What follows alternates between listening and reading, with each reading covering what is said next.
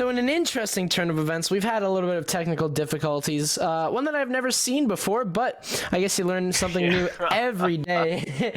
But hopefully we'll be able to get this game rocking and rolling, as I'm sure everybody here is excited to watch both Original and Zenith. And while we have the time, while we have you here, let's talk a little bit about Original as we hop into our first map here, chosen by Original themselves on Villa. They're going to be on the attack, so I wouldn't say that they're on a very favorable side moving into this, especially because of the history of rounds when it comes to Villa. But hopefully they'll be able to make something out of this. And you know, we've seen, you and I have seen some weird stuff whenever it comes to Villa, to be honest. So yeah, you know, especially in recent time too. I think it was a recent Pro League graphic that actually showed it was 52% in favor of the attack on Villa now. really. So who knows? Maybe we can see. I think 3-3 splits have become a lot more common on Villa than we're used to. Of course, I think it also depends on the bans. Hibana going to go first. That's usually the hard breacher you see, followed up by Thatcher, because why wouldn't Thatcher be banned? But like you said, if you want to talk about Original for a sec, if there's one guy I gotta highlight, it's not, you know, it's not the entry fraggers, it's not any clutch players or something like that. It's Mr. B. Mr. B, when I would get to interview Mr. B, he is probably one of the biggest brain IGLs in T3. Especially like when they held Penthouse. So one of the ones I wanted to highlight is like when they were playing on Coastline, Mr. B had a strategy using Goyo where they actually held Penthouse from VIP, and it was so like masterfully conducted. Like Mr. B is such a cool IGL and such a good guy to interview, and that is an interesting ban that I have not seen yet before. Wamai is going to be taken off the board. Whenever I talk to Original, there's one thing, or not Original, sorry, to Zenith. Before this match, I asked both teams questions. The one thing that Zenith mentioned, and one thing that I'm going to be eyeing on them for, is they said that they're a team that doesn't like to run the default strats. They have their own set strategies that can be wacky in one way or another. And honestly, I'm not sure what they mean by that. Like, to be 100% honest, I want to learn what Zenith play like, because like I said, they said themselves, they're more reliant on some wacky strategies. And now that they have the defense where they have control of the map in the very beginning, I'm interested to see where they're going to lie on this. This is going to be, in general, a very intriguing game, because I'm learning about Zenith as they're, you know, as I'm watching them, and I'm also learning about Original, because this is their last time. This might be. Of course, we don't know how the game's going to go, but this might be one of the last times I ever get to cast them as a team together, because they're disbanding. You can already see Proco and Poison have different tags. That's because they've already signed on to different teams. But Original, they're going to play through the rest of Upsurge, you know, however far they make it, and then they're done. That's it. And I mean, Coffee and Red Dog already made their LFT post. B made his LFT post. So, to be honest, I'm really intrigued to see where this is going to land, whether they're going to be bringing default strats, whether they're going to be going all in, whether they're just going to be off game, you know? I'm really interested to see a weaker version of Original, or maybe even a stronger version, as this is their last hurrah.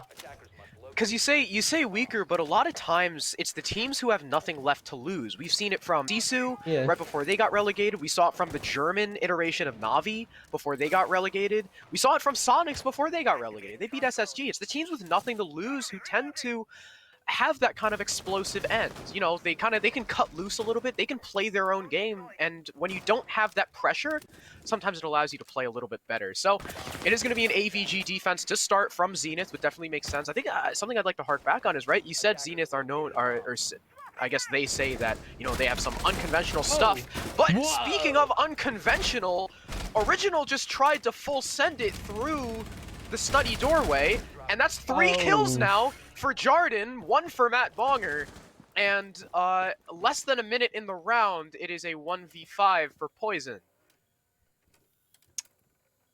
Huh. I guess they really don't have anything left to lose.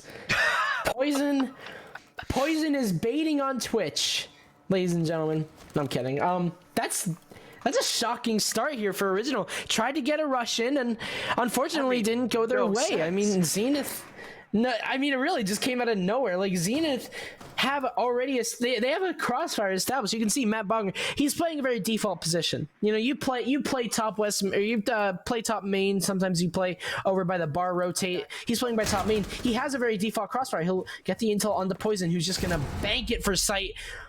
Not allowing Jordan to get his 4th here, but it will be another one to pick him off. It's gonna be side on the anchor and. What an intriguing start. Zenith gonna basically take a free round as a rush strategy for Original is not gonna work out. Yeah, that made no goddamn sense. Cool, we have a Moss issue. Sick. So we're gonna have a rehost. As all of Zenith have now DC'd to the lobby. Cool. We love it when we love Moss. We stand Moss.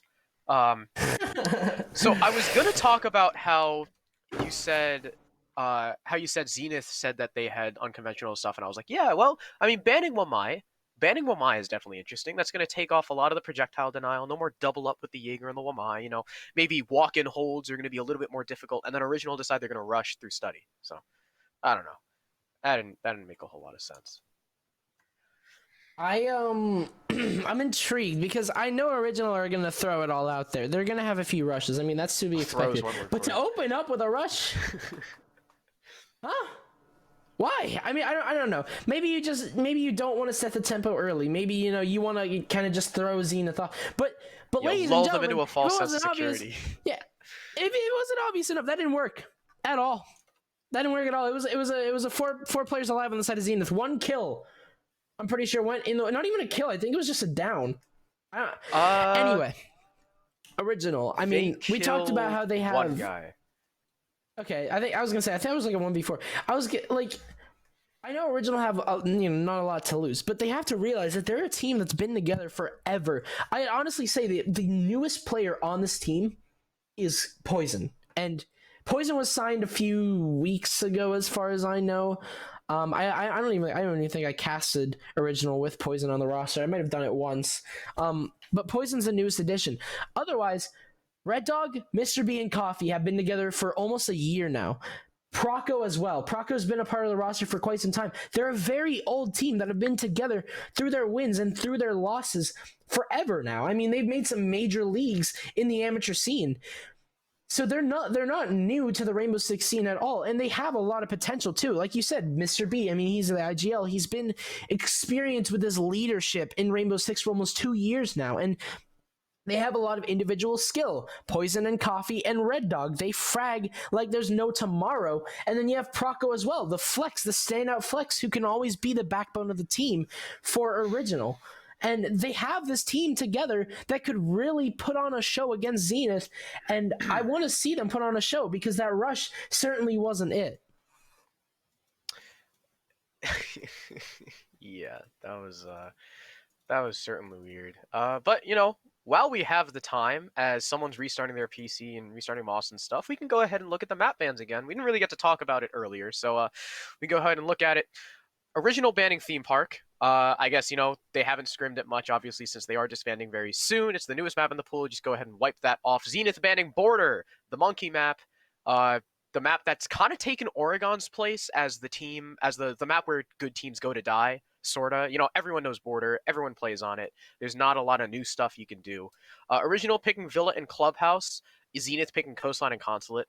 I think that probably plays into maybe these teams' respective play styles and the maps they like to play. Villa and Clubhouse being very defender-sided, very reliant on your utility play and your team play. They're definitely more strat-heavy maps, whereas Coastline and Consulate, Coastline is all about the guns. Whoever has the better guns comes away with the victory. That's Coastline, plain and simple. You run around the whole map. It's very, with the exception of if someone's sitting on the roof and cutting off, the donut in the middle of the map, it's really rotatable in and around. You've got that big courtyard area in the middle. It's just whoever's hitting their shots. And Consulate plays similarly to that as well. It kind of falls in between the strat maps and the monkey maps.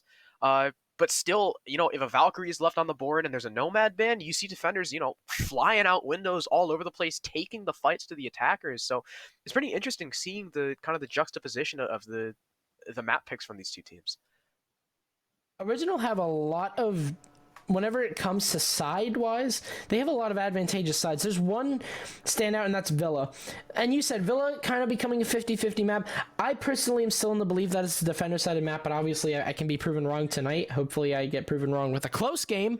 But when you look at their map picks, the one thing that, or the side picks rather, on the maps, the one thing that you can see is that they have a lot of advantageous sides. I mean, Club, they have defense, and Club is known to be one of Original's maps and one of their top maps. And this is where we're going to see the best of, hopefully, fingers crossed, Original, because obviously that's the minimum that you can go to. If it's a 3-0, you're going to go to Clubhouse. So they have defense on Club. They have defense on Cafe, which is unarguably defender-sided. You have attack on Coast, which is pretty attacker-sided. The map is like it's like balanced. It's balanced, but like attackers can find a lot, like you said, with a gigantic square cutout in the middle of the courtyard where you can watch flanks. You can have a lot of map control over the map without even having to be inside. And that's the one thing that makes Coastline so attacker-sided. And that's what Original have. I mean, they have attack, and that could really help them out in the long run. They have defense on Consulate. 4 out of 5 sides, I would say, are favorable for Original Esports whenever it comes to their map picks. It's just Villa. Villa's going to be a huge hurdle for Original as they're starting out on the attack. They're already starting out with a round down after an unsuccessful rush, and Zenith, who, by the way, whenever I interviewed them, so they talked about how they bring unconventional strats. The best place to exercise that is on a Villa defense. Yeah, the Villa defense at this point, it's a bit of a newer map, but it's been pretty played out along with Border. If you're gonna, like you said, if you're gonna do unconventional stuff, I think it's gonna be on Villa. It's gonna be on on Clubhouse, stuff like that. So I'm pretty excited to see what Zenith pull out. That defense, that first one was pretty conventional.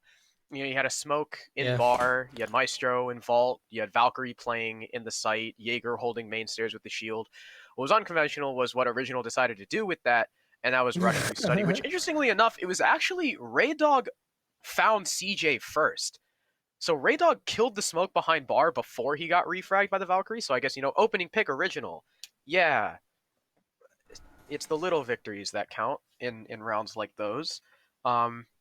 And then, Jarden just destroyed him as they walked into the site, and I guess just didn't check the angle until the very last man. So, yeah, we're just waiting on one more player. Sorry for the delay again.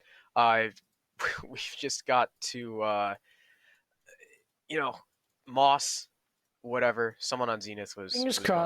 Fingers crossed. We have this rehost now, and it's not going to have any future rehosts, and we get the game going, and it's a fast-paced one. It's amazing. It's a 6 invitational quality match, best case scenario. And honestly, I do see these two teams going neck and neck. Again, I mentioned it before. It's just Original they're not going to be in the right mindset in this entire match. I mean, they have 2 subs or 2 previous players that they maybe aren't so comfortable with anymore. And that's one thing that you can kind of take away. They're also going to be running pretty default strats. So, that's one thing. It's just all mentality that Original are going to be going up against. But I feel like what kind of sets them apart, again, I'll mention it again, it's how long they've been together. It's their expertise. It's their knowledge with each other. It's how long these players, the core roster of Mr. B, of Red Dog, of Coffee, and you could argue of Proco, it's just how long they've been together, how they've scrimmed together, the history that they've had together, from LaCroix Boy to Original, all the way back to maybe Slaughterhouse, where Mr. B and Red Dog have been together at. They're experienced with each other. As a matter of fact, I don't know if it was Red Dog and Mr. B, but I know that Mr. B is LAN experienced. He's been to a LAN before. Really? Albeit it was some kind of small league, but they represented Slaughterhouse in a LAN. Yeah, I mean, LAN is LAN. LAN is LAN. B is extremely experienced whenever it comes to his leadership, and I feel like he could really lead Original to a victory, especially with the players that he has, all ex-players of the Original roster. There's no random sub just coming in out of nowhere that you don't know. These are 5 players that have been on the team at some point. Again, maybe Poison. He could be a little bit of a newer wild card. But the rest of the team, I mean, B has a lot to work with here, and honestly, skill wise, there's a lot that could be brought to the table or for original. And one player that we can highlight is Red Dog. I mean, he's an insane fragger. He has reaction times. He has a reaction time of like a cracked out like little child. Like I don't understand why, like how he shoots back, but no, trust me, ADHD kid on cocaine. I've watched him aim. I mean, he's an expert. He's like what, 16, 15? I'm pretty sure he's 16. He's 16, and he's got this insane aim. There's a lot that original can work with. So I want them to bring it to Zenith, a team that already looked pretty experienced. Yeah. Again, I see people in chat. We're just waiting for it to be fixed. And again, I think something else we have to mention too is the reason we're talking about original so much is because not only are Jazz and I very familiar with this team, but Zenith is kind of unfamiliar territory for both of us. I have not seen them play before. Jazz says he's not really too familiar with them either. If we take that one round into consideration, it appears CJ and who was on Maestro? CJ and I think it was Cordell were playing the Maestro and the Smoke. They seem to be more of the support players. Side was it on Side? Maestro, Was it Cordell or Side? It was Side. All right. Well, I guess Side is more that more of the support player. Oh, you're right. Cordell was on Ella. So maybe Cordell's the monkey. We see that a lot from like like on Nobu, Milano. Milano plays a lot of Ella. Matt Bonger on the Jaeger also seems to be a heavy fragger along with Jarden on the Valkyrie. But we just got word from production that the last man is in the lobby. So we do have all 10 players in. I assume we're just waiting on ours from both sides. So yeah, we are just waiting on ours. So as soon as we have those, we can finally get back into the action. Again, a rehost after one round I think is kind of a blessing because it doesn't go too far into the game. Momentum hasn't really built yet. That was kind of a throwaway round from original. There's not too much stuff we have to account for beforehand, either like round history and whatnot. But it does give us a little bit to talk about. It would have given us a little more to talk about had original not just bum rushed into Aviator. But hey, rehost is done. We're back. And hopefully we're back for good. We're going to have a trophy hold, a very standard hold in this map in general. Bringing the Goyo along. Now, that's one thing that I want to highlight. The Goyo. He's lost a shield. His TCSG isn't as powerful, but he's still such a linchpin of an operator. And honestly, you have a lot of utility to clear him out on the side of original. You have an Ashe. You have a Zofia. If you're daring, you have a Sledge. But yeah, that Goyo is going to really help out on a site like this, where there's a lot of chokeholds that you can basically give control to the defenders just with a single pop of a Vulcan, or even just with the appearance of a Vulcan. I'm interested to see where CJ is going to be placing his now 2 Vulcan shields instead of 1, or instead of 3 on this defense. So, see how original are going to play this out. If it is going to be another rush, it seems like we have a very standard operator lineup. A Sledge is interesting to me because there's not a lot of verticality to work with without a buck on this site, but see what happens with that Sledge and with the rest of original, as they're going to have to cover a lot of layers of map controls. You can see Zenith are setting up heavily inside a study with a Vulcan shield with Valkyrie cameras to kind of hold off that southern side. A very default but also very tricky to work around strategy.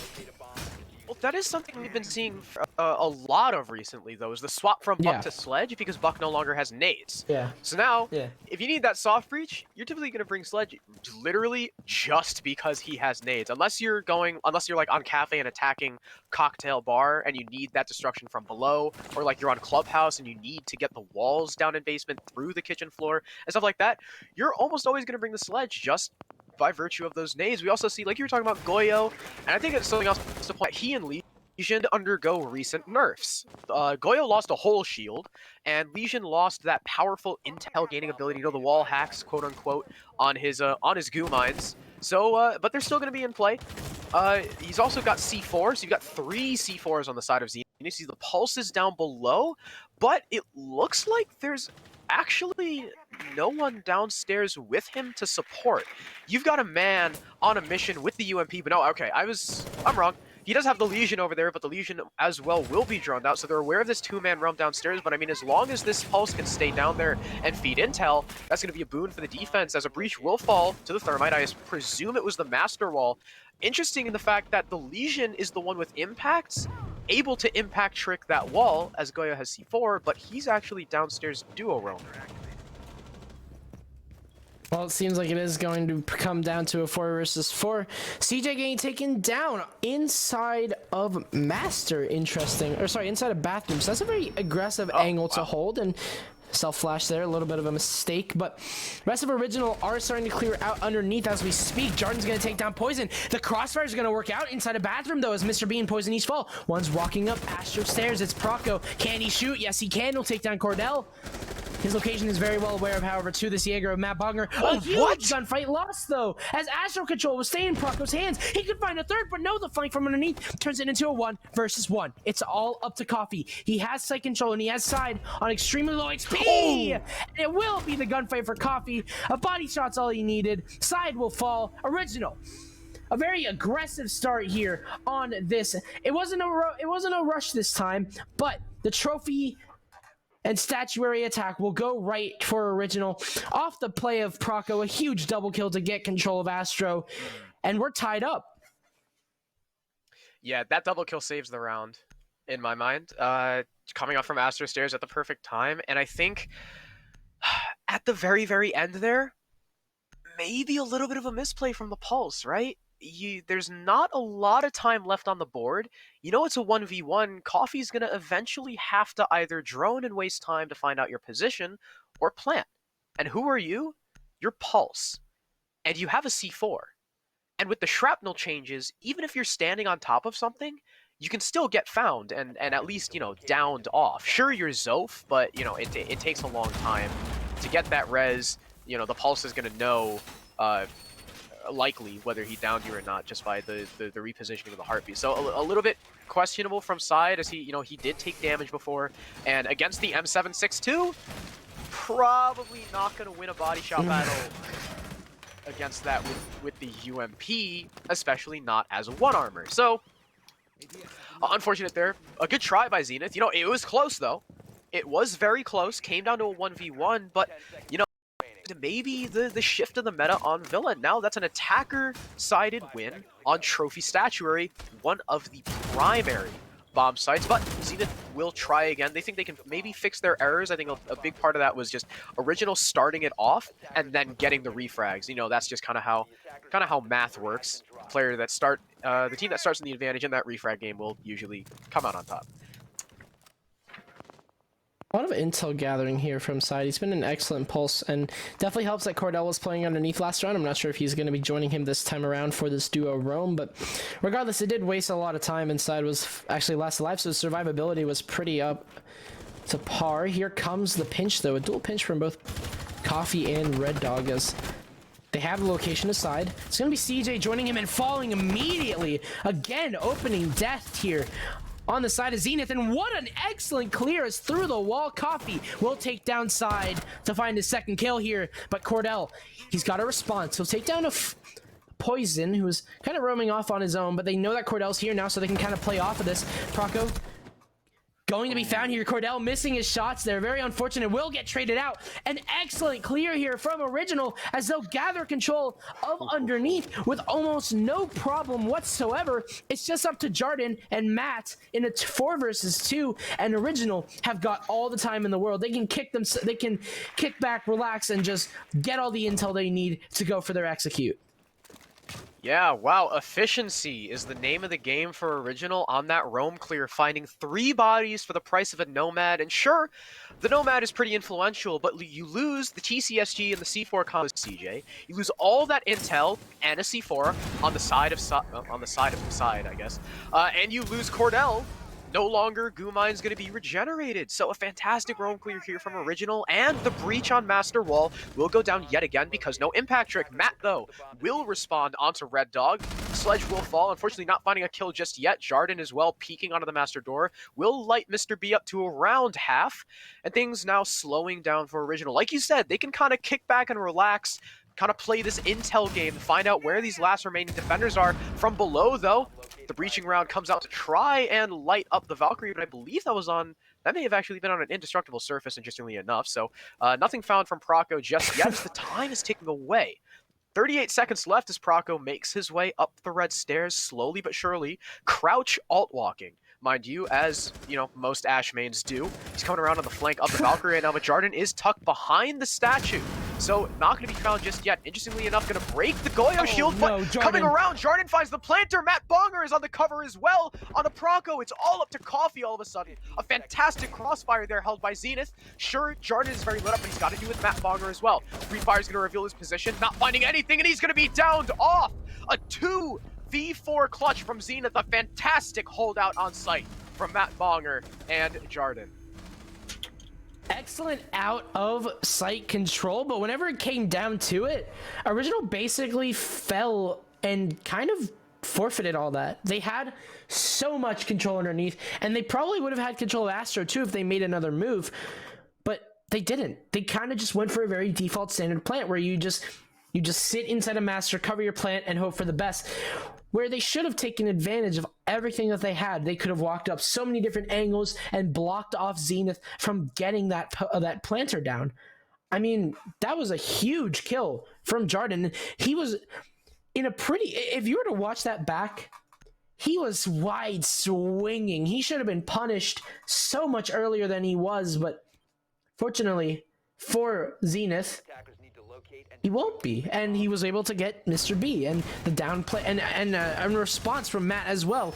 The crossfire was just so strong, and honestly, just Original just pinched up inside a master when they had so many other options, allowed Zenith to make those wide swings happen. Yeah, curious, a little bit of a disconnect there from those last 4 attackers, and that'll give Zenith the round. Now we go back to AVG. Now, I guess this is kind of where we really see how Zenith defend it, as last time it was down to just a foolhardy rush from Original, but it seems to be a slightly different setup from Zenith. They're going to have people staked over in the trophy statuary side, so a horizontal roam here into the other side of the villa. Last time they defended, it was all 5 men on site, so it's a little bit of a shake-up. Original and... I mean, that might hark back to the fact that, again, Original just kind of rushed in. So Original maybe don't really know about that anchor setup, and hey, if Zenith lose that round, they can default back to it and maybe catch Original off guard just a little bit. Now, that position from Matt Bonger definitely bit them as they tried to make their entrance into study, not clearing that shield. That's a very important position to take. You do have the operators to do it. You have the Zofia. You've got nades on Red Dog. But, again, there's all 3 ADSs, I believe, covering him, and it's the wide swing around the shield to take out Mr. B first, and that's your Thermite dead. Your only hard breach on an AVG attack. Original are going to have to look for options here as Matt is still alive and well, making so much progress. C4 could be huge. It's going to hit the wall. Not going exactly where Jarden wants to. Fortunately, not able to thread the needle there. This is probably going to get eaten up by an ADS, as there still are all 3 over there. Proco, unfortunately, getting caught out from behind. Matt is still alive and well, doing way too much damage here, and Red almost biting the dust. Coffee will take down Cordell, though. Very strong fragging on the side of Coffee so far this game, but the rest of the team definitely needs to respond, as they've still got Matt to deal with, and they've still got so much control that they need to take. Half the round is gone, a lot of delaying here by Zenith, and Original have not been able to find exactly what route they want to take inside. Red Dog gonna fall, already on very low HP. He will fall finally. 2 versus 4 until Proco, or Poison, excuse me, can get him back up. It's Coffee trying to make progress elsewhere. Original just in shambles right now, as they don't know where they want to be pushing right now. A lot of solo pushes. Matt's still alive. And Matt gonna do damage as he takes down Red Dog to find his 3rd. Coffee gonna take down side. It's gonna be another 4K here from Matt. This last time he couldn't find 5. Can he find 5 this time around? Nice shot from Coffee. He'll take down his 3rd. Can he find 5 as well? Matt's position. He wants his ace more than Coffee wants his. Jarden wide swing from 90, though. Could be the linchpin. It's gonna be all 5 for Matt. He'll be the one to find the ace. And Zenith, 3 rounds up now. 2-round gap here for Original that they had to climb back on. No map control established at all for these past 2 rounds. It's really hurting them. Yeah, Coffee tried his best with that 3K, but you're gonna have more than one. You're gonna need more than one person waking up on these rounds to try and take it from Zenith. As Matt Bonger just 1v1 after 1v1 taken against him while he was holding a shield. Yeah, that's not the play. You can't just contest a deployable shield on main like that. And he was, if I'm not mistaken, he was full HP at least up until the fight with the Nomad. He was full HP for 3 of those kills, at least. And Coffee now 7-2, but Poison and Red Dog. Remember you were talking about how good of a fragger Red Dog is? He has 1 kill before the rehost, and that's it. So he's effectively 1-3. Poison's still on a donut. And Matt Bonger is 8-1. And what that says is, yeah, Coffee's getting the frags, but they're relatively impactless. He got 2 on the trophy attack that they were successful on, and the other 5 of his kills have not resulted in victories, whereas Matt, you know, he was instrumental in the 2v4 from the round prior, and just got an ace. He's been absolutely insane for his team. One thing I will say though, you know, at least CJ wasn't the first death, as he's currently 0-3 on openings, unfortunately. Playing operators like Smoke and Goyo previously. That position being held by the Smoke when he took the fight with Coffee, you had pings and a shotgun ADS. You're not supposed to lose that. Unfortunate for CJ. Now he's on Legion, you know, maybe it's a that he needs. Again, we'd have a trophy hold. Not the site, though. Site's downstairs in dining and kitchen. You just got roamers up there being supported by side on the intel. People positioned in master as it's Red Dog to come in early, trying to find it. It's CJ, speaking of, on the Legion. He's 0-4 right now. Maybe he can find a frag or 2 as he's setting up for this impact trick on the wall. Thermite charge will go out, and it is successful. So, if he's not able to find a kill, at least he's able to find his impact. Haha, get it? Because it's an impact grenade that he killed the thermite charge with. Now, so, thank you very much. Thank you. Swinging over by Master, just taking the peek, making sure there's he's holding the flank of Mr. B right now. If Mr. B backs up a little carelessly, or whoever that is, by the walk-in, he'll be found. But Proco, he'll shut down Matt Bonger, the star of the last round. Not gonna find anything here. A lot of intel being gathered here, but basically default positions. Oh, the down player though. Side has to capitalize right about now. He knows that the revive's coming in. He doesn't have a C4 though. Make a shot. Make something happen. Oh no, it's gonna do nothing. Too late to the call. Oh no. Unfortunate there, but you still have you had Cordell upstairs. He's gonna fall to Mr. B. It's a 5 versus 2. Calling this game as Nice it goes. timing. And again, Original on the upper hand in terms of control. They need to make something out of this. Now is the time to get control downstairs. Now's the time to execute. Now's the time to take the fact that you're probably going to take a lot of 1vx's against Zenith. You know that they're split up. They're going to have to do 2 different jobs with 1 different gun. Make something happen right now. Stop stalling on time. Original have a lot of lanes to take here. They can go in through Laundry. They can go in down Master. Astro. They'll have Jarden to deal with in that case. And here comes one into Mudroom. Poison pushing alone. He's been doing this a lot and it hasn't worked out just yet. Nice shot from above. Will be a refrag here by Red Dog. Jarden gonna find his second though. Will take down Mr. B. And he'll take down 3 actually. This is looking dire now as Original have lost 3, but oh, it's gonna be all the way over from Cubby, and that's Coffee to take down Jarden. I've been saying Coffee's name a lot as he's been the star fragger here for Original, not Red Dog, not Proco. It's Coffee. It's the Coffee show. Maybe we'll see a little bit of a resurgence here. Maybe Red Dog's just playing a little bit more passively, and honestly, why not? If Coffee's going off, let him go off. Excellent play here from Original. Map control's been looking kind of scary. They've been pushing solo a lot, but if they're able to get over that hurdle, they should be fine moving into the next few rounds. This is the deciding factor, however. This is a defense here on Trophy Statuary, a site that's been shaky for Zenith one way or another. we could see them go up 2 rounds on the defense, or we could see a tie on the attack. That would be ideal for Original, tying up their half. Zenith definitely want to take the advantage going in. Like you said, it is the coffee show so far for Original. He's definitely awake. Haha, it's a caffeine joke. I was gonna call. He's I was 8-2 gonna now. clap for you, but I'm not clapping. I'm not clapping. He's matched Matt's 8-2 now. I mean, Matt has an assist over him, but you know, whatever. They're both 8-2, so they've been showing up. Poison, unfortunately, still on the donut, as is CJ. They're both coming off of the first re-hosted round. They're both 0-5. At least CJ has assists, though, so one-upping Poison a little bit there. And like you said, the map control from Original has been a little bit scary. That last round there was one of the only rounds where they really had full control of that top floor, and it still came down to a 1v2 from a 2v5. So, you know, Zenith are certainly, at least in my mind, you know, they're making a name for themselves in my book of teams. They've been taking the fight to Original pretty handedly, a well-established team. And they're going to be setting up yet again for this top floor hold. You've got a player in Astro. It's going to be the Jaeger of Matt Bond. And if you're Original, that's the guy you got to be careful of.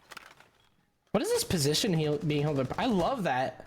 What is he standing on? He's like standing on a wall or something. That's so cool. I don't know if he's looking into anything. Like, I don't know if he can. If he can cut off the bathroom rotate, that's pretty cool. But anyway, Original, very default start here. I mean, see the map control, basically the exact same. Oh, a fatal C4. That's the thermite. Make the. If that's a blue, that could be the thermite. No, not again. It's happened way too much. Red Dog gonna fall regardless. It's gonna be a frag, but not on the thermite. It's gonna be Proco to find the refrag, however. He's single-handedly taking control of Astro. As far as I can see, nobody's in Astro, and Original can work off of this now. You can already see Mr. B rushing to the call. He's made that call. It's going to be a plant, maybe inside a statuary, as they know the players are sitting inside of Trophy. Poison gonna inside of a statuary. Poison finding Cordell. 4 versus 3. This could be a huge rotate, though. Look at this. Original are making this work. Jordan gonna take down Proco. He can't take down anymore. And Original will tie the half. Excellent calls there from Mr. Beat and realize that they have control of Astro. Excellent work from Proco. This is the best Original that I've seen in the past year now. Wow. Wait, the best Original is 3-3 split on Villa? I mean, you can see the way that they're playing. I know it's 3-3 Villa, but listen. Original are taking map control. The calls that they're making are confident. You can see how much trust was made in Mr. B's call to just storm Astro and storm site. That's a call that nobody can just make really easily when you know that there's danger inside a trophy to make a gunfight. Yeah, he got lit up to like 20 HP as he was making that call, and they still went for it, and it was successful. And they did. Yeah, exactly. And that's the thing. It's this confidence that Original are having that I've never seen before. The reason why I see them fluster a lot in a lot of leagues is because they don't have the confidence to follow the calls. And they're just always playing really scared. Right now, they're not scared at all. They're playing with utter confidence, and it's working out, as you can see. A 3-3 split on the attack. It's nothing to brag about, but it's a huge, huge lead, especially if it's a Villa attack. Original now have the defense, arguably again, and this could change all in a few days. The more attacker side, or more defender side of map, going up like this is huge. They just need to continue to ride this wave. And I think the point you made about the confidence, I think, might, you know, it might be confidence, and it might just be the lack of pressure. As again, after Upsurge is done, this roster, well, the players will still be around, but the roster as a whole will be no more. And that may be allowing Original to cut loose, you know, trust each other a little bit more, because they don't really have as much of a stake as a team anymore. So, I don't know, all I know is if I was on a team with Mr. B, I would follow him to the ends of the earth. He's a brilliant IGL. Was just hearing him talk, that sultry British accent. What's interesting too is something different. Something different we saw from Zenith is they were running TCSGs in, you know, every round. Coffee though, going to be favoring the Vector after the recent nerf. You see him playing with the that is an extended barrel, by the way. The extended barrel and the suppressor look very similar, but that is an extended barrel on the Vector. I think if you slap a suppressor on it, it does like it's like 17 damage per shot or something. It's not okay. So he's gonna be playing with that. On Doc. Doc is not an operator we saw at all in the last half. He's gonna be the player tasked, I'd imagine, with holding 90 down with that ACOG. You've got the Maestro and say, yeah, a very default setup for originally. I think, remember, we were talking about Red Dog having a bit of a slow start. I think here on the Jaeger is where, if he's gonna wake up at all, it's gonna be here. Oh, that's a huge kill going on the side of CJ as he'll take control of 90, and the rest of Original are now basically stuck inside of site. You can see it's all blue inside of the site. There's not a lot of off-site presence. You have a player, I believe, sitting top main, a very default position to hold, but what is he really going to be able to do? It's just him. I mean, he's just solo top main. There's not a lot of crossfires that he can establish right now, especially with the control. You can see Mr. B desperate, however, to try and retake control. Coffee gonna take down side, though. Huge kill again. Look at this. It's a rally from Original as Coffee finds a second and Red Dog onto Cordell. It's a 4 versus 2 now. And then now it's going to change as Matt, nice shot on the Coffee. The star fragger right now for Original will fall. Diffuser is down, though, and the rest of Zenith are kind of split up. Jordan's all the way over in Study, while Matt's all the way over top red. What can he do from this position, if anything, to work with Jordan, as he knows that there's also a player sitting underneath? That's Coffee, or actually, that's Red Dog, excuse me. Playing inside a piano. He won't find his frag right on to Matt. It's just up to Jordan in a 3 versus 1 with no diffuser control and 30 seconds remaining, and still a roamer to deal with. He knows exactly where he is, though. Red Dog swinging wide. Lying on his aim here. He's going to rotate back. A smart call here. Wasting more of Jordan's time. And he even will find the kill. I thought he was just going to waste time with the low HP that he had. He really just could have wasted time and died off. But no. He'll even find the frag. Nice shot there from Red Dog. I mean, excellent reaction time. Original are in the lead now. Zenith having yet to respond after 3 rounds now given to Original. And I believe, if I'm not mistaken, that was a 4K for Red Dog. Because he found 2 and then went downstairs and found the remaining Zofia and the Maverick. So, haha, I was right. Red Dog, after, having a bit of a slow start, does wake up on their Aviator Games defense, going huge, finding 4 kills after Coffee found the first. Or sorry, no, wait. Proco found the first kill. So maybe it was a 3K from Red Dog. Maybe I'm just dumb. Maybe it was a 3K. I think it was a 3K. I don't know. Whatever it was, he woke up 4 kills now. Yeah, I think he had 1 before. So, something else I want to point out too is CJ found his first kill. Yay! Good job. He actually got the No, Proco didn't get a kill. Proco was the entry kill. I don't know why I wrote down that he killed first. No, okay, yeah, it was a 4K. Proco's work I has don't been know. done on I'm all over the place. But Proco was the leading from CJ. CJ killed him first. So yeah, that was a 4K from Red Dog. Good job to CJ. Unfortunately, his team just couldn't spiral it into a round win. And that, at the last moments too, those last 2 Zenith attackers played very, very separate. In those situations, you gotta play for a refrag, or at least, push together, not take those 1v1s. And there was, there was really nothing they could do. What?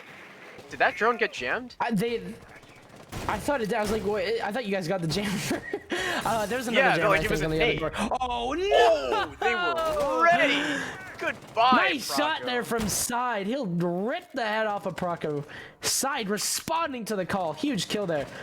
Onto the C4 operator, and one of the C4 operators, rather. I'm not sure if Coffee and B are bringing along their little cellies, but we'll have to find out later in the round if it has any impact, because so far C4 success rate has definitely not been on the up and coming. I would say if there's a statistic for it, it's a 0% success rate, but rather, look at Zenith pushing over through Study. They want to take control of this Aviator side. They're gonna have to work with quite a lot here. Where was that from? Oh no! Oh, CJTK! Blue on blue, or orange on orange. CJ will take down his teammate, so he does find a kill this round. He'll take down, or be taken down by Coffee. Cordell will find the refrag. It's a 3 versus 2. Could have looked a little bit better had it been not for the TK, but Original still on the backhand here. Zenith still have control of the southern side now, and they are looking poised to take this round and tie us up. You can see, I mean, a very, very strong push here over from the southern side. Will it come back to bite them, though, as they don't really have a lot of map control elsewhere? Or will this be Original falling to an excellent push from the southern side? Yeah, it could be that they just push through the doorways together and play for that refrag, as you do have the Ash still up, you do have the Jackal, two very, very potent weapons, but the C4 from Mr. B not gonna land.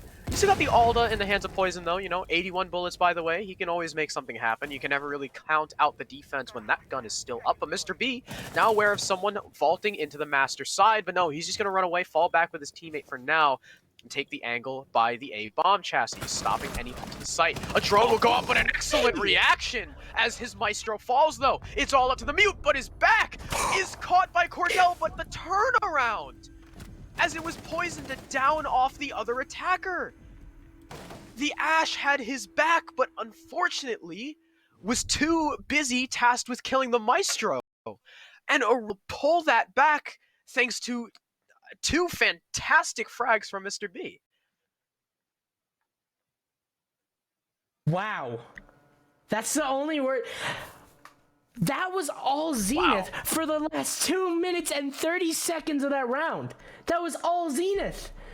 They had so much map control on the southern side, albeit they didn't have a lot of offsite variety, but you don't need that if you're just going to go for a full southern side push in a 3 versus 2. I mean, Zenith, they had so many advantageous gunfights too. I mean, surely Original were called out, or I guess the remaining players of Original were called out whenever they were stuck inside of Astro. But, I mean, they fought back. Mr. B found 2. So it looks like and the IGL can show up. Even if they weren't, Cordell had 2 drones. I know! He had both his drones left, and I think the Maverick had another 2. Like... Yeah, we had to give them the benefit of the doubt, though. We had to give them the benefit of the doubt. Original basically had all angles covered because they knew where they were coming from. They knew where Zenith were coming from, and you had an Alda alive on the side of Poison. I will say B basically did most of the work with his SMG-11, but the huge down from Poison cannot be understated. That helped so much in letting B clutch that out. That was the guy that tried, because remember we were talking about, oh, you know, all the attackers have to push from the same direction. They don't have a lot of map control elsewhere. One guy went around towards Master, and that was as Mr. B went into the bathroom. So he heard the window break. He calls out to his teammate, okay, there's a guy pushing Master. That's the man Poison downed. And that came back, that 1 kill. Was able to secure that clutch, as you said. So, wow, fantastic play there from GL at the end. And, of course, Poison as well supporting him with the Alda. So, honestly, I thought that was it because I didn't see the downed player, but it's Poison on the Valkyrie now, not Proco, to find the opening kill. And CJ, I really hope we're not going to start this downward spiral again. He'll be the opening pick, but at least Cordell frags back on the Valkyrie. But Valkyrie for IQ with a Valkyrie Mute Mozzie combo, and a Pulse. That is a win for Original. I will say I agree with you, but Zenith have established themselves early on. I mean, it's a minute down, and they've already made their way over through the mudroom area, and they're inside of living now. Now they just need to start working their way up, or wherever they're going to be pushing from. That's the question here. Red Dog wants to be a linchpin this round, though. He's positioned aggressively inside of China. His location should be droned out. I'm not sure exactly. He will actually, wow, he got really low. I'm not sure how that, I think that the Zofia impacts there, but he will be forced out. He's not going to stop peeking aggressively, though. He wants to make a play. I don't know if that's the smartest choice, but you can see in the corner of your screen, I believe that's Jarden, has made his way over to Pantry. Yes, that's Jarden and Cordell. As a matter of fact, this could be massive. Oh, no, if this could be absolutely huge. Cordell actually will fall the copy. Jarden should get this refrag.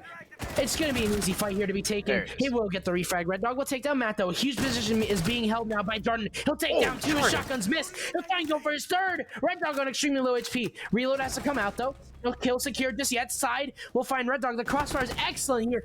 But Proco will find Jordan. It's a 1 versus 1. C4 getting tossed. Side will flip through it. He might go take for this gunfight. Proco is in a predictable location. He will lose the gunfight. A huge kill from Side. Excellent work there from not only Side, but also from the Maverick of Jordan to establish themselves inside a sight. Zenith will be able to respond a massive round here, as it will take a little bit of an offsite, but rather I want to point out what Zenith did right there, is they had a huge round there. Again, like you mentioned, losing the IQ, huge. Absolutely massive. Yeah. But the fact that Zenith managed to get themselves inside a site, and the fact that, as I have written down in my notes here, the fact that either Cordell or Jordan made the call to go into basement, as both IGLs did, the fact that they made that call to go into basement and get control of Pantry, sure, it's a default location, but it's a massive location to hold. That's absolutely huge to hold. I mean, you basically cut off anyone playing inside of Kitchen, and then cut off anyone playing inside of China with players sitting outside of China. And they got control site after that. China is the... So... Well, it's the room with the China. It's called China because of the, it's not because of, like, it looks like mainland China. Like it's the what is it? So it's not like the Africa call on border. Because I know Africa on border is called Africa because it looks like Africa. No, yeah, it's called Africa because there's a box that I think is shipped to Africa on border on like one of the top shelves. The reason why it's called China is because there's fine China like on the shelves. Like, yeah, like, that makes sense. Plates. I was like, I didn't like for a second I blanked out and I was like, wait, China. Yeah, that was a fantastic play there by Jordan. Zenith coming alive, and that too. That was curious angle play coming out from Proco at the end. Again, it's the UMP. You're against the C7E. Side should win that gunfight 9 times out of 10, especially when you have no cover in a body shot battle. Yeah, he's at 75, but I mean, you know, that gun's nuts, and Cordell will start off the round right. Red Dog will go down first. The man who's come alive on the defense, well, at least on that first one, will not find any impact here. A good opening frag from your entry of the Ash. Now, Mr. B roaming smoke is roaming on smoke. The rare roaming smoke here. It's rare because it's, you know, it's rare because well, yeah, and now he's gonna get shut down. It's rare because of that reason. Why? If you lose, Proco going off of Intel will take down Side. He's gonna make a play as he'll take down 2. Arguably a massive play. It's going to be a 2 versus 3 in the favor of Zenith, but still a play is made way better than a 2 versus 5. Proco comes alive when it matters the most. But yeah, let's talk about a roaming smoke. I don't know if... I'm pretty sure that at least 99% of chat knows why a roaming smoke is not the best idea, but for those 1%, let's explain. Smoke is a late game operator. I don't know who you are, 1%, but I'll help you out here. A roaming smoke is basically impractical because Smoke doesn't have roaming utility. He has a shotgun for close range battles, but an SMG-11 is weaker than a carbine on Jaeger or Mozzie's Commando or Mozzie's Roni, whatever one you prefer. A K1A, yeah. And that's one main reason. The other thing is that you are 1,000 times stronger inside a site than you are roaming because you have 30 seconds. You can delay a total of 30 seconds whenever it comes to entry. That's why roaming smoke doesn't work because you need that utility on site. It's pretty obvious why. It's basically default to understand why. But anyway, 45 seconds remaining. A smoke could really help out right now because Zenith are starting to close on in to original, but there is no smoke. Coffee's gonna fall inside of Armory, and this is huge. It's all the poison in a 1 versus 3, and he's in a position where he has a lot of angles that he needs to watch out for. He's got to find 3, and he can't even find 1. Zenith are going to come alive, and they will tie us up on map number 1. 5-5. What looked like a dominant start from Original is going to slow down as Zenith. They've made it work on attack. Yeah, it has been a very close match so far. These teams seemingly not able to shake each other, as every streak has been answered so far. Um, the four in a row from original after their original deficit, now answered back with two of Zeniths. Now original will try Aviator again. Mr. B this time on Mira. So let's talk about Mira a little bit. Mira is a polarizing operator. Now, means is almost every operator in this game has their own kind of play style that you can work with. A lot of them are flexible. You can do multiple things with them. You have strats where you maybe drop this operator off for another, or it kind of revolves around this guy. But Mira, you have one, you have strats with Mira, and two, you have strats without Mira. She is not an operator that you can just bring because you feel like it. You have to work around her. And that's why a lot of teams don't want to deal with that. Even when Mira's unbanned, a lot of teams will opt just to not pick her. Now, on Villa specifically, she is rarely ever implemented because almost every floor on top where you can actually put a Mira window is destructible from below. The other team brings, a buck or a jackal or a gridlock or someone with, even just caliber-based destruction. If you just ping out the mirror window for your team, and you just destroy it through the floor, and there you go, free line of sight into the bombs. So he's not played too much. I really hope Original have some kind of investment downstairs to protect them, because if those get taken out, you see where they're placed too. There's a massive opening in one of those study walls. If that mirror window falls, then there's not a lot you can do to contest Zenith with those open angles. One thing that Zenith have been excellent at, as you mentioned in the Mira, is they've been excellent at taking control of whatever they need to extremely quickly, and underneath should not be any different. Do they realize that the Mira is positioned in such positions that they can counter, though, is the question. Are they going to respond on this Mira? You can see Cordell's underneath, and he's probably the most likely operator to challenge us with the breaching charges, obviously. No buck is being brought here on the side of Zenith, so the breaching round should be the damage dealt for Cordell, but if not, those Miras are going to basically be able to contest study almost 100% of the time. Oh, look at that. Excellent use of Jack. Yeah, excellent use of the Inox there, as Procto's location is well aware of to the Jackal. He'll swing, though, unexpectedly into the open.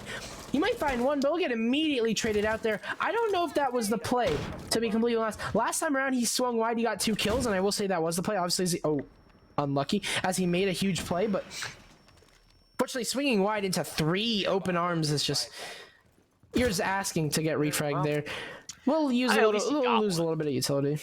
I mean, yeah, he didn't go out without a fight. Yeah, I mean, it's better than nothing. I mean, that is smoke grenades dead too, so I mean, it's something.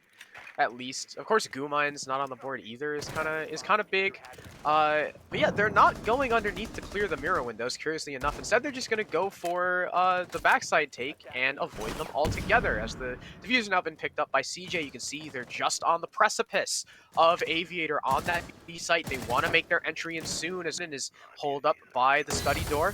Matt Bonger, he's ready for it, but it's the gas canister that'll stall him out and force him off that angle. Jordan as well, he knows the mirror window's there. It's actually been opened as well. A C4 will come through, but not find anything. So he knows there's a player behind it. It's the Mira. Almost catches the head, but not quite. No damage done to Mr. B, as Cordell is lit up very low. And just as I say that, he'll get taken down on the floor as Coffee finds the headshot on Jordan. The smoke canister goes out to cover the plant. Can CJ get it in time? He will, as he dies. Mr. B, unfortunately, TKing Coffee as he's found by Matt Bonger. And now, just like that, we're in an even 2v2 as Poison takes out CJ. Make that a 1v2, make that a 0v2 as Cordell's downed. What an explosive action, but they don't know. Wait, okay, wait, they have 20 seconds to know. All right, there you go. There it is. And it'll be Poison to find the diffuser. So, close, a good execute there by Zenith. CJ getting the plant down, was decent, but unfortunately the post-plant positions not fallen back to in time. Original caught him mid-rotate, just due to the fact that they were like, hey, they're taking sight, I'll gas out the planter, you guys explode. And it worked out for him. They will retake their lead 6-5. Well, as it's obvious, one of these teams had to go to match point, and it seems like the Mira helped Original ride that cavalry down into match point. They had the lead earlier on, but Zenith, with excellent gun skill and excellent map control, were able to tie it up. Can they bring us to OT is the question. I said that I wanted a close game, and we're getting it, and I'm so excited to see us probably going to be going to all 5 maps, hopefully. Fingers crossed. I don't want to jinx anything. Knock on wood real quickly. But hopefully we'll go to all 5. This has been a very exciting game so far. Another Mirror Strat going to be brought out here inside a trophy. I'm really interested to see this because I don't think I've casted a Mirror on Villa basically ever because she's always banned. Very defaultly, or just not brought. But with Zenith banning out, my Original definitely having a little bit of something up their sleeve with Mira. Let's see what they're going to do with it. Oh, he's placing inside of Astro. So interesting, but what I'm worried about is that you can really contest that from the contest that from the Astro window. Yeah, they're going to be placing, I believe, a Vulcan there, but that could be really heavily contested. I just want to see if it, and I'm expecting one player on Zenith to play in that very default position because it's been very helpful to Original and probably will be helpful to Zenith.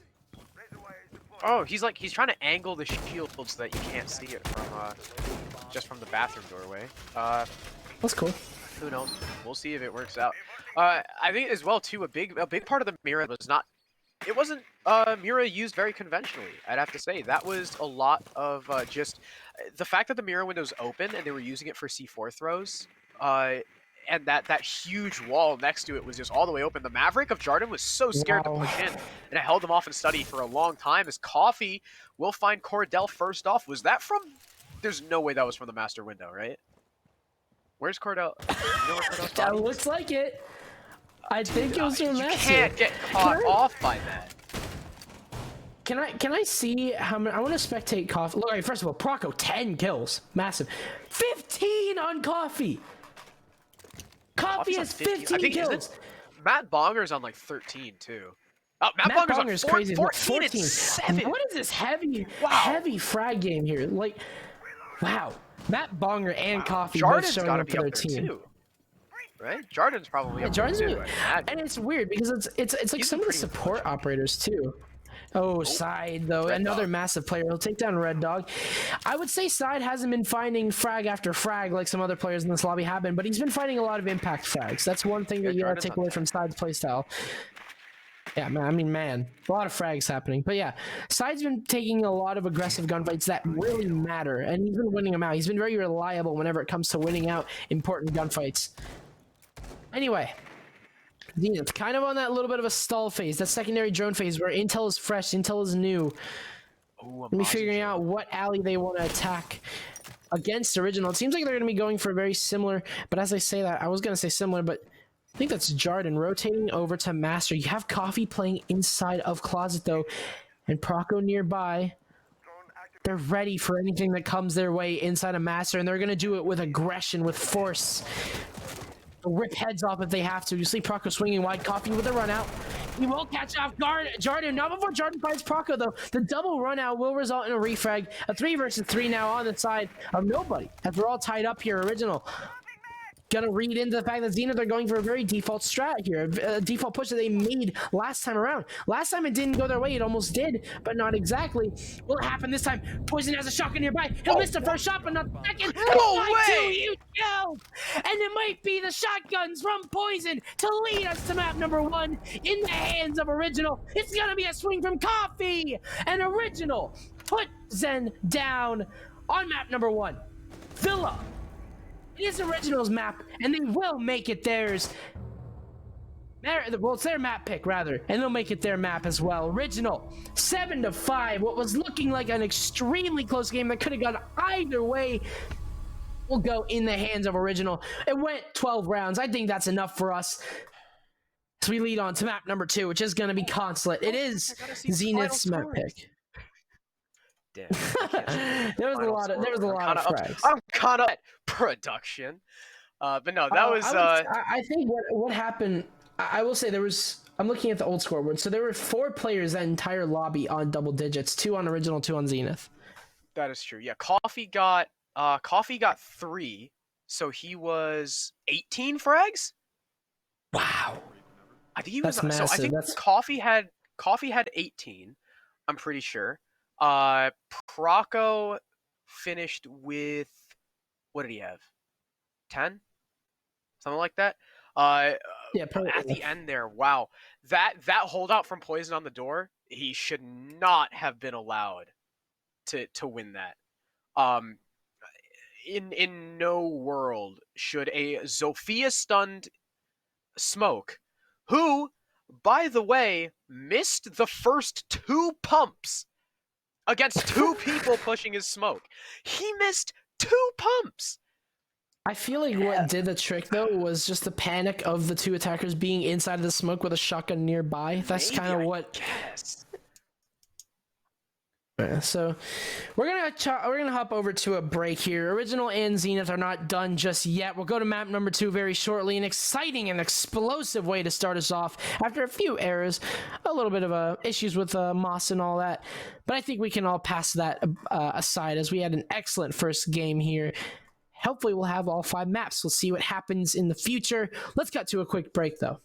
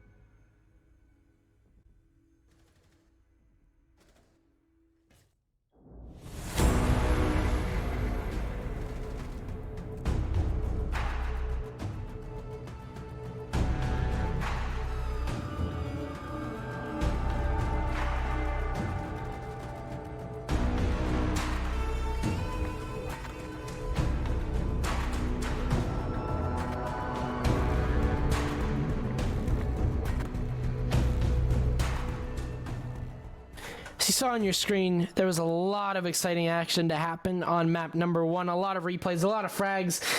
We had 4 players that entire round going, or the entire game going triple or double digits. I mean, Coffee had 17. He was.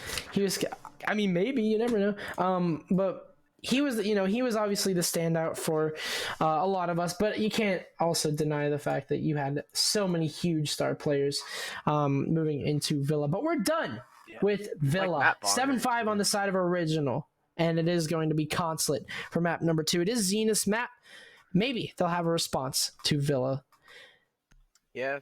Like you said, Coffee having a heater of a game, 17 for him, 14 on the side for Matt Bonger as well, top fragging, and that is an interesting ban. Red Dog's main from the last map on the attack will be wiped away by Original themselves. Huh. And Zenith taking out Thermite too. Wow, okay.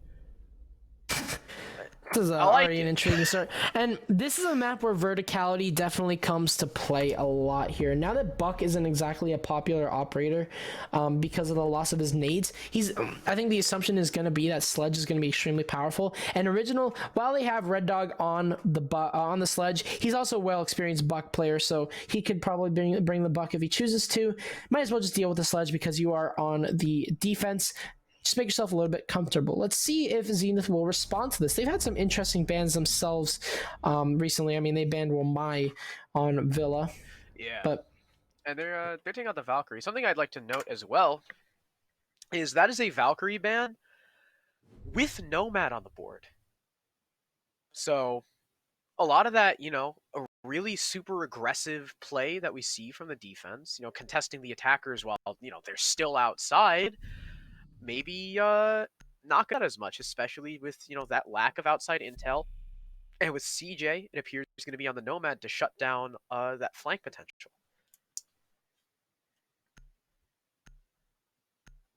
Nomad was really helpful, I believe, whenever it came to Villa. While you didn't hear a lot of air jabs going off, I feel like just the presence of air jabs and the presence of a Nomad makes a team more timid whenever it comes to their rotations. And on Consulate, you can cut off a lot of rotations with a simple air jab. This is a very vertical map where staircases basically dominate. So if you just have an air jab on a staircase, you cut off a lot of rotations. You can cut off a lot of map control. See what they're going to be doing with the Nomad here as Original. We'll start off on a very default upstairs hold, bringing a double gadget denial here with the Womai and the Jaeger, and also bringing a castle, so you can see rocking that super shorty that was stolen from Ozzy. Yeah, a lot of burn here, right? You got Jaeger Womai, then you got Castle, and then you got Maestro. That is a lot of projectile denial. You've got a lot on the side of the defense, though. You've got stuns on 3 people, along with Zophia's concussions, and Zophia and Ash's breaching rounds. So, you do have a lot to deal with it. As you heard an air jab already go out. I don't know where it was, but I just heard it, I believe. So, yeah, I don't know where CJ put it, but it seems to be an admin take from Zenith to start us off. So a lot of times when we see this admin take, it's going to be usually the Jaeger that contests it, but it's actually Mr. B on Dro, interestingly enough. Aggro Maestro, I mean, he's got a good gun, but you don't normally want an important operator like that in the line of danger, and he'll get taken out as CJ will frag on, I believe it was Poison, and just bodies falling across the map for Original. We'll end up in a 2v4. See CJ, a powerful position here on the connector repel. Coffee trying to contest this. It's a very dangerous game to play. Sometimes the play could be all you need. Proco, look at left or right. He wants to find whatever he can, looking for any heads, and hasn't found any just yet. He's trapped here inside of Projector, with the room collapsing around him as players are pushing him out from admin. Seems like it is going to be a heavy admin focused push here. Proco peeking, unfortunately not going to realize Jordan is on the floor to take his head off. It's going to be a 4 versus 1. Coffee out in the open. Not a lot of options here in Zenith. Really well established here. I love the way that they played this out. Excellent roam clear, excellent clear of the entire site, basically. Crossfires, very default, but very effective. Round number 1 gonna go in the hands of Zenith. We saw this last time, a very dominating start from Zenith on the first round, and a response from Original. Will this be a response in round number 2? As Original already switch it up, and yeah, they're gonna be going downstairs in hopes of maybe finding a different result. Yeah, that was very, very well played by Zenith. Like you said, a very default push, and Original just throwing bodies at them early. Mr. B falling in admin as Maestro was weird, and the people just died everywhere. That guy playing in Projector just got, completely boxed in. There was not a lot he could do, and then, a 1v4 for your castle, that's a little too much to ask with the ump. So, like you said, they'll try again. They'll go down to Cafeteria Garage. They'll try and make something else happen. Again, though, no Thermite on the board, so this garage wall is going to be a little bit more tricky to open. You got a Hibana. You got a Maverick. We'll see if they decide to, it would be cool if they do the Macy J thing. The Maverick Hibana thing. Where you can get a Thermite-sized hole with Maverick and 2x Kairos charges. I doubt they're going to do that, though, but, maybe Maverick tricking the wall, maybe devoting all 3 of the X Kairos to one side to make a, a standing hole. I don't know. It'll be interesting to see what they do with it. Of course, they're bringing the Buck on side as the Sledge is banned, so not going to have those frag grenades. You've got Maverick and soft destruction of the Buck, but Original Esports, they're actually going to go for the bathroom hold with Amira as she's been left on the board. Amira has been a linchpin on Villa, especially in the last 2 rounds where they were brought. Pretty sure they basically led Original to the victory both times. Oh, I would say the last round, not so much, but definitely whenever it came to that Aviator hold with Amira, definitely helpful. See what they have to work with, though, is they've got Amira in pretty default places. You have one inside the bathroom, you have one inside of security looking into garage. And Zenith, they have a Buck to deal with this, but they don't have nades. They have Cordell, actually. They have Cordell. I forgot Maverick has nades. But they don't have, instant nade material. So basically what I'm saying is that if not played correctly, Coffee could rotate out really easily. And I assume he has ADSs on him. Yeah, Comes Cordell, though, speaking of, he's been extremely aggressive whenever it comes to map control. And that means that Zenith have very confident droning. So you can tell, I mean, they're already positioned upstairs and making their way down yellow. See if that comes to help them out a little bit. As you can see, side destruction being made with the skeleton key to peek down into bathroom. But yeah, so far so good here for Zenith. Definitely gonna have to deal with the player sitting inside a bathroom. They do have nades, and oh, Cordell is a Maverick. You cannot forget. He's gonna make Coffee just a little bit more uncomfortable here. He is going to forfeit bathroom now with 1:30 left. No casualties on either side just yet, but bathroom established here. Huge win for Zenith. Yep, bathroom established. Now you've got that pressure as well as the hatch open. A C4 coming out will be wasted on the side of Coffee. I think we heard a C4 come out earlier as well. So 2 out of the 3 C4s now gone. His side is looking from a very long angle up top, trying to get the Electro Claw off the wall, but can't find it just yet.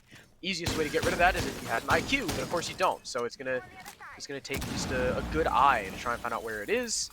But something will get breached.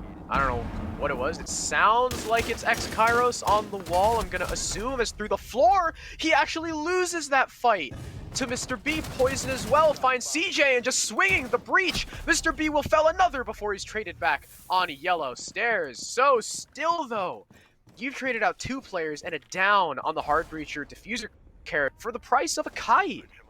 That is excellent play from Mr. B himself. The IGL making those big plays. The nade getting ADS'd immediately from the Maverick as he can't find the Evil Eye, and it's a bait and switch as Coffee peeking up from Cafeteria finds him. Brocco as well finishing Jarden off with the Evil Eye, and it's through the hatch. The Buck distracted by the player in bathroom. Red Dog will finish him off. And a fantastic holdout there from Original, as after bathroom control was taken, there was nothing Zenith could do with it. Original definitely taking a lot of confident gunfights that entire round. To Zenith, that kind of looked a little bit like they kind of looked like headless chickens. I hate to say it, but they really just, when they were pushing, I mean, they understood the main idea. They wanted to get into garage and go for a default plant. but they didn't really work with any verticality because Mr. B was a menace with the TCSG, which has been extremely nerfed as far as I know. But I mean, yeah, I mean, just a lot of aggressiveness from original. 57? So what I feel like. 57, yeah, I think 57. But what I feel like happened really, I wouldn't put this at the fault of Zenith. I just feel like original just got extremely aggressive, and Zenith were just not really ready to respond to that because they didn't expect it. I mean, original, you could saw they were taking so many aggressive gunfights like there was no tomorrow, and they won them. They won a lot of them. Yep. I feel like what Zenith need to now do to kind of prepare for this and kind of prepare for the way that Original have been playing this entire time is prepare for their kind of passive aggressiveness.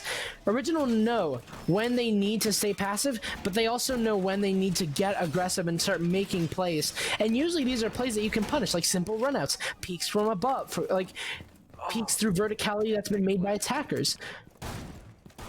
It's easy to punish, just needs to happen from Zenith. Seeing Mozzie with this it hurts me. It hurts me inside.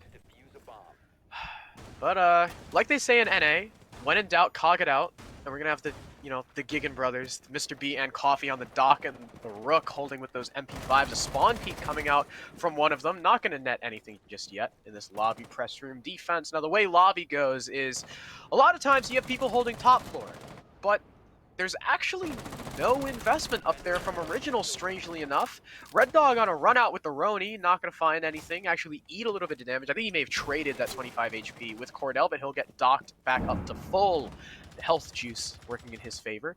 But yeah, harking back on the point, no top floor control for Original is really interesting. That's going to allow a lot of control, as well as control of the hatches for Original. Maybe playing for a retake. But a retake on lobby is very, very difficult, especially if the plant is by circle desk, because it's side to take out Proco early. The Jaeger will fall. Interesting that it's not Red Dog playing that role, but he's on the Mozzie instead. A good entry frag for the Nomad, as the attack will start to move in top floor, but there is one player on yellow, I believe. I would imagine that's either the Doc or the Rook contesting it on the long angle. No, it's actually, wow, okay. It's the exact opposite. It's going to be Red Dog, and speaking of the Doc and the Rook, it's the Rook to find side and refrag his teammate from earlier. Red Dog gonna try and get aggressive on this Upsurge retake. He's got a Ronin to do it with, but Mr. B will get shut down. I'm not sure from where, I believe from above. Nice shot there from Cordell. It's a 2 versus 4 now. Red Dog will fail in his pursuit upstairs, but Poison will not, as he'll take down Cordell. The aggressive smoke, we've been seeing that a lot here from Original, and actually, Coffee takes down CJ. It's an even bout now between Original and Zenith, and Original, again, getting away with this aggressiveness, basically unharmed, or at least Poison and Coffee are. No response here from Zenith. 2 versus 2. Time is definitely on the side here of Zenith, but it's map control. You can see a drop out of the console windows and over to maybe antechamber, maybe over to the lobbies, and it seems like it is going to be a lobby plant, maybe the safer option. But Coffee's still positioned top spiral. He can make something happen with an ACOG. You can see Jordan getting in position to a plant. Coffee will be spotted out here, but Poison won't. Smoke grenade going to go down to delay just a little bit longer. Pings on top of pings. Everyone knows where everyone is, except one player, actually, and that's Matt Bonger. His location might not have been aware of to the defenders, and he will find the kill on the Coffee. It's just up to Poison. An aggressive position to hold here. He'll spot out the Zofia. He'll win the fight, shockingly, and Jordan's now on 1 HP. It's a 1 versus 1. 15 seconds remaining. Jordan has really no options to work with here, and Poison's playing this perfectly. The wide swing here from Jordan. The Shadow will give the location to Poison and Original. They'll get another round here. 2 rounds in a row on the defense. Look at that. The Shadow of all things will spot out the Habana. Really well played there too. Poison, the rat himself of X13. Now playing for Original at this very moment in time to help them maybe go on to a victory. Poison, they're in the lead now. Zenith now have to respond. They're... Oh, wow. I think you're seeing exactly what I'm seeing. Yeah. Yeah. It's Archives Tellers. That's cool. So the quaternary site. We learned that word together. The quaternary site on Consulate, as Original are looking to take the perfect site rotation after losing Console originally. This should be interesting. I think something to point out as well is Mira lends herself to this pretty well. It's interesting that they're not going to bring it, but the way you hold Archives Tellers is generally you sit like one, maybe two people kind of upstairs, floating around the middle 2 floors. Everyone else is downstairs. You have a pulse, you play with C4s, you got 3 of them on the side of Original, and whatever you do, you don't let them plant. Again, the shrapnel changes we talked about earlier, even if you're standing on one of the desks or the tables, a well-placed C4 can still down you. So, Zenith are going to have to be very careful of that. Interesting as well that they're going to have Coffee stick on the dock. Not a lot of ACOG angles to play on this site. I'm interested to see where they're going to position the dock. Everyone else makes sense. You know, you've got Jaeger because you always need Jaeger. You got the Mute Mozzie combo to deny intel. You got Mr. B on Pulse because you really can't defend the site without a Pulse. So, see what Zenith decide to do. Wow, okay. Goodbye, CJ. Poison has been miraculous with the shotgun SMG-11 combo. He'll take down CJ on the opening frag. Original are not afraid to peek right now, and it just goes to show their individual skill is really working out for them. With the combined strats, with the combined intel, I'm really seeing the best Original that I've seen in a few months here, especially with the fragging power of both Poison, Coffee, and Red Dog. Seems like, speaking of, they want to get aggressive here. They're not too aggressive, but definitely a little bit ballsy here. They have an idea. Red Dog sprinting up like a dog chasing a bone, literally looking for a few frags. He'll get spotted out on yellow, though. He dies here with really no refrag. I feel like this is going to be really impactless because time is not an issue. Red Dog almost getting spotted out here. He will get cut out on the rotate here. And Cordell's in no position to get refragged. Nice kill there. We'll walk away with basically a freebie. An Original. Oh, as I say that, though, the refrag is going to happen. As a matter of fact, I guess I'm completely wrong, and Poison will take down Side as well. The aggressiveness from Original is working way too well. I guess Red Dog was, a worthy martyr in this sense, sacrificing his life for 2 more picks from his teammates. And remember, the site is Archives Tellers, and these 2 last attackers with the are still yellow stairs, as he'll take the fight and win it against the Mozzie. So good job there to the Hibana of Jarden, eating a little bit of damage in the process. There's someone in the pipes, though. It's going to be the Pulse to take out Jarden. Mr. B with that frag before he's traded off by none other than Matt Bonger. It's all up to the star fragger of Zenith Esports in this 1 versus 2. Coffee and Poison the last 5. Coffee having a heater of a game. 17 frags on Villa. Poison currently 6-1 on Smoke, Mute, and Mira. Matt Bong coming around, he'll get spotted out by Coffee, but not win the fight! Amazing job from the Zofia, but Poison's there for the refrag coming around towards the blue hallway, and though it was close, Original Esports will take the round, and that's 3 in a row for them.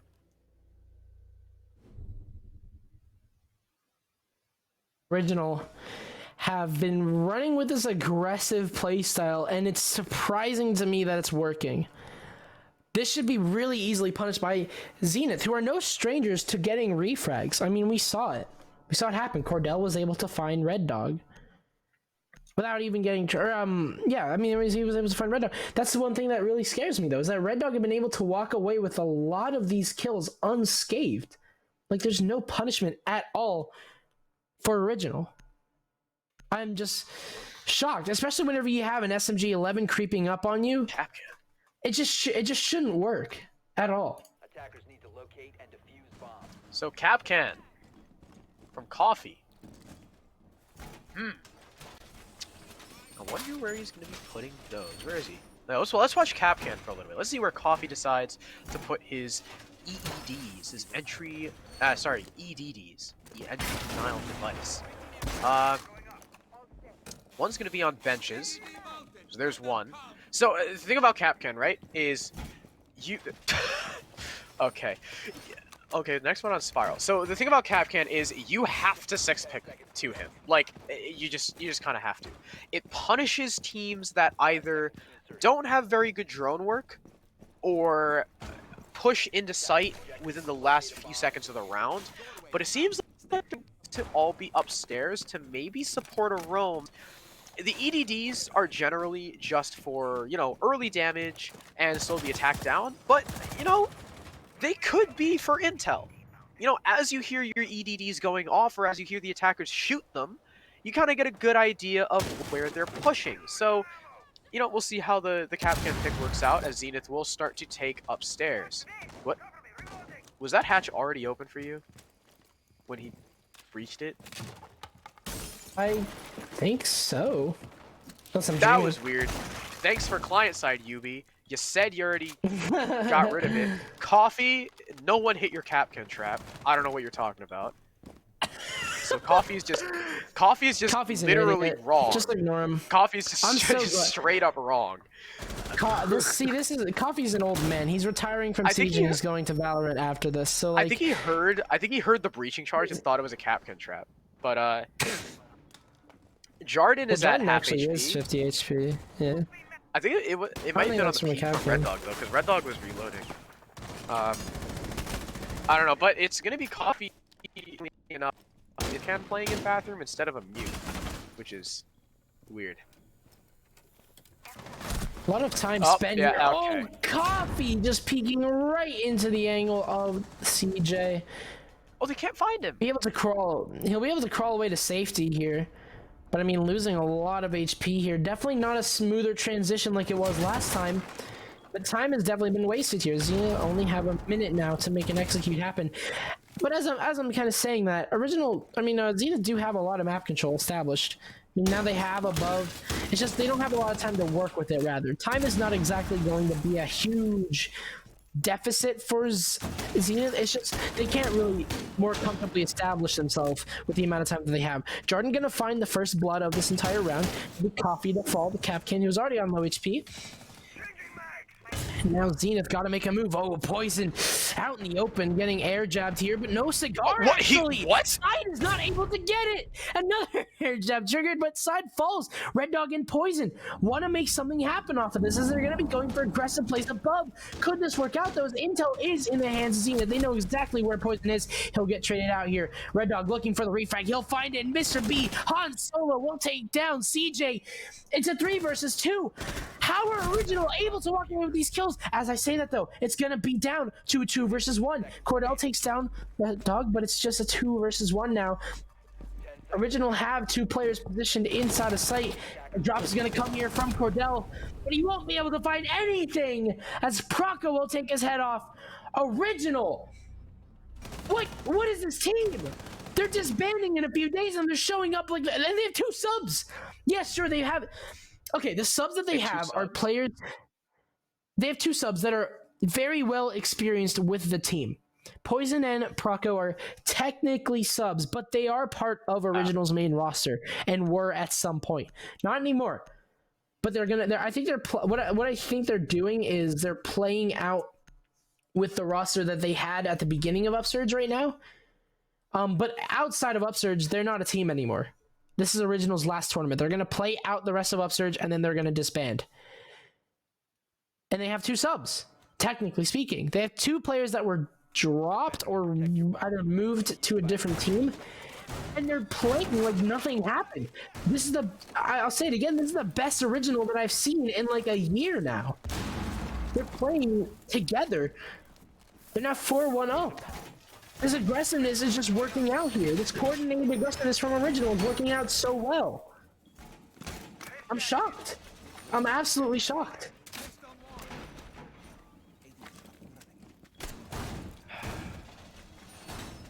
Yeah. Original been showing up. That's their that's now they've taken after they lost console first, have taken 4 rounds in a row. And not gone back to console either. They have completely avoided the site. Garage Lobby Archives seems to be the rotate so far. That is it's a spawn peak, I guess, from Coffee, as he's just gonna sit here and wait for someone to come by Visador and fall off. The Capcan as well last round literally did nothing. Not a single EDD was hit. I'm pretty sure the half HP that was taken Someone off the 50 was just from a HP, smiley gunfight. face. Yep. Thank you, Coffee, for being useless. He didn't do anything either. He didn't even get damage on anybody. He just died. So, good Capcan pick.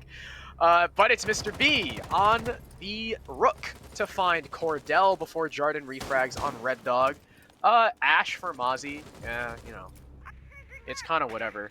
But side will find Proco as well. So, back to a man count advantage for Zenith as another one falls. Coffee goes down, and things are falling apart for Original on this defense as they just appear to be taking fights and losing them. A bomb has been located. This aggressiveness going punished now. That's to say that Poison trying to make an opening here. He'll take down Matt. I don't know how he's allowed to do this, but I mean, you can see by the trends of this round, the aggressiveness has gone punished. Original are not as comfortable as they were the previous few rounds, and that is what is leading Zenith to a current player lead. Side on very low HP from an impact grenade. Yeah. That was a good 2 versus 3 though. Oh, nice shot, B. Wow. 2 versus 3 though. Poison is off site. He's got 3 gas grenades, and yet he's looking to make some aggressiveness happen. I'm really not sure if this is gonna work. It doesn't. CJ takes his head off. 1 versus 3 now. It's all up to Mr. B on the ACOG. We've seen him clutch out with Poison last time around, but now it's just all him. Can he find 3 with an ACOG and not a lot of utility to work with? It's a lot of pressure to go off of, a lot of angles working against him. He's going to challenge 2 players inside of Spiral. He will find Jarden. Actually, not just yet. He will find Jarden, as a matter of fact. CJ going to find him instead. Unfortunately, Gunfight's not going to go in the way of Mr. B. I thought he would have found the Hibana, but wasn't unable to. Zenith, an excellent round there. Expertise whenever it came to the refrags there. Whenever it came to punishing Original's aggressiveness. It'll lead them to a victory of the round here. 4-2 split, though. Original still in the lead on this map. Can they continue it on with their attack? Yeah, so Zenith take the first round of the half, and they'll take the last. As they move on to their defense, they'll be defending Cafeteria Garage first. A different lineup we have coming out for Jarden, and a Pulse for Cordell. Pulse likely going to probably be playing in the archive side of things. Red Dog, I guess he's had enough. He's going to move on to Twitch. No, Coffee, no. Coffee. He's on, Attackers need to locate and defuse as many he's on bombs black. as they can. I mean, let's be fair for a moment. Blackbeard on this map. I mean, yeah, this is his map, but like, Yeah, absolutely. if I got picked up by Space Station Gaming and Canadian told me, "Hey, can you play Blackbeard?" I would just say no, and I would leave the team. Like, Okay, yeah, Blackbeard's a bit taboo. Blackbeard's a bit taboo, but it's, I mean, it's needed if you're going to be going for the aggressiveness that Original have been going for. I feel like it's going to help out a lot. So, see if the Blackbeard does come to fruition. Locate a bomb and defuse it. So we move on to round number 1 of the attack for Zenith. Sorry. it's also for Original. basement. It's also basement, so I don't know how much the Blackbeard is gonna do. Can you rappel on the railing above the garage?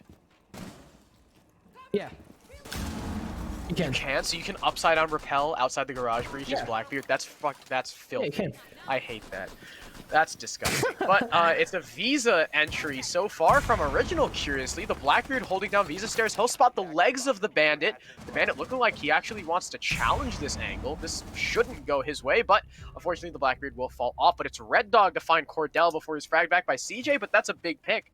That's now dead. And traded out for a Twitch. You know, Original maybe coming away with the victory there as Mr. B finds another on the side. The IGL playing the Zope as CJ dropping the hatch, though. He'll find the Blackbeard and down him off. Goodbye, Coward Beard. Jarden with the MP7, though, will find Mr. B. And now we're down to a 2 versus 2 as Proco finds Jarden. And sight control in the hands of the attackers, but not for long as Matt Bonger finds Proco. Now it's all up to Poison, who was still outside.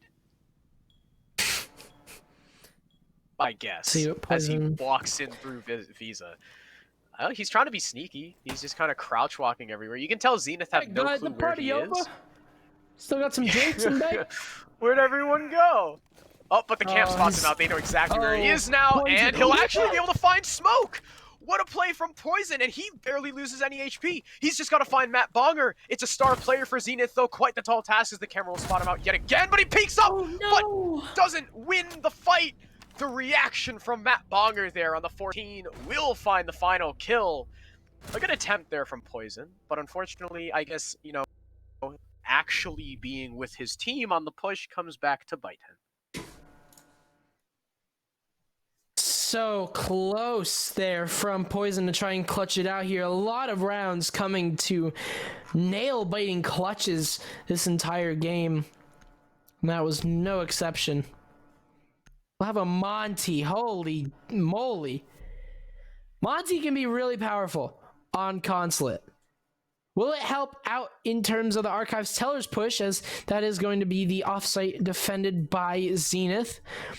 Seems like it is going to be stuck. They're going for the Monty strat with the Blackbeard. Cool. A lot of shields. A lot of shields. Let's see how that helps.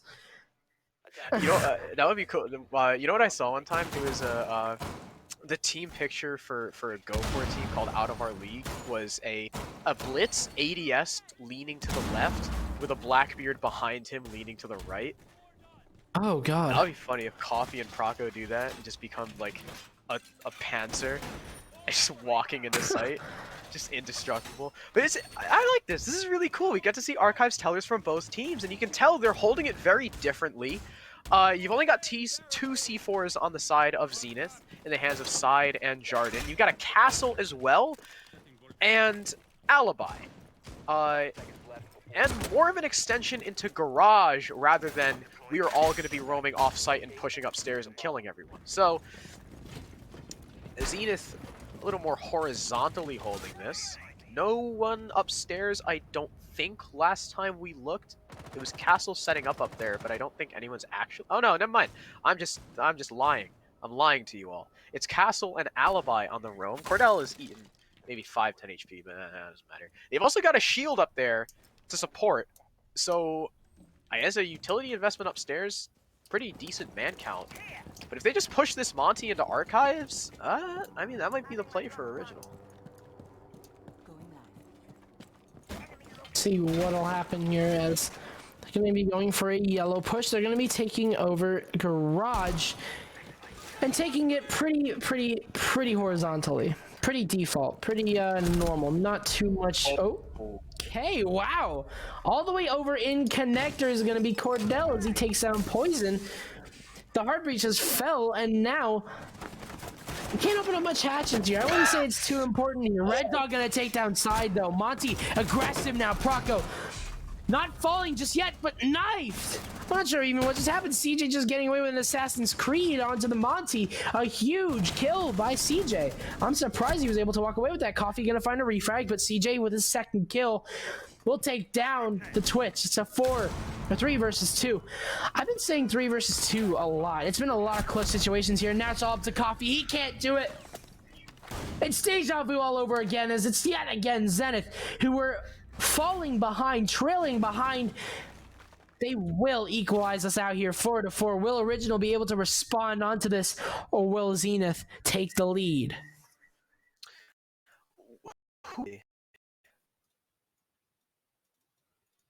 Who was the Monty? Was it Proco? Proco, what are you doing? There were 2 people down that hallway, and you're gonna drop the shield and take a fight against the Goyo, who's close, and another who's far, with no support. That was questionable at best. So that allowed the Archives defense to go the way of Original.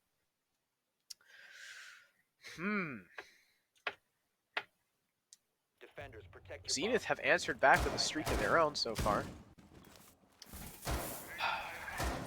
3 in a row for them to answer the 4 in a row from Original, following its original, or I keep saying Original after their name, following their initial round win on round number 1. And we're gonna go to lobby. Interestingly enough, this is a lobby defense with no ACOGs. Okay. Sure. We'll see how it works out. They've got Vigil, CJ on that. He's doing astronomically better than he did on Villa. Villa, he was the opening pick. Let's see, 1, 2, 3, 4. He was the opening pick 4 times. He's been doing a lot better here on this map. Most of the openings going the way of original, but CJ is 8 and 5, so can't fault him for that. And this lobby defense appears there is top floor presence from Zenith that we did not see from original. A C4 gonna come out from the pulse onto the players down below, and it will actually light Poison up to 1 HP as he was on his drone. Okay. Oh, so close to killing him off there, but not able to find it. But original, definitely in the back foot now as an explosive literally start from Zenith as they almost take down the Hibana. It's going to basically suggest a little bit more caution on the side of the attackers. Ones repelling up to suicide. Jarden going to rotate off. But with a C4 down, you can't deny... I just noticed. That's a really nice, actually. That's a really nice iron sight. Red Dog's running iron sight. I really like that, actually. What? It's a pretty cool one. It looks like the Vector, kind of. But like, also not the Vector. It's really nice. Anyway. Wow, I lost my train of thought. Oh, it's C4. So, right now, Zenith kind of giving up the top floor minus, I believe, Matt Bonger means that they can't deny the plant whenever it comes to C4s or utility in general. The only thing that can really deny a plant in this instance is, well, it's the Maestro cam. There's no C4s remaining, which means you can't C4 from underneath, which sometimes you do. Sometimes you open up the hatches inside of lobby and toss C4s over to default plant.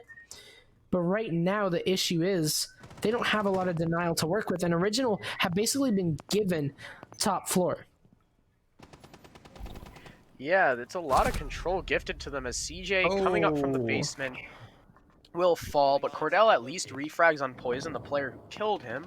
So it's a 1-for-1 trade. You lost Vigil, not a big deal. You lost Hibana on this site in particular, not a big deal. So, you know, it's an even 1-for-1, but Cordell gets slammed by the Maverick running iron sights. Red Dog will refalse.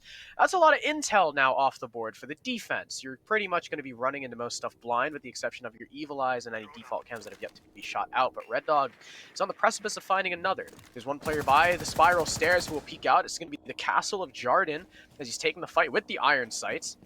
Yeah, those aren't bad. Those are pretty okay, but Mr. B finds side, and now your Maestro goes down.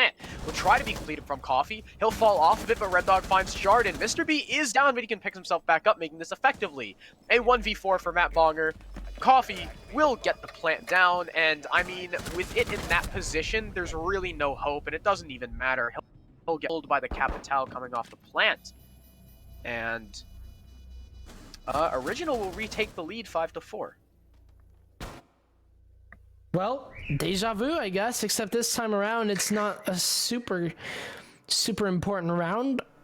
Not match point like it was last time, but it's definitely looking like we're heading towards that as Original are just one round away from that little match point being replacing the round 10 that you can see on the top, because it does that.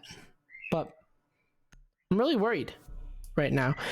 With no denial that time around, and this time you have actually, well, now you have a lot more. You have 2 C4s and 3 toxic babes and a Maestro camera. When you're going downstairs, that's very standard and you absolutely need it. But like you said, whenever it came to lobby, there was no ACOGs and there was no denial, which was massive in helping Original get that plant down with really no friction. And the fact that Zenith fell off of top floor super early without really much contesting happening basically gave Original the site in most cases. Are they going to do the same thing? Those are going to be going downstairs. It might be a little bit different this time. Last time Original went for a Monty push. Actually, no, that was Archives. I'm really not used to casting Archives, but we've casted Archives twice now. I'm really not used to that. Yeah. I don't think it's kind of weird, but last time was actually a Blackbeard and a Visa push, and I don't think that worked out. It came down to a 1 versus 1, and Poison unfortunately lost it. Yeah, but Poison's 11 it'll be different this time around. Yeah, it's Poison's turn. It's Poison's turn to show up. It was Red Dog, Coffee, and Proco. Now it's Poison's turn to show up with frags. Actually, Mr. B too. Oh yeah, Matt Bonger's still ripping heads off like it's nothing. Matt Bonger's showing up from still on a Mustang banger. too. Matt Banger. Bonger banger. Haha. Matt Banger. I wonder what bonger means. Is it one who bongs? Like someone who uses a bong? Maybe he gets high a lot. Could be. I don't know. You know what else I would like to ask if there's anyone like from Zenith? What iteration of Zenith does your name come from? Like, is it the peak time period at which something is the most powerful, like the zenith of an empire, or are you using it in an astronomical sense? Anyway, I don't think but- the dragon has anything to do with this. well, yeah, the logo don't doesn't know. have anything to do with it, but those are the only two meanings of zenith. It's like the point at which something is the most powerful, or the point, Yeah, like, right. in a celestial sphere, it's the point in the sky directly above an observer, or the highest point of a celestial object in the sky. So, like, I don't know. It's a lot having feel to do like- with, like, reaching maximum height, though. Yeah. Well, they're not Well, doing it right speaking now. of- As they've lost the Zofia, or they've lost the Nomad. That's original, actually, losing the Nomad. My bad. They are peeking. Yeah, Matt Bonger. Let's go. Coming, Matt Bonger's coming from peeking. above to find Matt coffee. Bonger's peeking. What? Bruh. He's peeking in every sense. He's peeking in skill, and he's peeking literally. He'll take down 2. It's Mr. B and Coffee to fall. So it is the zenith of Matt Bonger's game right now. Jordan gonna take down Poison as well. Holy hell, what a start from Zenith as they take 3 kills, and it's going to be Matt finally falling. He's been on a heater so far, but this will be the first time that he dies this round. I guess the last time too. I don't know why I said that. The first time That's anyone not- on Zenith died, rather. That's also, interestingly enough, Matt Bonger is now on 11 kills. That was the first kill, as well as his first opening engagement this entire map as an entry. I just thought that that's a neat little point. He's been kind of stepping back. Everyone else has been the ones to find the openings, but Red Dog, I believe through the drone hole, finds Jarden before Cordell refrags, and now he's got one Maverick hole to peek through this wall. No soft breacher for him. I mean, I guess if you time the nade right, you can kind of open the wall if he Maverick tricks it, but he's only got 30 seconds, and he's just gonna kind of sit here. There's a player right behind the white van. He'll spot out the smoke. The smoke sees him, so they know exactly where he is now. He's gonna position himself behind white van, and there's not a lot Red Dog can do. He's only got 15 seconds left, and he's gonna have to push into 3 people. There's one at the top of the yellow stairs, one in security, one behind white van, and it's the player on yellow. It's gonna be Cordell to shut him down. Zenith will even us back up at 5, and yet again, just like last map, up until this point, these two teams weren't able to shake each other. However, on Villa, it was original to wake back up and take 2 rounds in a row to win it 7-5. Will they do the same thing here? Oh, archives again. Cool. Oh, Ooh. this is gonna be intriguing. We've seen a lot of archives. Success rate's been shaky, but I will say it's been a good site for Zenith. And maybe this could just be the weird site that takes them to match point. We are again in the same position that we were on Villa, where both teams actually have control of who gets match point. Ying pick gonna be faked here. Ying. I'm really scared of Ying. I'm terrified. I don't want to cast Ying. My entire screen is gonna be white. I'm not gonna see Terrified anything. of a small 5'2" Chinese woman with flashbangs. Yes, as I should be. That is true. I was casting with someone Jeez, earlier oh my, who was wouldn't you be? complaining, I guess. I was casting with someone earlier who was complaining that they were like, they're half Indian, half Kenyan, and they're like, yeah, Wamai and Kali, like, 2 operators are never gonna, like, yeah, suck it. I get Legion and Yang. Bite me. So, thanks, Ubisoft. Thanks, communism. Actually, no, they're technically Hong Kong, aren't they? So I guess not. Well, does Hong Kong still... They're sort of like a city-state, aren't they? Why don't I know this? I should know this. Anyway, alright. Archives Teller is going to be the defense again from Zenith. This time, again, not bringing more than 2 C4s. Curious that they're going to have impacts on CJ that already been used despite having effectively 4 shotguns on the board. You got the Bailiff, the TCSG, the Super Shorty, and the M590. So I don't know why he doesn't have C4 and why he's using his impacts for rotates, but hey. whatever. Because I mean, Cordell has impacts too, but again, a heavy top floor investment from these three roamers. Last time this Archives Tellers attack happened, though, it was largely just a horizontal push from Garage with the Monty, which so they were like, yeah, we don't need to take top control. We have a Monty. Let's just push in. But they don't have that this time, so they're going to actually go for this roam clear. You can see them all stacking up on the admin side of Long Desk, looking to push in. There's a player getting pinged out by the Alibis. I'm not sure who that is. They're already finding, I guess, their intel gathering game with those holograms. It's slow goings from Original, stalling out on this top floor. They have not really, I mean, even pushed in an inch beyond admin. Definitely a slow start, as you said, and Jarden. It seems like Jarden wants to kind of be the catalyst of this as well, slowing down Original even more as he's got himself positioned inside of the Visa stairs. I mean, you can see this. The intel is really strong here for Zenith, but Original have really strong map control, so how are they going to work with this is the question. What is the play for Original? Could you, like they said, just bust into sight? Well, it's not going to be easy, as opening pick goes in the favor of Zenith to make that to double UMPs. And look at this, Cordell in excellent position to hold. He'll down one, that's Coffee. Mr. B looking to avenge his fallen comrade, but can't do it just yet. Cordell will find his frag. This is absolutely massive here for Zenith. They're just establishing crossfires with SMGs, and it's working out so well. The last two players positioned inside of sight with no diffuser, as they will start to get the plant down. They're living on a prayer right now. C4, actually not even a C4. Proco from God knows where will get finished off. It's flawless from Zenith. Match point for them. Wow, excellent play on Archives. Just, and again, it's the stall out from Original, and like,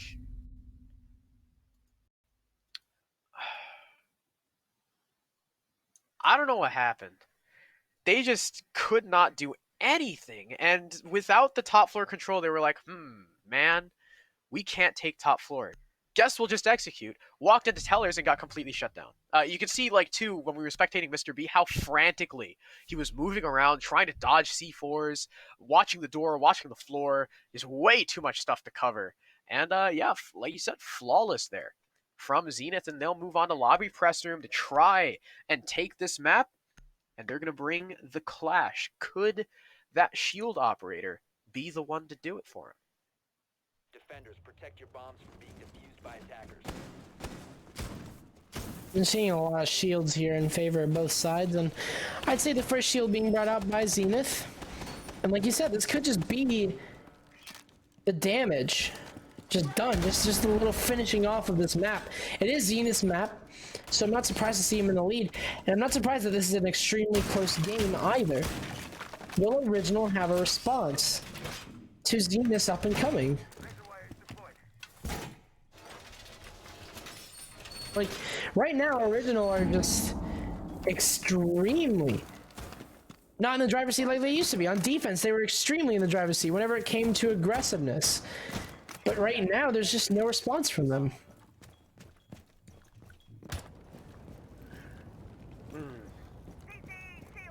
Yeah, these past few rounds, it's been, 3 in a row answered by one back, but then another 2 strung together by Zenith, so.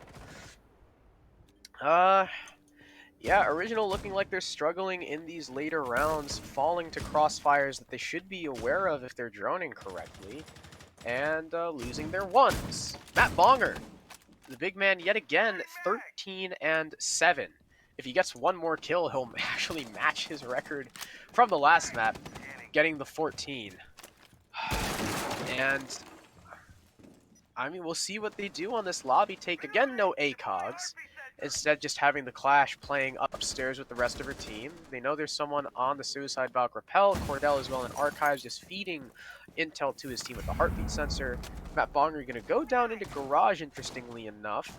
And there's a lot below, a lot of people upstairs. Side might actually be the only guy on site,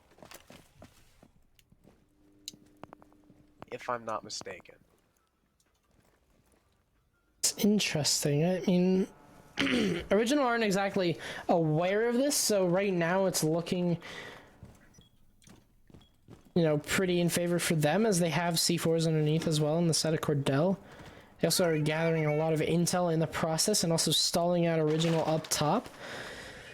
So I wouldn't say it's exactly a massive problem to have just one player on the side of Zenith downstairs in the site. You can have a lot of players off site right now, and actually, well, as I said, you have a lot of players establishing crossfires into site. So it's this fluidity between these teams holding these crossfires off and on site and allowing themselves to rotate that's really helping the site go really smoothly for Zenith. You can see Original have not even found an opening kill, and they don't have a single piece of map control at all. They're stalling out so long. Land's gonna go down though, regardless of this. Well, Coffee's got the intel. Or actually, the defense. The plane has gone down. What the hell? How are they allowed to do this? Side gonna be on the retake though. 2 frags on the side of Zenith. It's a trade, 3 versus 3. We're all equal up. How does the play go down? Red Dog goes massive. He takes down 2, but it's gonna be a refrag. Side on the diffuser. Can be covered. Poison's right there, rounding the corner. And the Maestro has just disappeared. Where has he gone? In a comfortable position right now. Poison could deny this. Red Dog losing a massive gunfight though. That's absolutely huge. But the bearing 9, it's gonna deny the plant. It's a 1 versus 1. Cordell, you can't jump off that balcony. That's not how it works. That's why it's called suicide. We're gonna go to OT.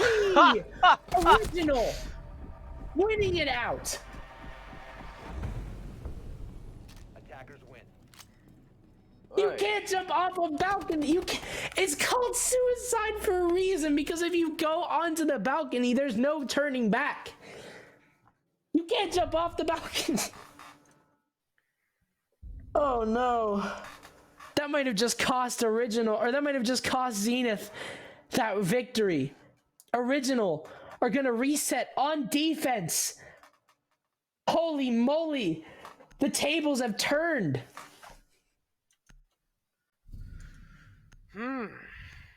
Yep. I'm shocked. Who gets defense? Original get defense. Well, it's been a 4-2 split for the defense both halves. So I guess Original, you know, being gifted the privileged side is at least good for them. Not so good for Zenith, I suppose. Defenders, protect your bombs from being defused by attackers. Yeah, I don't know, man. Original are just getting... well, yeah. They were getting caught out, and then they were like, no map control? Yeah, let's just plant. Like they tried to do with Tellers. Didn't work in Tellers. Worked with Lobby, just because Lobby is, you know, if you can lock down the hatch, and you can lock down connector, or chamber, then it's a pretty easy plant next to the front door. And retaking that is not fun. As a defender, like, you're just so exposed when you try to counter defuse. It's you can't do that alone. And the fact that the Pulse was so separated from the Maestro, couldn't bait out his teammate.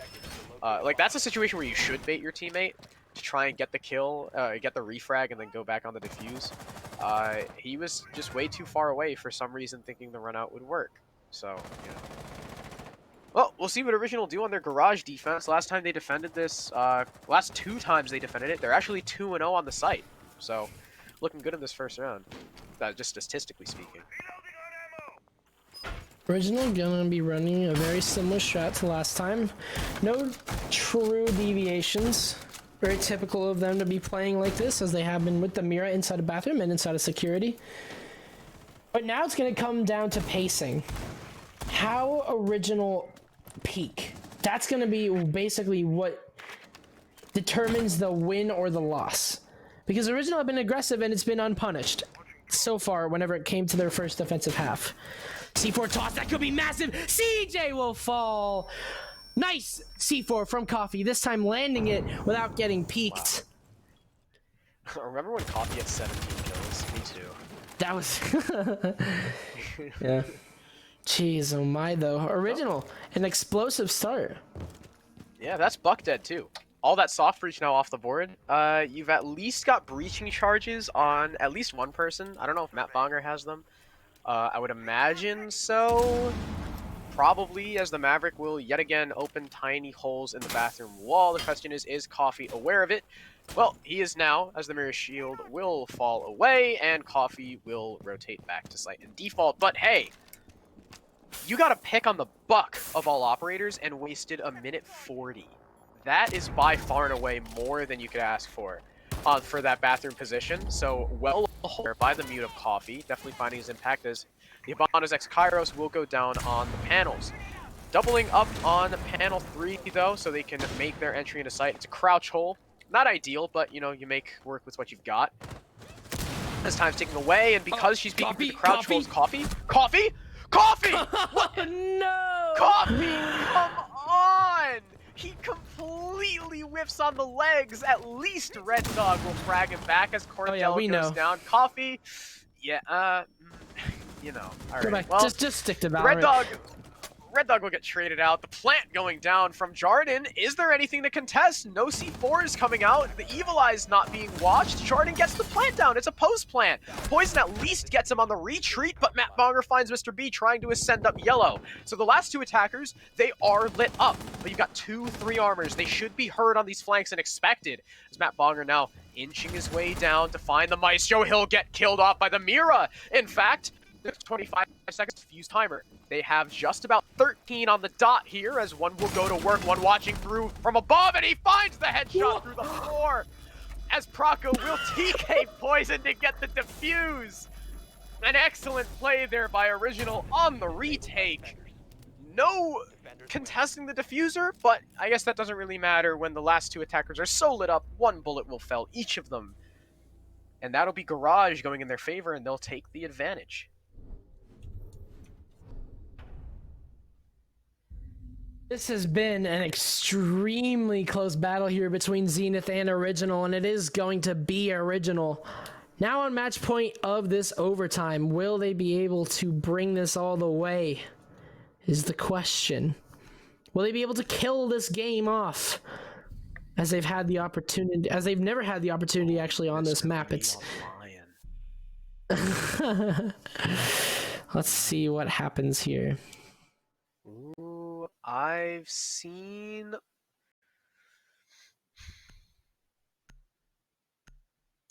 Yeah. I have seen Mr. B do some amazing things on Lion, so I'm excited. That's typically his operator on Coastline. Mr. B will hard stick Lion. But wow, okay, Matt Bonger and Poison both sitting at 15 frags. Matt Bonger, past two maps, has been single-handedly lifting his team, but Cordell is now going to join him up there as well. He's on 12. Meanwhile, he got 15 on Poison, 11 on Red Dog, 11 on Red Dog, but he's even. In the KD, dying every round but 2. So, let's see what they're able to do on their Garage defense. They are also 2-0 on their defense down to this site, so honestly, just basing it off that and how Original have attacked it before, I expect full overtime on this map.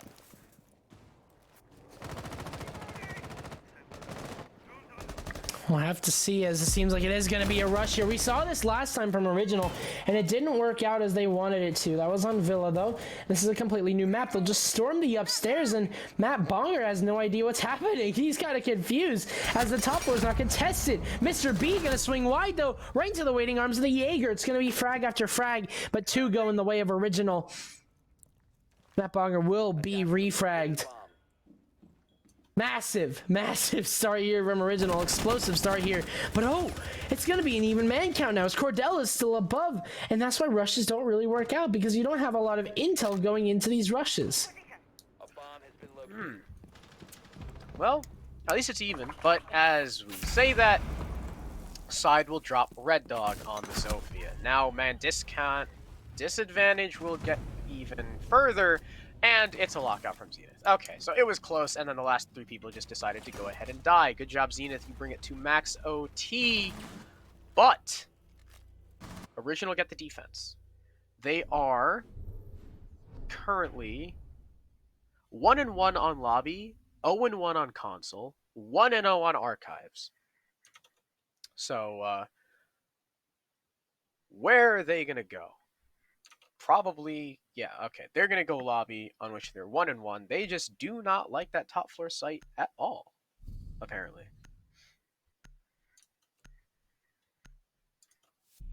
Yeah, I mean, Who got the opening pick last think- round, by the way? it Matt? was, I think it was Matt. Yeah, finding Mr. B. Oh, Thank you. original. I mean, they've been kind of avoiding that top floor ever since the first round, and how they kind of lost that basically convincingly. And defuse as many bombs as they can.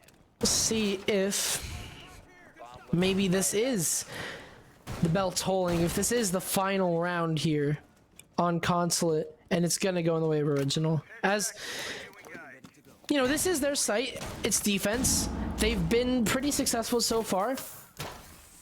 But it's, I mean, it feels like a new game whenever you move on to overtime. You know, it just feels completely different. Like you're in a different realm of Siege. You know, you're playing a game where all the previous 14 rounds coalesce into one, but also kind of don't matter because you have a full reset. Original are on the favorable side, on maybe a favorable site. Off of the rush, an unsuccessful one from Original. Can Zenith respond on the attack?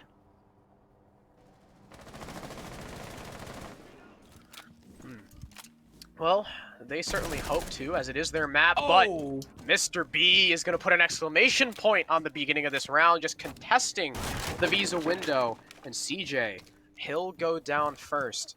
Soft breach, not a big deal on this site, but it still certainly helps, and now he'll go down, and, you know, it's an early frag, no matter what operator it's on. A good start here by Original.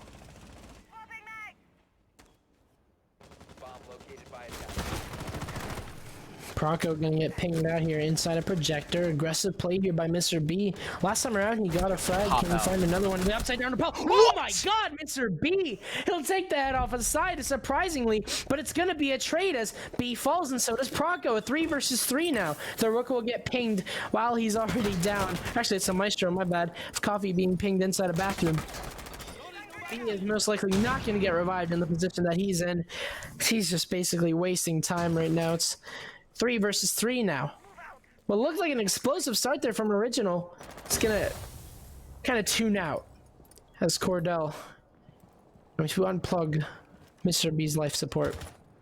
3 versus 3. Map control kind of loosely controlled here by Zenith, as they are going to be going for their execute here. Smoke grenade going to cut off Coffee's line of sight, but Poison is still inside a lobby. He'll take down one, but will be immediately felled off the third frag of Cordell's. Wait, he sees Coffee him! can actually He die, fell but scoring the Coffee's double! crazy! Coffee is crazy! He'll find 2 kills and secure the map. Original are on series points Why was he on map planting control. behind the piano? I'm just as shocked as you are, as Original are gonna take map number 2. What? How does Zenith let that happen? Why do they play behind piano whenever lobby is completely open to you?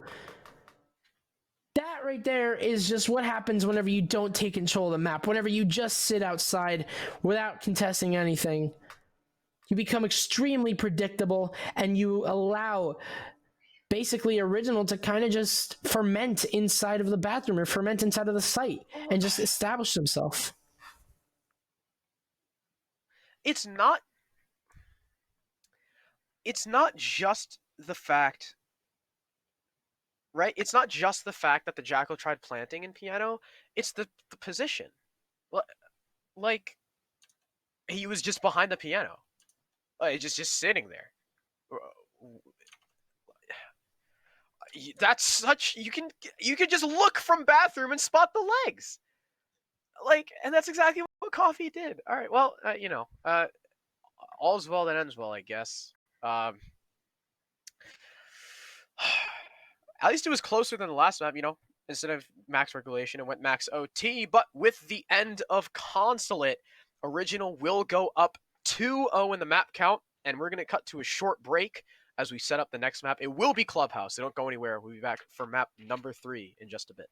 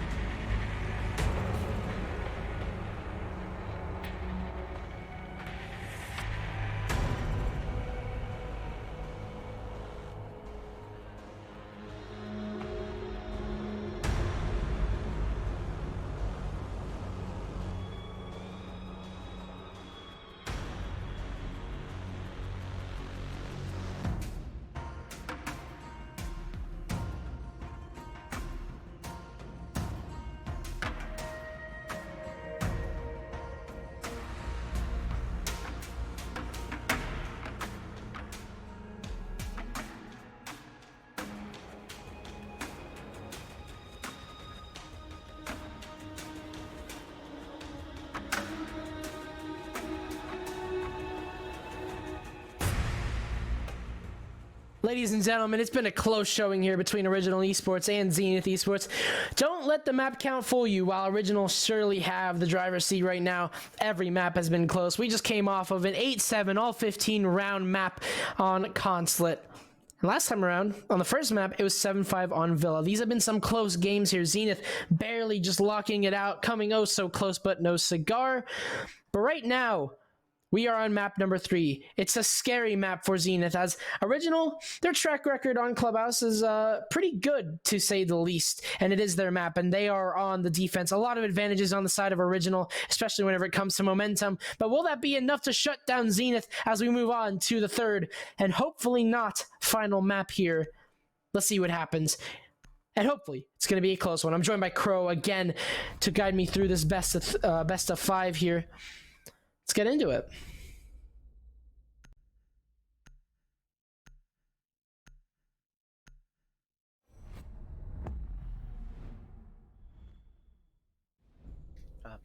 Yeah, so like you said, Clubhouse being one of Original's best maps. But the next map, Coastline, is also, I think, leaning in their favor the last few times I've seen them play it.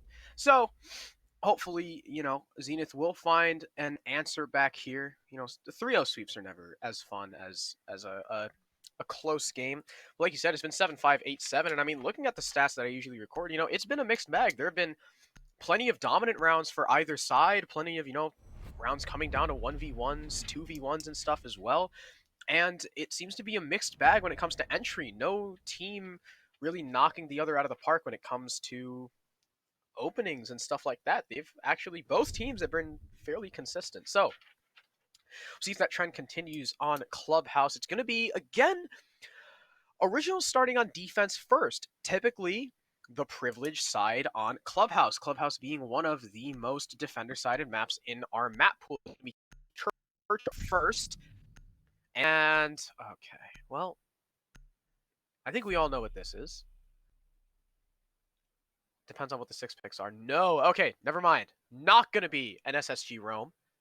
Not going to have that from Original. Instead, faking it out with the castle. Instead, going to put Coffee on... No, never mind. It's a maybe a pseudo SSG hold? You have the Mute, the Mozzie, and the Legion. No Vigil, no Castle.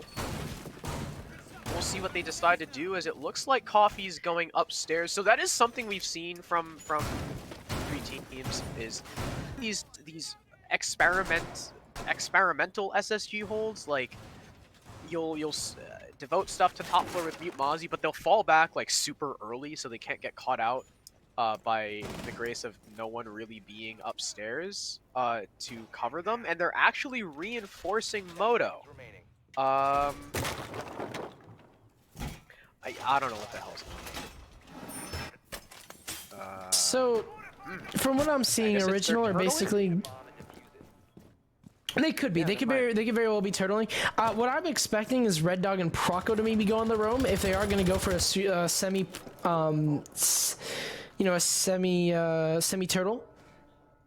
No, they actually have all 5 downstairs. So I think what they're doing is they're placing denial of drones upstairs to almost fake out the fact that they are actually all turtling downstairs. And that could hurt, because if Zenith expect all, not all 5 to be downstairs, they could run into a bunch of gunfights that they don't expect, and there could be a lot of crossfires working against them. Drone work is going to come out though, and they might find this out again, if there is no denial. Let's see. Zenith making some quick progress though. Blue hatch going to get opened up. Top floor going to be established. Definitely a good start here for the attack. Yep, 2 minutes left in the round. They got a decent amount of control. I mean, they've droned, it appears at least they've droned out the top 2 floors, and they know it's clear. Rotating in and around, or yeah, maybe they don't. The Thatcher looks to be maybe a little bit wary of that top floor, as Dirt Wall has been felled, so it might be CJ making that push down there. I don't know why it would be the Hibana, but he's the one flank holding there right now. Red Dog with some bullet holes up to blue. That's a dirty little angle, as Poison now in the Necroc spot, as it's called. The smoke sitting in dirt behind a shield, just waiting for people to push him. That's the perfect operator to stall out that push. It's a very, very tight corridor. You got the SMG-11 shotgun combo. You got gas grenades to stall out for 30 seconds. As time is running down. 1 minute 20 left, as there is a making his way upstairs, perhaps for a flank. This is a full blue dirt pinch push from Zenith. His side will get the opener onto Red Dog. I believe Red Dog was the player flanking upstairs, so he'll get shut down by side. He'll get entry, but no, it's actually Proco to find one. Proco finds another, the C4 to confirm. Proco with a huge double kill. His coffee will follow up onto Jarden before Matt Bonger will refrag, but side's been let up. Matt Bonger's on 25, and out of nowhere, Mr. B, what? What? Did he wallbang? What? What?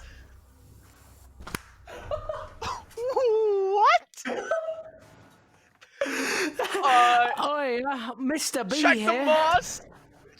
Check the moss, please. I'd like a moss check on Mr. B.OR.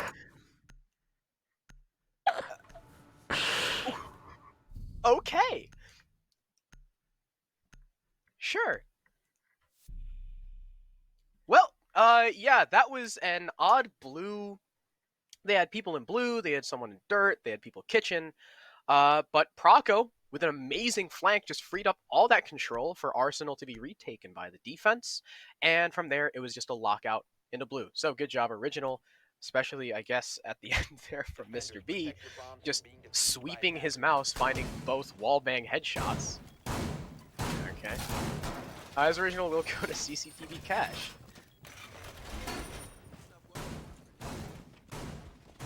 We'll just, wow. I mean, what we can take away from that entire round, besides that, interesting strafe run by the T95, Zenith were definitely a little bit afraid, which meant that they didn't have a lot of intel, and I feel like that goes back to my theory that Proco placed his pests upstairs. It could just be Zenith didn't drone upstairs, and they. I mean, it's a camera. It's a perfectly good camera. You don't have to. Jeez, he didn't like it, I guess.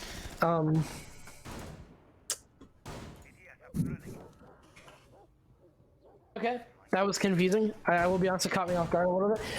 But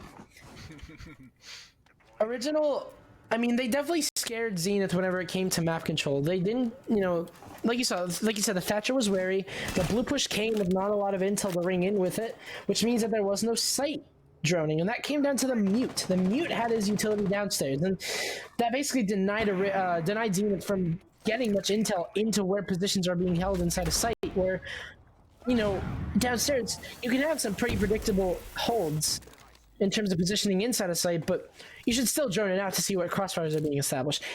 Bandit trick gonna go well here for Mr. B. He'll take down one thermite charge on the side of Jarden. You still have 3x Kairos and another thermite charge, so not a massive round-winning victory, but regardless, it's a victory nonetheless for Original, as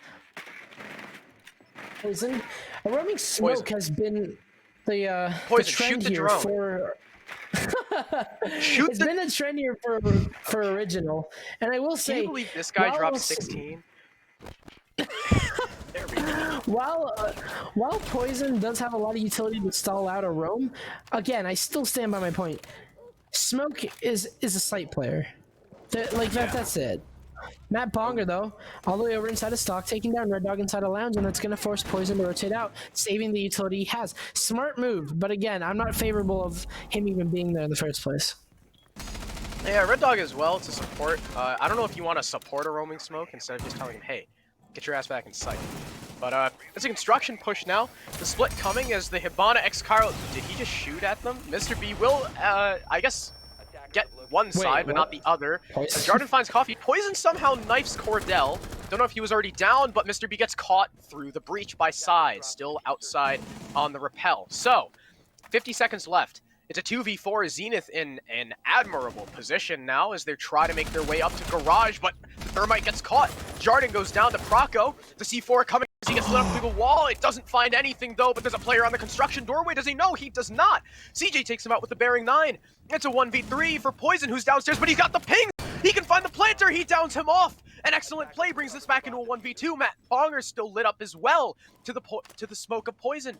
This is so doable. The plant coming down now, the shotgun hole. Just maybe bait him off, but no, he's just gonna stick it. He's only got 1 second left. He finds the Hibana though. Shotgun coming out. Can he find the Sophia? He gets the down. Poison with a quad kill off the roaming smoke. What a play, and that'll give Original Esports the 2-0 lead. What Defenders have a disabled the blunder by Zenith. defender mission successful. He's been in so many clutch positions before, but this time around it's his. It's all his. A 1 versus 3 with the kill. Outside of that, with a cherry on top. The roaming smoke. For God's sakes, that's not allowed. That's literally the worst thing you can do as a smoke, and it works. It just works. Poison secures the round for Original. And then Original are up 2 rounds off the rip.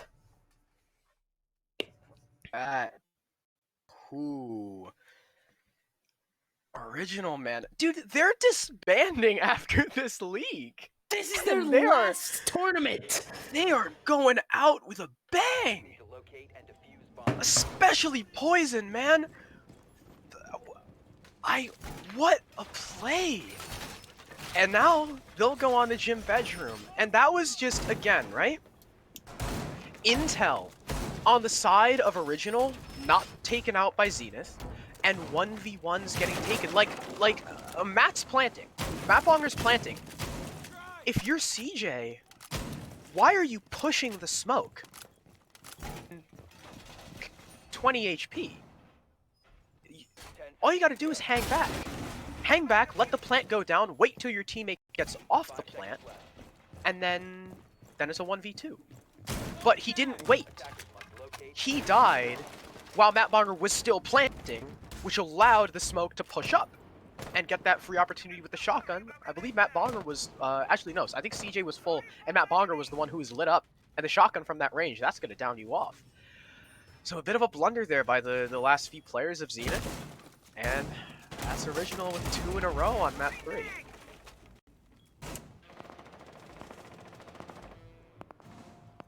What a start here from Original. So we move on to round number 3. Intel is going to be the name of the game here. So you can see Proco positioned right outside of Jacuzzi to feed Intel to Original. He's got an exact man count of how many people are there. Sophia probably going to get stun locked. No. The Bandit does not get stun locked by the Sophia. What? I Barricade guess still up? it there's a is. The castle barricade there. is still up, but no, but it's through the drone hole. Oh wait, no, I was Yeah, thinking I of agree. the server side drone. I absolutely agree with Mr. B here. That's just something. that's fair. Yeah. They're gonna counter it elsewhere. Castle Barricade gonna fall. Mr. B gonna fall off of this. Ash charge. Oh Oh wait, no, never mind. no! It wasn't Matt the Bandit. Bonger.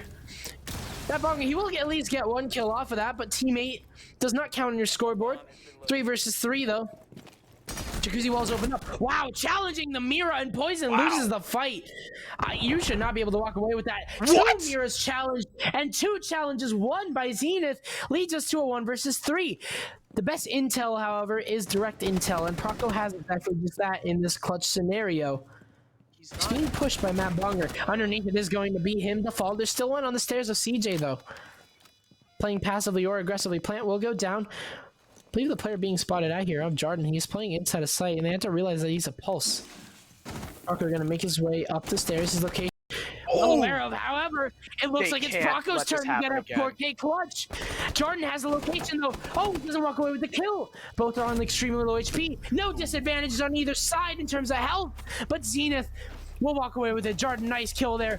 I thought he finished off Proco, but he wasn't able to. Finding the final kill with the legs, with the bullet holes. And it is going to be Original to lose their first round.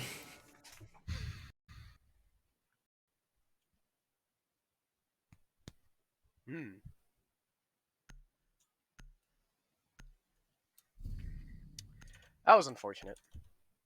At least Zenith didn't let it happen to him again. No 1v3 4K clutch for Proco, unfortunately, on the Pulse. Obviously, the Thermite was outside, so he couldn't have gotten the C4 from below, but he could have chucked it through the hatch and gotten the guy on the balcony. But it was not meant to be. It was, it was a 1v3 to start out post plant anyway, so you can't ask too much of him. Good attack there. Most of that attacking win just came down to the fact that they challenged 2 mirror windows and won, and they shouldn't have. That should have been 2 free kills for original, and they just got destroyed. Nice shot, Matt. As Cornell, I think, was the one who got TK'd. Alright, but original gonna go back down to the basement where they won pretty handedly due to maybe a little bit of lack of intel from Zenith on their blue push. Hopefully they don't just go for it again. They're running a similar setup though. The Mozzie mute, maybe again, like you said earlier, to fake out that there's people on top floor. It seemed like Zenith were wary of it last time before they went for their blue push.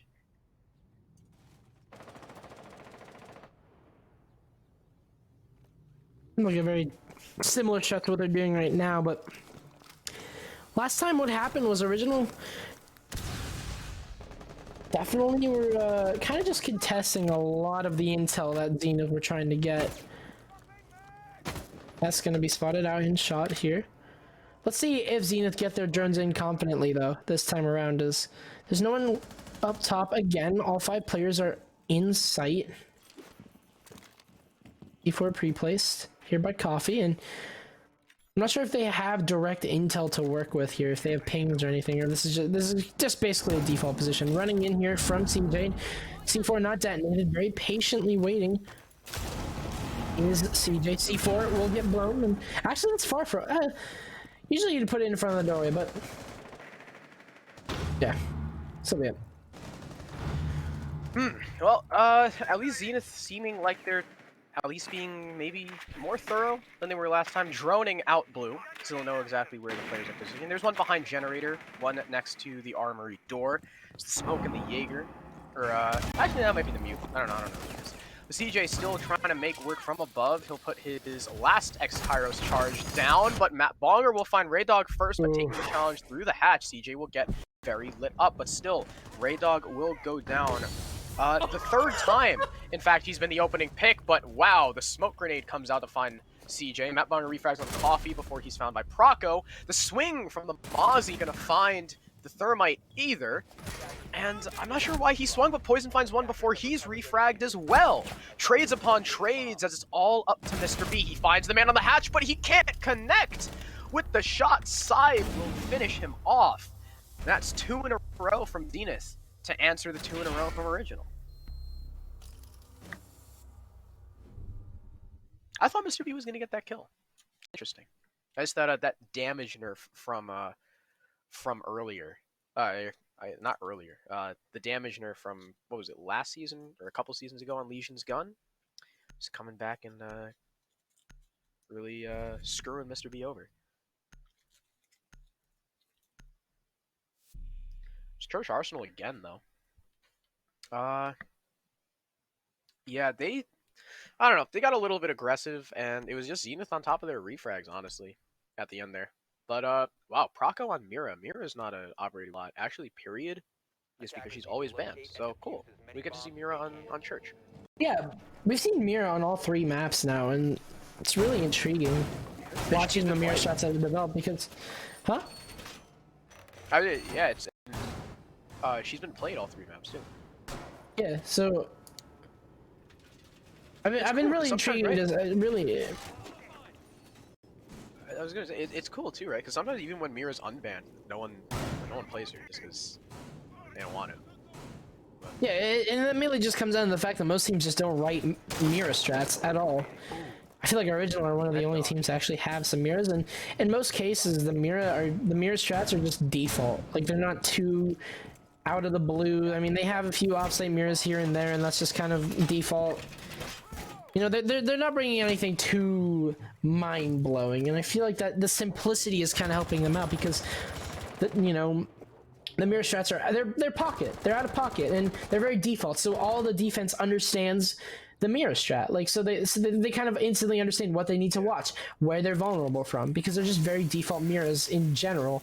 And while that kind of has the downside of the attackers also looking at very predictable Mira is still Mira.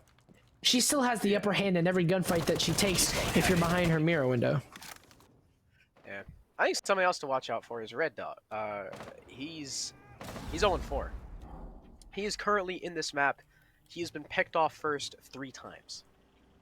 He's 0-3 on the opening. So he's going to sit in a corner in Logi under the desk and just wait as the Hibana Kairos will go down, and they are easily tricked by the Legion of Mr. B. CJ is like, what happened?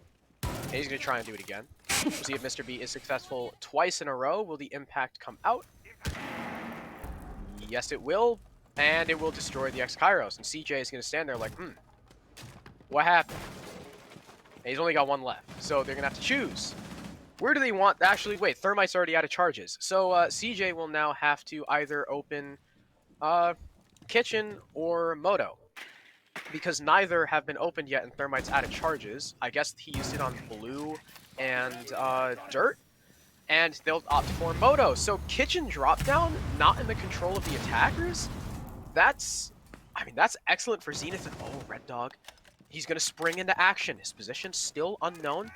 He'll come down main stairs. There's plenty of attackers that could be in his line of sight, and he'll find 1. He gets 2. A big flank. Can he find the 3rd? A triple kill for Red Dog on the flank before he's finally traded back. Jarden, though, will refrag 2, though lit up. And just like that, Original may just have clinched the round.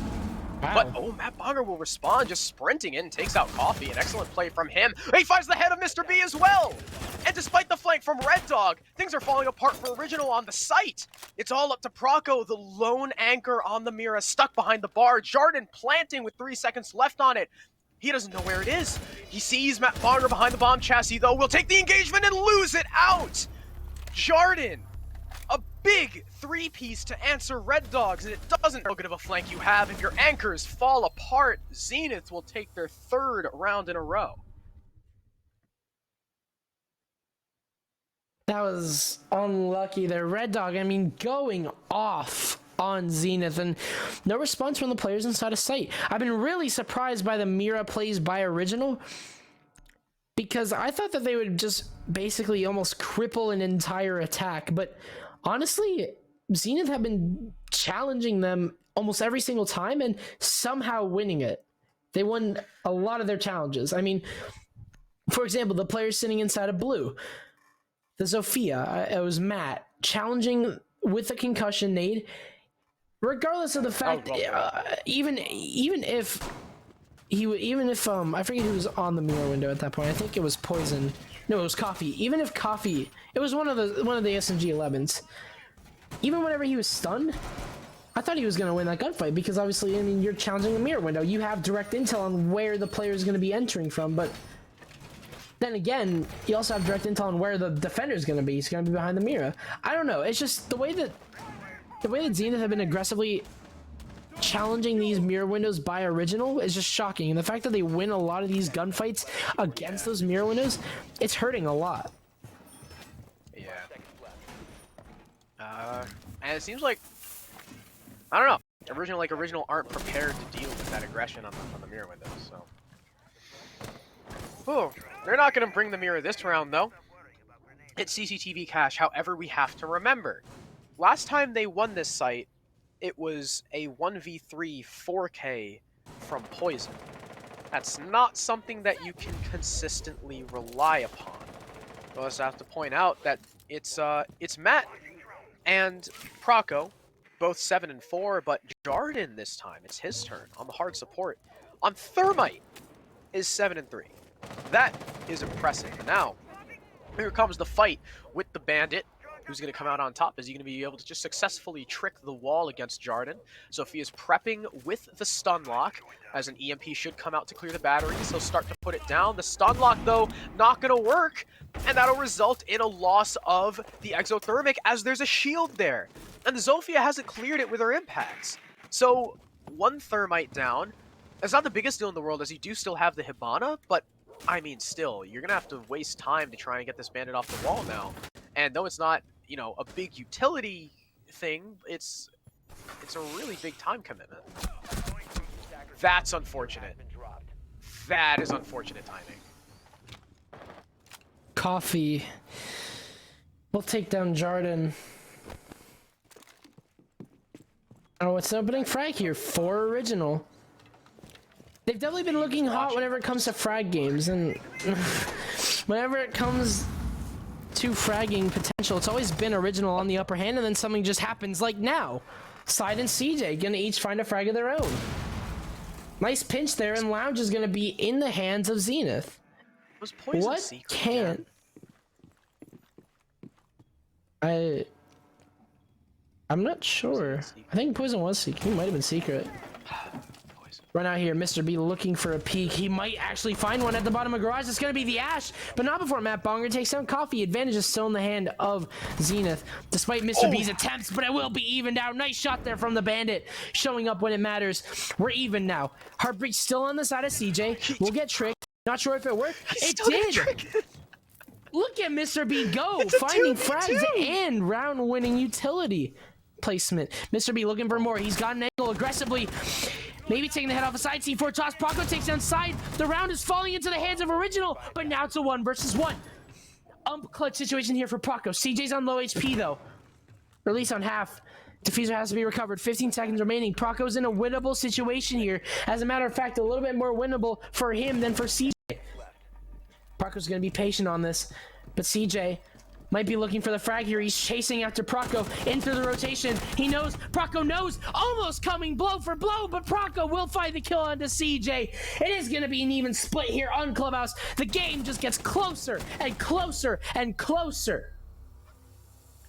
Wow, that was tight. Mr. B with, I believe 2, right? Mr. B with 2. Mm-hmm. Proco got 2 or 3. Oh no, Proco got 2 because Coffee opened. So yeah, well played by Proco at the end. That was pretty unwinnable for CJ, especially to Mr. B on that swing out and then finding another.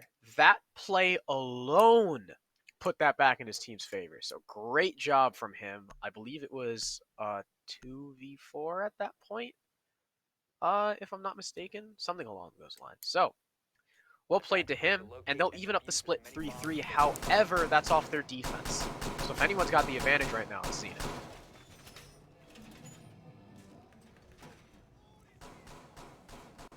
Well, with Zenith going downstairs and they have a 3-3 split, what are we going to see here out of them? I mean, they've got an interesting set. I mean, they've got not an interesting, but I'd say the only operator that I'm seeing that kind of sets apart from the rest is the Bandit being brought by side. Could see it being placed on the main wall, but I don't know if it's really going to be that useful because in most cases it's just going to be EMP'd, and tricking a triple wall is not easy. It's possible, but it's not easy, and maybe it could be side going for the trick. And honestly, if he manages to hit the trick, it's going to be massive for Zenith. Did a Goyo Shield just get popped? I just heard, yes. Oh no. Well, that's not a good start. Yeah. Whoops. I don't know. Unfortunate on the side of Zenith. I think what was funny about last round too is Mr. B tricks the Thermites, then kills Thermite, gets the double, and then comes back to trick Hibana. That was that was really well played. So the Hibana will try to open the kitchen hatch. It doesn't look like there's any. No, there is an impact trick. He'll get 1. He'll get 1 off. 1 out of 4, or 1 out of 6. Sorry, that's like a 16. What is that? Like a 16% success rate or something. And he'll try again for the 3rd time. So, opting to go for the kitchen hatch rather than Moto. But, I mean, Poison still has 1 exothermic charge left, I believe, as Coffee will start us out onto Cordell. Coffee's 2nd entry frag in a row. He'll catch the Jaeger. And an early body off the board. Not the biggest utility pick. You've still got Matt Bonger on the Vigil as well for the roam. CJ playing the Necrox position in dirt with the smoke. Matt Bonger's actually all the way up in stock. And he could, I mean, if he can position himself in kitchen, he could make a play, but there's a Claymore right now stopping him. And there's 3 people stacked in dirt, as a matter of fact. I don't know who it is, but there's 3 currently being stuck by the smoke. And speaking of the smoke, Mr. B will find him. That's now dirt control in the hands of the attack. So well played so far to Original, finding the first 2 opening picks and nothing back from Zenith just yet. But as I say that, it's Jarden to find Mr. B. The Hibana will finally be felled. Who's got to read about the 2 players in dirt. It appears to be, one appears to be the Sledge, like the other might be Proco, I believe. Jarden's in a pretty sticky situation. He'll take a little bit of damage as the Vigil will start his flank. Matt Bonger, left flank will work. He'll get poison and he'll take out Coffee as well. Both those top players go down to the flank of the Vigil, and now that's diffuser control in his hands as well. Yes, he's lit up, but that's all you can really ask for a Vigil in that position. He's made his impact on the round. His side finds Red Dog. It's all up to Proco. He finds a nice flick on the Vigil, but still a 1v2 at below half HP. He'll be felled at the hands of the TCSG, and Zenith will take round number 7. Nice flank there from the Vigil. I mean, aggressiveness from Zenith working out. We see them kind of manifest a little bit of a passive playstyle over these past few maps, but this time around it seems like they're going in guns blazing, and definitely worked out that time. They're in the lead now. This is the first time we've seen them have a lead, and I think, like, usually whenever 6 rounds are played, once the half is done, I don't think Zenith have been in the lead yet at all. Zenith at the end of a half, they've not. I think it was two. It was 2 times. It was Villa and now in Clubhouse that they've been Villa? it's been a 3-3 split, right? Yeah, Villa was 3-3 at the half. Consulate was 4-2 for Original. 4-2 in favor of Original. So Yeah. Zenith being up right now is different. We haven't seen it yet. We haven't seen Zenith be Yeah, up the at this last point in time- the game. The last time they were in the lead was on Consulate on round 6, 7, 8, 9, on round 11. Was the last time they were in the lead. So it's been a little bit. Original have held the lead pretty firm. Yeah. Boy. They'll go to Cash next. Again, bring the Goyo on Jarden. Matt Bonger on Valkyrie is a bit of a different pick. I don't think we saw Valkyrie much at all from Original, actually. If I'm not mistaken. Valkyrie was brought by Original, but I'm not sure. It was banned on It was only Consulate. like once or twice. I think it was banned on Villa at some point. No, I mean on Clubhouse. In specific. Oh yeah, in Clubhouse, yeah, it was just Proco, I think once or twice. Something like that. Well, the garage wall will fall to the hands of the Hibana. That's early entry in there. Oh, that sucks. You got that little piece kind of sticking out on the top. We'll drone out to make sure that, yes, there is a shield covering the bandit. So, is there an ADS covering it, though? That's the question. Or can Proco just go ahead and use his impact to take it out? But, I mean, it doesn't matter if there's an ADS covering it because Coffee's on his way with the EMPs, and that should dispatch it anyway. So they'll EMP it. Then they'll... I hope they destroyed it first. Yep, they did. So the stun lock on side going to work out. And that is how you stun lock Zofia. And the retreat going to be covered by Proco. Excellent frag there, taking the bandit out. And the wall breach goes down. Fast, too.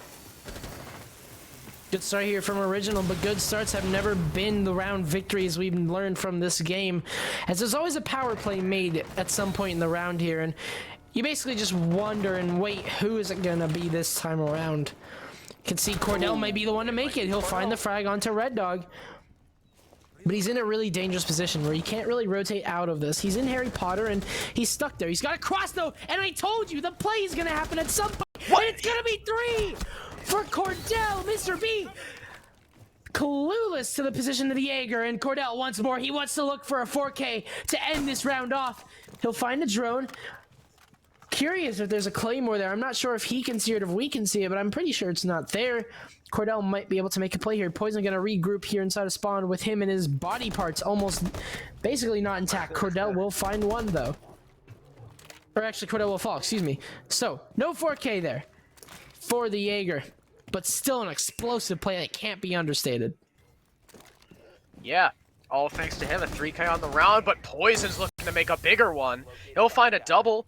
Not a lot of damage being done to him either. Peeking around, though, by the garage window, it's CJ to shut down the clutch from Poison. And they will take an even further lead on Clubhouse. They're now up 5-3. No rounds being found by Original since the side switch as we move on to round number 9. But now Zenith will have to go to Gym Bedroom. Typically, the advantageous site for the attack. We saw it was, that was where Original's first loss came, was on Gym. and that gym victory actually allowed Zenith to string their 3-round wins in a row. So if Zenith lose here, could Original do what Zenith did to them and mount a little bit of momentum? It's been all about frags. It's been all about these plays, these power plays. Sometimes teams advise. Sometimes whenever it comes to strats and whenever it comes to your IGL, sometimes teams advise, the IGL advises your players to be like, oh, don't make a play. Just play safe. Don't make a play. It's been all these plays that are being made. It's been the call that's like, yeah, make a play. That's been winning rounds for both sides. Right now, it's Zenith for sure. Zenith are the ones that have been winning rounds. But Original, without a response, they're on the attack. This could be the map. This could be the site to do it, as they are in a very tertiary site. Maybe this could be Zenith going to uncomfortable grounds. Maybe Original attacking a little bit of a weaker bomb site. Maybe not. Maybe we're going to match point, and maybe Zenith are taking us to coastline, which should be very interesting. Yeah. We'll have to see. I've seen Original on Coastline, and they are very scary. But who knows? Maybe Zenith have something up their sleeves, as we are, again, not too familiar with this squad. So this is kind of a learning process for both of us. Praco, you saw earlier when we flashed the scoreboard, in 8 rounds, Praco is on 11 frags. Matt Bonger on 10. And Matt Bonger, yet again, consistently top fragging for Zenith. And I think that not only, it's not just that he's on double digits, it's that he's been the first man on his team on double digits in all 3 maps. That is what you want from your star fragger. You want that consistency, and he's definitely been on point. Where did that first EMP? Did he? I don't know where he chucked it, but Side will again get stun locked, though not caught on the retreat, so a little better from him. Won't be found, but Poison gets that breach down. There it is, a minute in, and they have Jacuzzi wall control.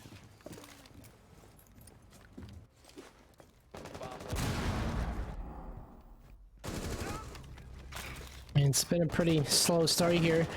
Red Dog opening frag on the CJ as expected. I mean, Original have been getting a lot of opening frags here, and they actually will be too. So now a play is being made. Oh, never mind. Red Dog going absolutely crazy. It's going to be a push off of this as well, but Jordan has a shotgun. Doesn't matter. It'll be challenged and won. Gunfight after gunfight's being won and lost. Red Dog has 4 kills. For Christ's sakes, let the man breathe. Original with an explosion of a rush. They'll take a round that they desperately needed. Yeah, wow. Insane plays from Red Dog. I believe a 4K on the sledge. Just is busting in. They just walked in and killed everyone, and that's all that round kind of mounted up to. Like, there's not a lot to say. It was Original opened the wall. Red Dog found an opening pick, and Mr. B said, hey, let's just go. And that's what they did. And Red Dog found 4. So, excellent play from him. He had a very shaky first half, but he seems to be waking up now, as Zenith will opt to rotate off Jim, the smart play, and they'll go back down to Church, which they played once, they won once, due to a fantastic kitchen flank by none other than Matt Bonger, finding those 2 kills upstairs. It was just kind of a stall out by that last player. Red Dog with that 4K has now put himself up to 6 and 8. And yeah, Zenith though still hold the advantage. That you can put an ADS there. Okay. Yes. I know that. But yes, Zenith's still in the advantage though. I'm again. They're on defense, so unless we see another 3-3 split, this could be Coastline in just a couple rounds.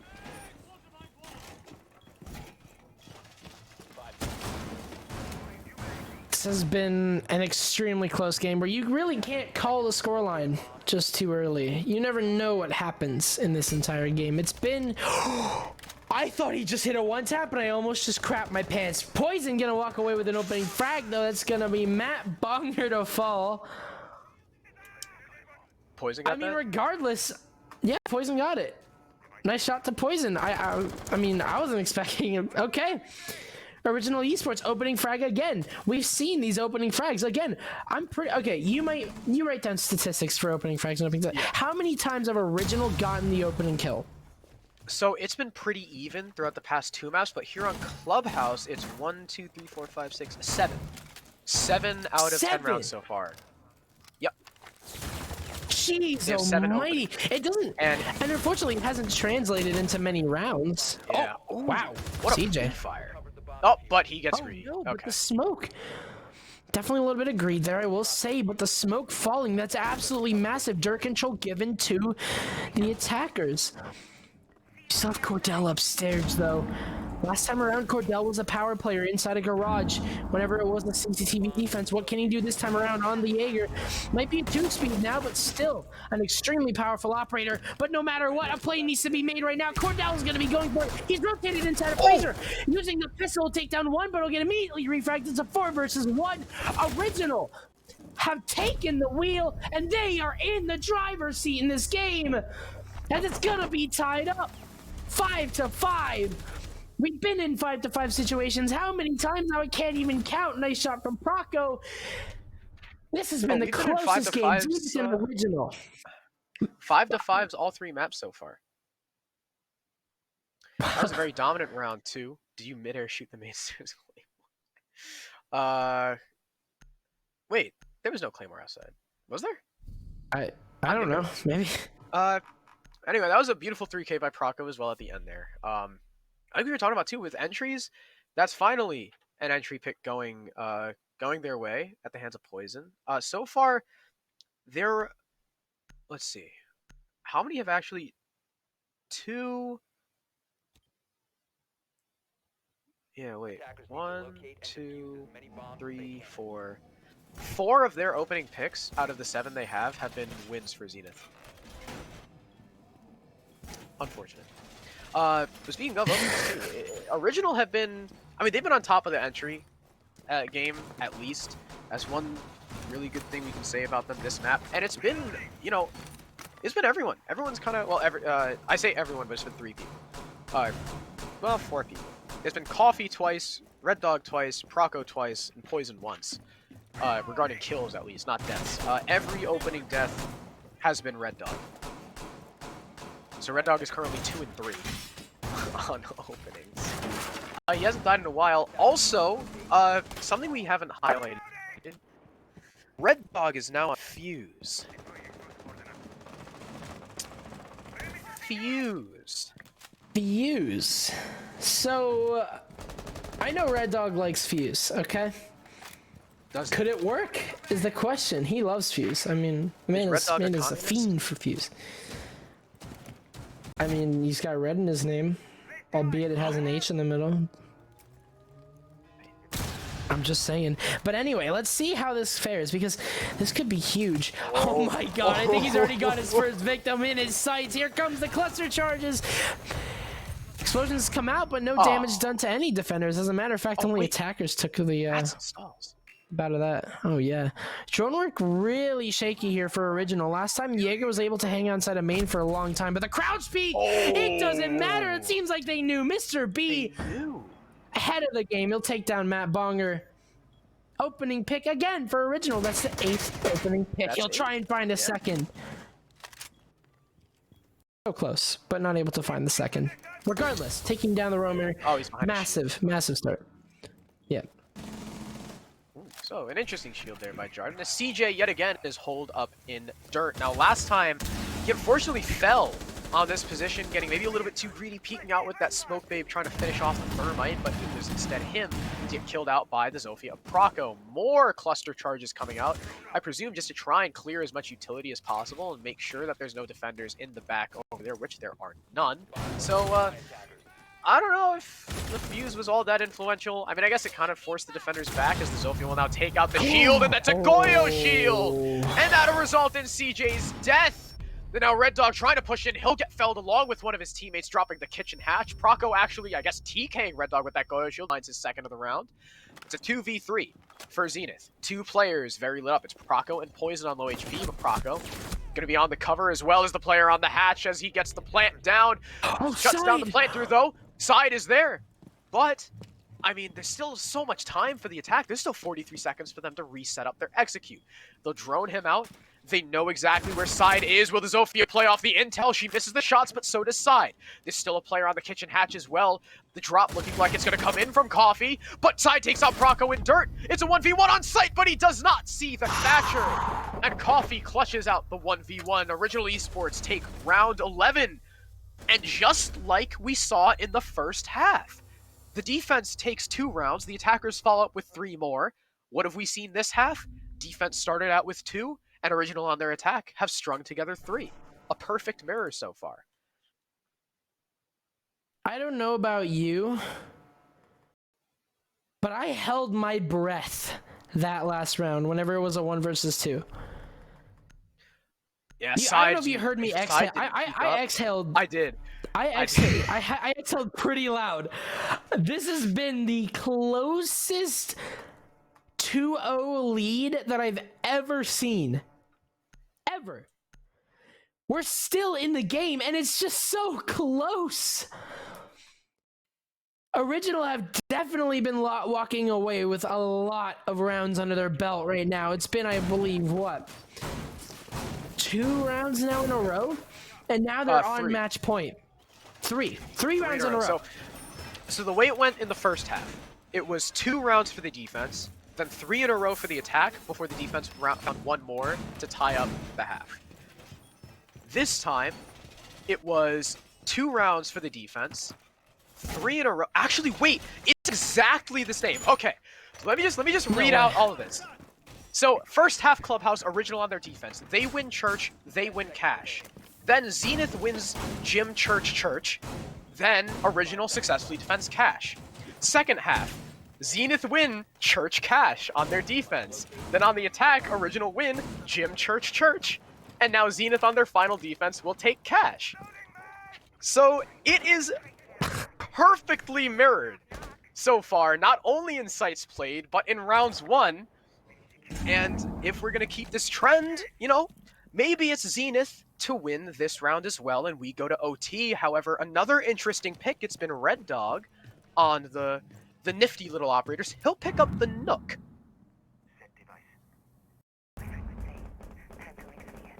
No opening frag just yet, but it looks like Matt wants to make a play. He'll take down the Hibana. On a site like this where every piece of hard breach utility counts, that's a huge kill going in the way of Matt Bonger. We will see an opening frag on the side of Zenith, and it's a massive one at that. As Original first lose opening their frag for him in a Hibana. while. That is the first opening frag after 7 straight opening deaths for Zenith. So they're able to find one back. Bonger is currently in Strip Club. Red Dog doesn't know, so he's just going to make his way up main, but the flank operator herself could get flanked by Matt Bonger if Red Dog continues to stick here with no intel. He's going to go back on that HEL as Jarden finds Coffee. Red Dog needs to hear Matt Bonger below, though, and Zenith are poised to take this defensive round. It's a 5v3 with the breach still closed. Proco takes about 50 points of damage as well, but there's Red Dog coming in for the flank. Gonna activate the Hell Presence Reductor, moving in very slowly, hitting the sprint button. He's able to just push into sight. Can he find the bandit? What the heck? He's got to peek around. He'll pick him off, but Jarden refrags. He finds 2. Another on Cardella. 3K for Red Dog. Walking into sight and taking out 3 on the Nook with the FMG9, but it's his teammate to fall. The 3rd kill for Jarden on the Goyo. Red Dog will have to ace, but no! He's felled by Matt Bonger. And Zenith will take the Cash defense. Perfectly mirrored sides from both these teams as we now head into overtime. This has been the closest game I've casted this entire year. Original. So close, but no cigar. Zenith, excellent defense. I'm surprised they let Red Dog in, but it just goes to show that no matter what happens, a play can be made by one team or another. It's never the be-all, end-all. There's always a clutch waiting around the corner, or a play made by one player just sitting right there. This has just been an excellent show of skill, of personal skill, and both also teams. teamwork. And Original have nothing to lose. They are disbanding after this. This is their last time as a team together, and that being the league. To locate and defuse bomb. They're putting all the cards on the table. They want this victory more than anything else, so they can get a piece of the prize pool. Because if they win this, they're guaranteeing first or second place, which means you're guaranteeing a piece of the prize pool. We're going to overtime defense. Original have the defense. This could be an advantageous side for Original, but honestly, one can't even guess what side is advantageous anymore.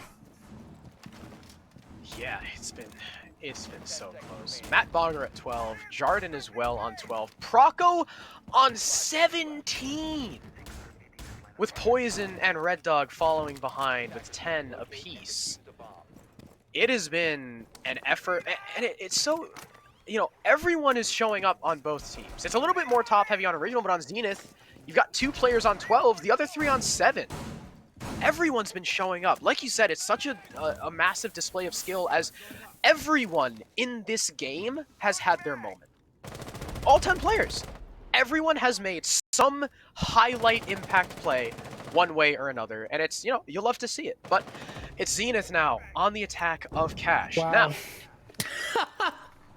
I guess that's a Proco thing to do. That must have been an amazing shot, because Proco will throw out the good night in chat and take off Cordell. And was that another bandit trick?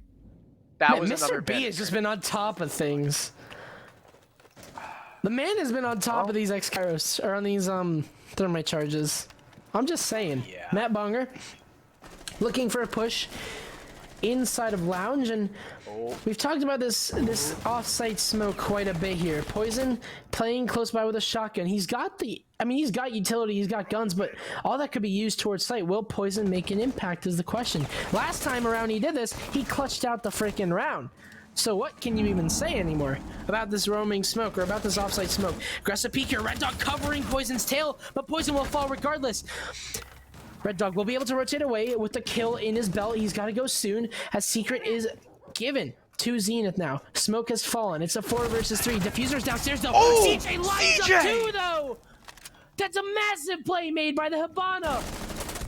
As moving up the red stairs, What? the diffuser's going to be in the hands of Coffee. It's a 2 versus 2. In comes the Hibana, taken down by Mr. B, and it's match point and series point for Original as Coffee finds side. This has been a close game between both Zenith and Original, putting out the best of the— Wow. What was that?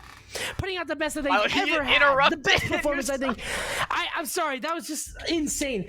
The best performance we've seen from Original, and probably the best we've ever seen from Zenith. It all comes down to this. We're on overtime. Last time Original were able to shut it out, albeit at round 15, but now they have the chance to close it out at round 14. Can they do it is the question. Oh, yeah. It is all up to Zenith to try and take us to max OT. 7-6 Original. They'll see if they can do it on their cash defense. It worked out for Original, and it worked out for them last time they played it. Actually, both times. Actually, every time both of these teams have played cash, they've won it. So, it's 100% win rate all across the board, so this is probably Zenith's best chance to try and bring this to max OT. And that round as well, you saw why they pushed red stairs. They lost their Zoth, and they were like, yeah, we can't get that wall open. They were forced to just kind of run in and you know, take what they could get. It didn't work out. Again, the Goyo going to be brought from Jarden. Last time we saw him on this operator, he got a big 3K to shut down Red Dog's own 3K, who is no longer on Nook. He's picked up the sledge again. A Goyo shield to protect the bandit.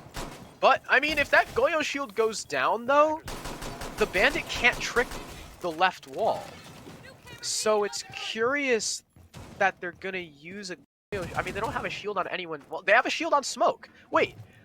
They have a Smoke shield. Why not use that in that position? Because if that Goyo shield goes down, I don't think you can trick the left wall, and then that's essentially a free thermite charge. Huh. And honestly, if Original can read into that, that could be massive, but it seems like they might have other ideas, as it looks like we're poised to see a construction push, a full construction push. No CC wall opening. Red Dog gonna allow Proco in for the entry. This is gonna be pretty slow. Matt actually has a huge position though. He can deny any thermite charges going down that wall, X-Kairos going down the wall, if he plays there. He could be the lone man contesting this, but he's gonna rotate off of it. I don't think he knows that it's a... Oh, it looks like he might be going for a flank up main. I'm really not sure what's happening with him. We'll have to check back on him later, as he could be a playmaker that you definitely can't forget about. Red Dog has a... He's holding a flank position, but look at this. Original have made their way into the site. Flashbang, the occasional miss. Gonna stall out a little bit of time here, but Cordell has intel now. So does Matt. They're looking to make a play and pinch Original out of this construction position. Impacts and flashes coming through. Nades going around everywhere. Poison's well aware of a possibility of someone playing stage, but that stage player in Matt Bonger is actually positioned up main. You have to be careful of this. Croco gonna find the opening. He'll take down Jarden. There goes your Goyo. There goes your TCSG with C4. All gone. Fucking popped in the distance. Matt looking for this flank. He could find a huge position here if nobody's careful. Oh! Here he comes. We'll find one. But nobody else is home to actually get that. It's gonna be a refrag here, but Proco will get traded out. 3 versus 3. CJ looking to retake construction. He'll do so as the rest of Original rotate over to CC. A very curious, basically reversed push here from Original, as instead of taking CC wall control first and then taking construction later, they've taken construction now, and CC wall will fall now. Interesting is definitely a word. 30 seconds remain. Execute on the table here for Original. It's a 3 versus 3. You can't forget. Oh, CJ! A beautiful shot. He'll take down Poison. That right no there could've just diffuser shut in down the hands of entire Original. attack. And I was gonna say that. Yeah, I mean, this is huge. You've lost the diffuser now. Time is ticking away. But Mr. B will take down CJ. It's a 2 versus 2. Positions still in the hands of Zenith though. Crossfire is established. 10 seconds remaining. The clock is running down. Cordell inside on the trade on the crossfire, and it will be Cordell. My heart is racing. We're still going, and this is just map 3. How? Oh my God! This is insane. This is crazy. We're all the way to round number 15. Original have the defense this time around. They might not be that favorable in the attack, but now on the defense, can they do it? Can they lock it out? We're going down to Church. Mira Strat going to be brought by Proco. It's had some interesting results on Clubhouse. What's going to happen now on the final round? Oh, the last round of Clubhouse. Man, I am excited. This is easily one of the crazy. best games I've ever casted. Oh, and it all comes down to this: the basement site. Something interesting to note about the basement site: it had a it's only got a 33% win rate.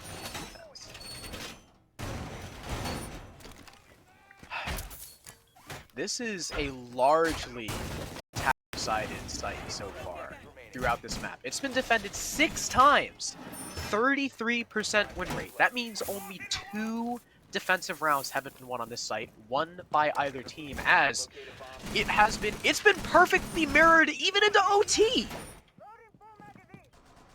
as each team won their respective cash defenses. This is the first time I think I've ever seen a 100% perfectly mirrored match.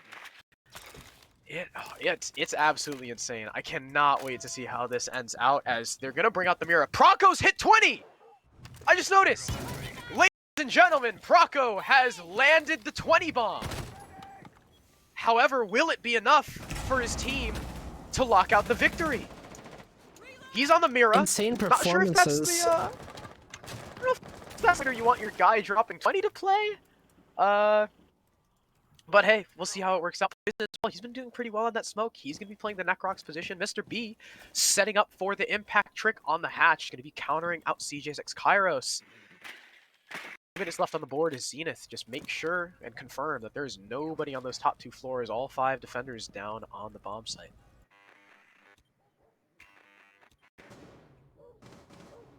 Well, kills all across the board. I mean, you said it Proco with 20. I mean, everyone's finding their kills. Seems like it is going to be another blue take here. Cordell has to be careful, obviously. It's a mirror window. You can't just simply peek one. I could be proven wrong, though, as it's happened quite a bit this game. Ash charge, looking to deter. C4 from Proco, that's his 21st. He'll take down CJ. We just keep counting. Opening frag again by Original. I mean, God, what was that? The 9th opening frag now by Original? Maybe 10th? So many opening frags here on the side of Original. 8, 9, 10, 11. 11th opening frag by Original. Yep. And you'd think that like that leads you to victory, but obviously we're all evened out on overtime. My heart is popping right now as it seems like Zenith is going to be going for a blue take. From Matt Bonger, remember? This is the position that won them that defense. When he just sprinted into blue, challenged the mirror window and won. But Proco is on the cross. However, it's up to Cordell to cover. He's going to hit a goo mine, so they know he's pushing down by Oil Pit, as there's only 40 seconds left on the clock through the smoke! The Zofia gets felled, there's trades across the board, we're at a 4 versus 2 as Red Dog finds another! And the Thatcher goes down! Red Dog going huge! Original Esports taking in Max OT yet again! And they'll close out the 3-0 victory for the Raven Conference in UPL! And they'll move on to the grand finals against the winner of Ancients Gaming and Halfway Crooks. What a fantastic series by both of those teams, and what a dominant round for Original to end us off on. Original have guaranteed themselves money. They are a team that is practically disbanding within a week's time, and they're going to the grand finals. They'll represent the Rogue Conference, the Raven Conference. They'll represent the Raven Conference with a 3-0 victory against Zenith. Absolutely massive performances from both sides. Zenith playing the game of their life, Original playing the game of their life, and this team that have been together for quite some time. They haven't seen enough success, but this might be the time. Original Esports, make it to your grand finals. And our Rogue Conference finals are coming up here just very shortly. But that's been it for me and Crow. Thank you so much to both Impulse and Yeti for being behind the productions.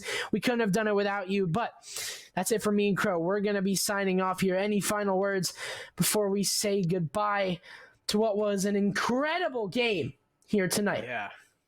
I just want to say that, wow, well played to both these teams. I'm not gonna lie, I'm sad it's over. I'm kind of sad that was a 3-0, dude. I wanted to go to Coastline really badly, and Cafe. Those would have been excellent maps to watch. That was just so close. Well played by both teams, especially that last round, man.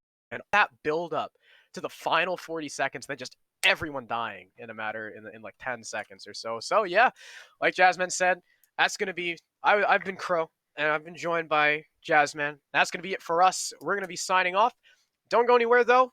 In just a bit, we will have the Rogue Conference Finals. It'll be 2 different casters. I'm not sure who they're getting for that, but it'll be Ancients Gaming versus Halfway Crooks. The winner of that going to face Original Esports in the finals. Thank you everyone for tuning in and watching. Thank you for the players for putting up such a fantastic game. Have a very good night.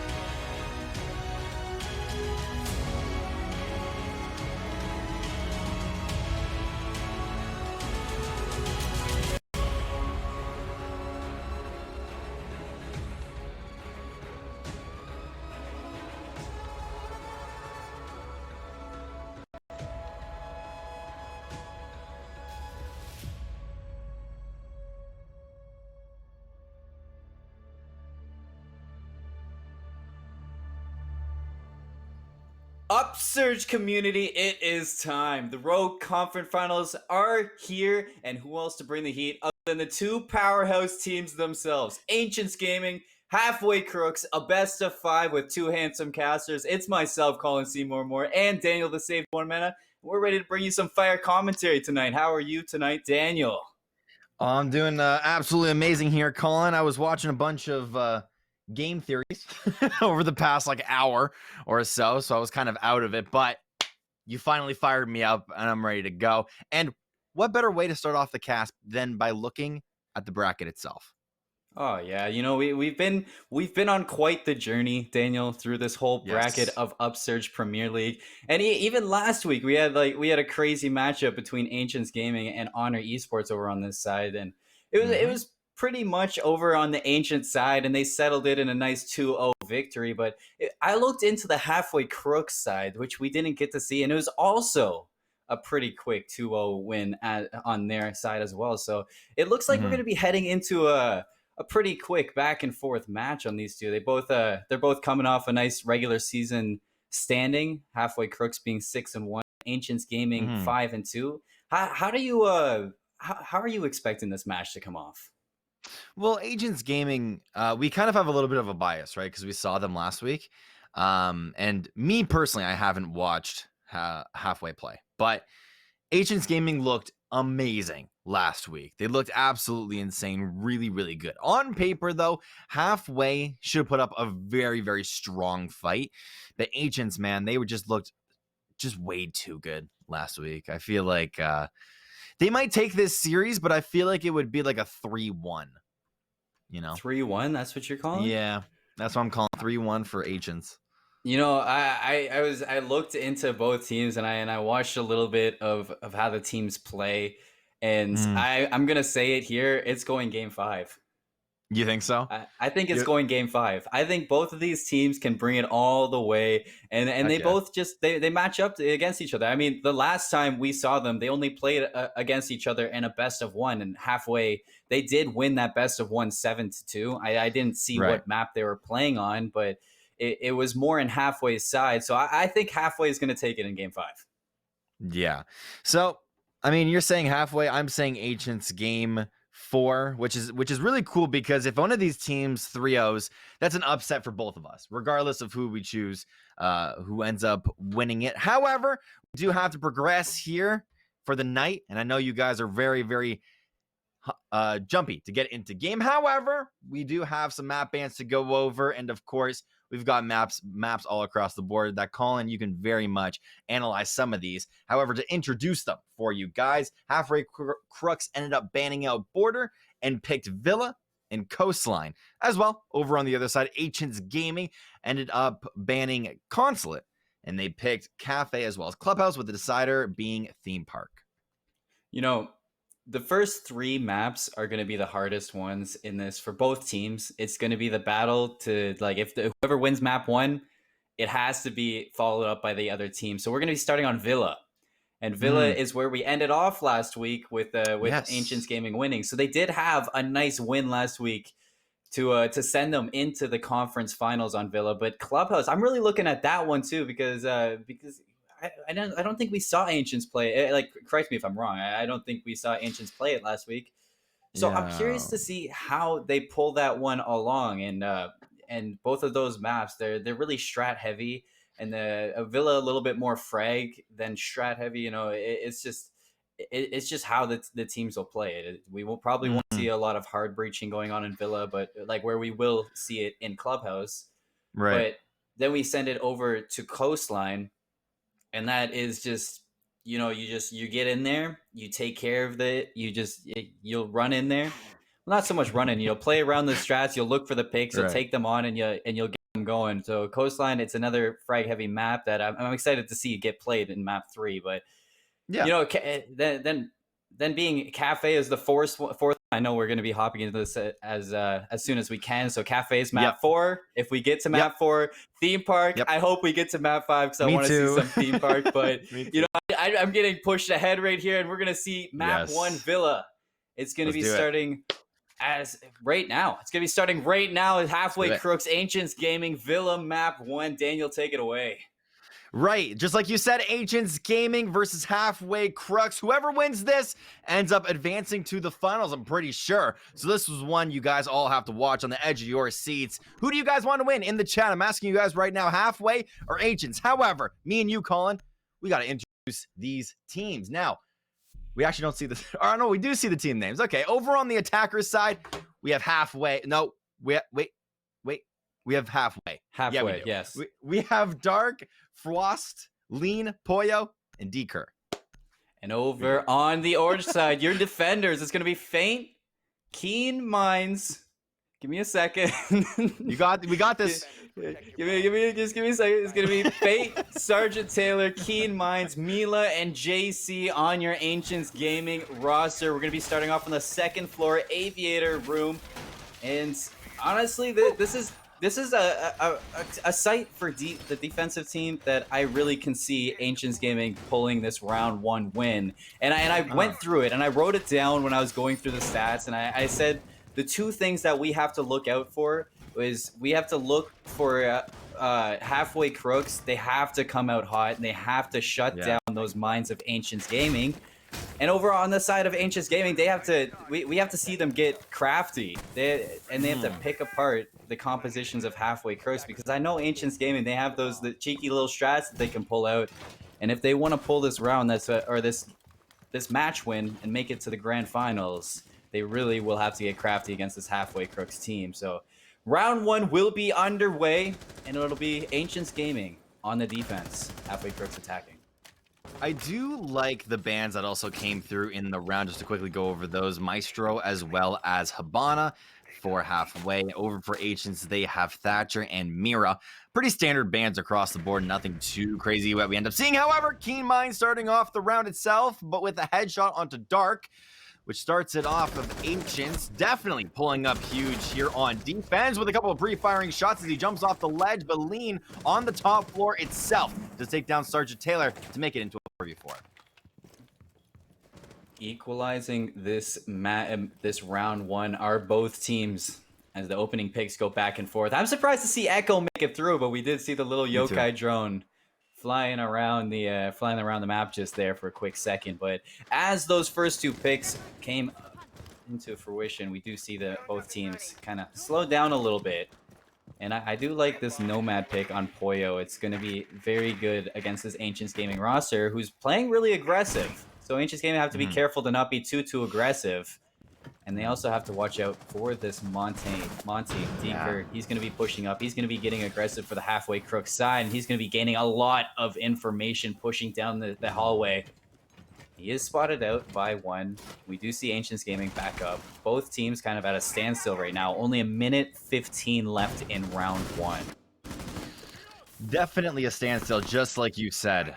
And it's going to take a little bit of time for both of these teams to get into the room. However, 2 minutes have already gone down on the clock, and there's still 1 minute remaining. Now, we have to watch out for the entry fraggers, which is going to be Montaigne at some point as he starts to slowly walk in. As well, smoke does go down on the left-hand side. And a return smoke over by Ancients. But nothing too crazy going on just yet. The 2 picks went on very early on in the round itself. And no kills have gone back and forth, which is definitely very weird to see. But at some point, Halfway have to enter this building.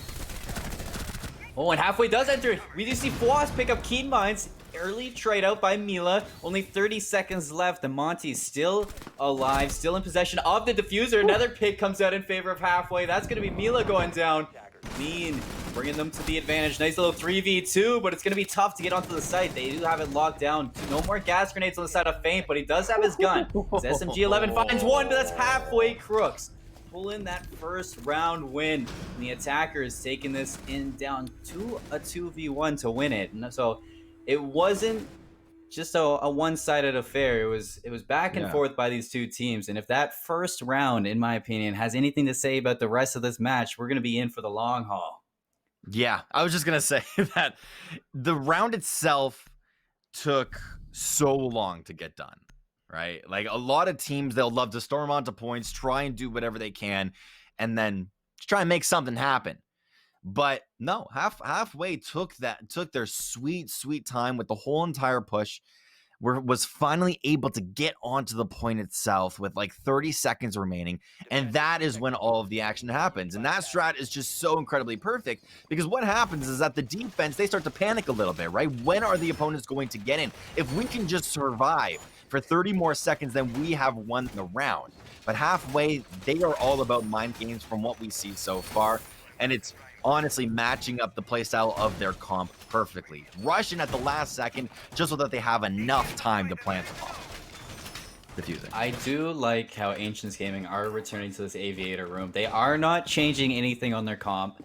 They're going to be running it right back, trying again just like last time. And I can see it working. You know, it wasn't that it didn't work. It was just a few unfortunate things that went in the favor of Halfway Crooks. You know, just timing is off. I think Ancients Gaming can pull this back, make it a 1-1 win or a round win. But we have to really see that aggression come into effect on Ancients Gaming. They have to start getting value on the position that they're playing in, because Halfway Crooks, they were getting those early picks, and that did get traded out, but those early picks were going in favor of Halfway Crooks, and it was giving them a lot of space to work with. So now, how will Ancients Gaming follow up with the same composition that they did last time? It's going to be hard. However, they did get the beginning round pick, right? That was the one thing we have to think about, is that it ended up going 1-for-1. So the potential of Ancients' defense is there.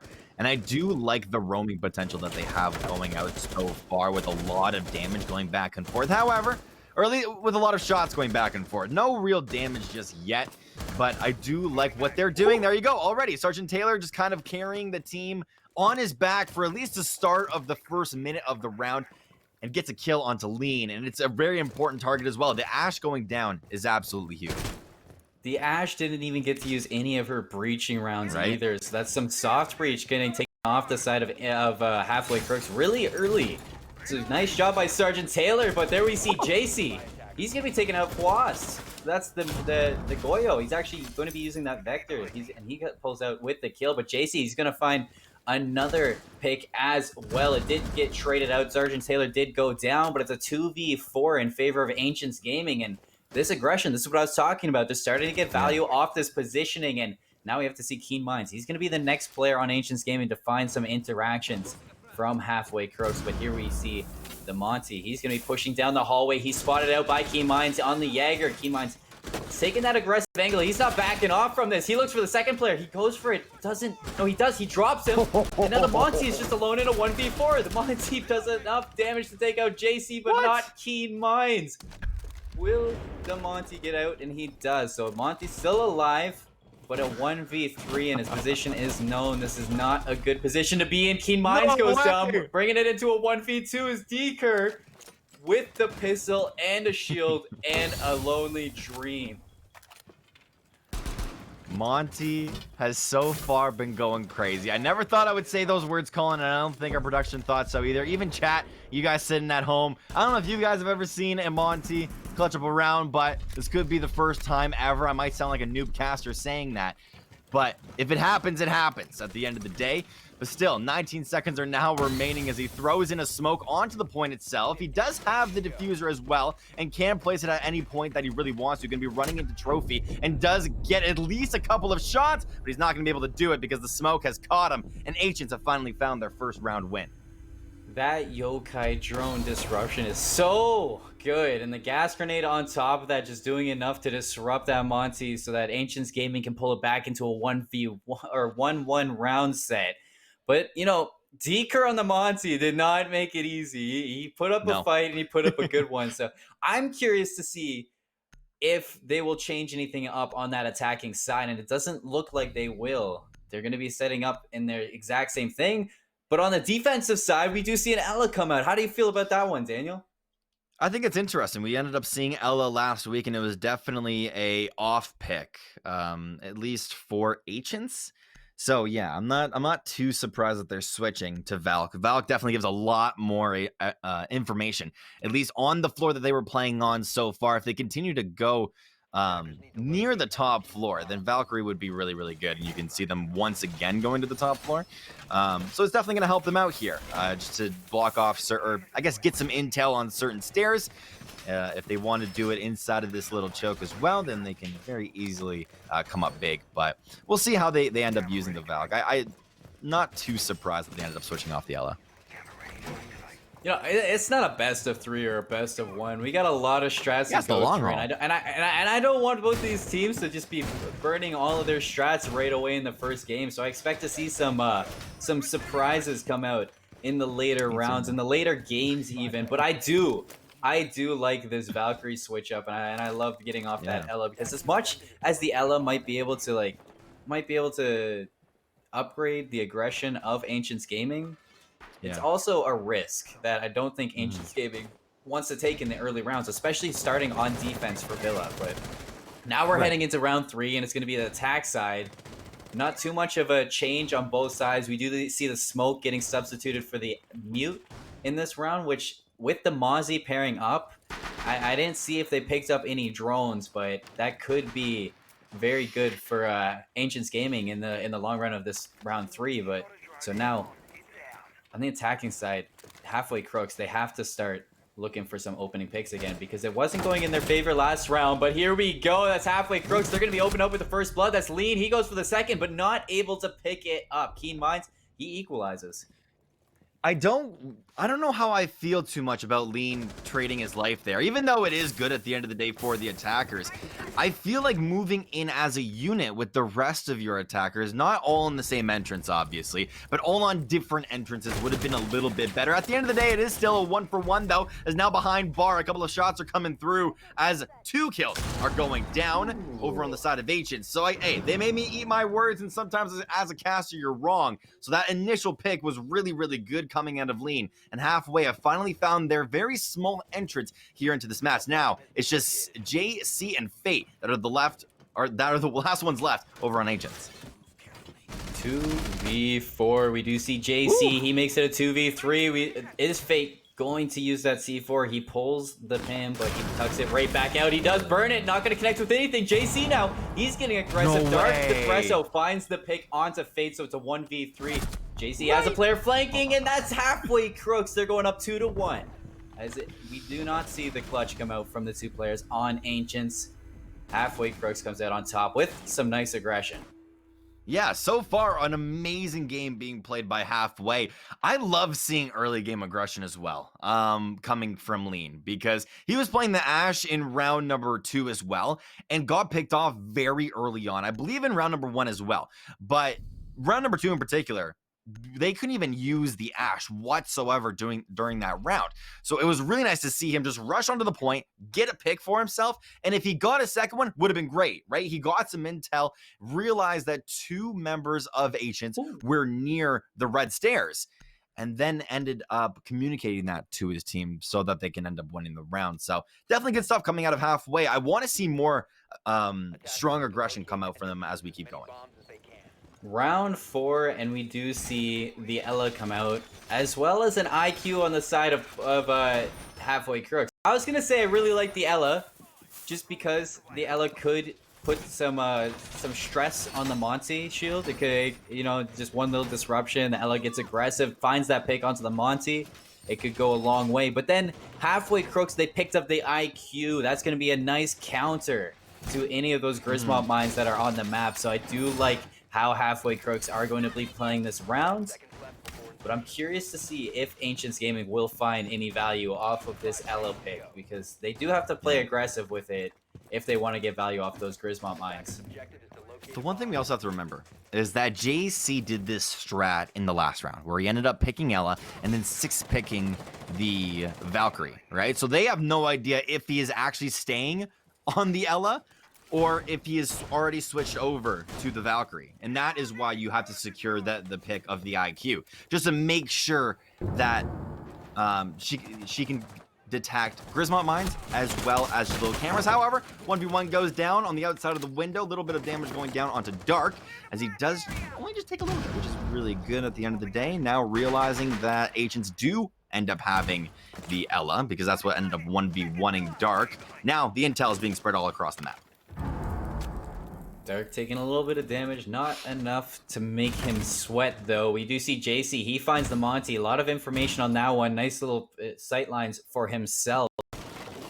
But on the attack, halfway crooks are entering this building at separate angles, which is really good to spread out and search for clues. But what a nade from Depresso!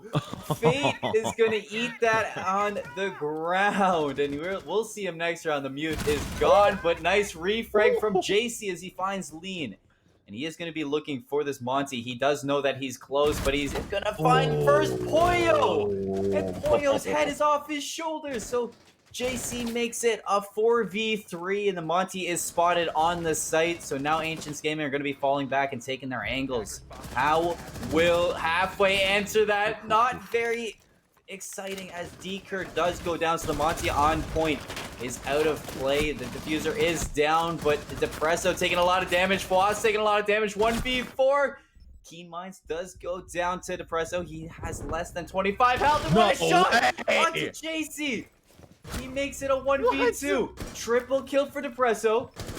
Both players are spread out. Sergeant Taylor very low on health. Mila on full health. This is going to be a mountain to climb, but you have 60 seconds if you are Depresso. He has the diffuser in hand. He has recovered it. He's pre-firing every corner that he can find, that he can see. There is a player sitting on both sites, though, so Ancients Gaming does have the proper spread on these bomb sites. Yeah, with a 2v1 going down, Depresso, just like you said, has to pre-fire all of these angles. He doesn't want anything disrupting him throughout this whole entire push. However, does see some shots go down here in the corridor. Over on the A site as well, there is one player that is just sitting in prone, but a 1v1 is going currently down inside of trophy room, trying to predict where his opponent is going to go is the big key. It's not going to matter. He was on 15 HP. Such low HP itself, and Mila closes the round. That I was like, okay, Ancients Gaming, they gave that round. They have that, and then Depresso just hits that nasty shot onto Keen Minds and JC. He flicked. I didn't even see JC on his screen, and he died. That was absolute clutch moments from halfway, but equalizing in rounds is Ancients Gaming as they do take round 4. So it's 2-2. And we're going to see JC head back onto the Goyo as they go back to the Aviator room. Do you want to see anything change up in these matches, in this rounds? This is where they ended up losing their first round. They also ended up winning this site as well. What difference did it make in the rounds where they ended up winning and losing was that Ancients, where they won, ended up playing very passive.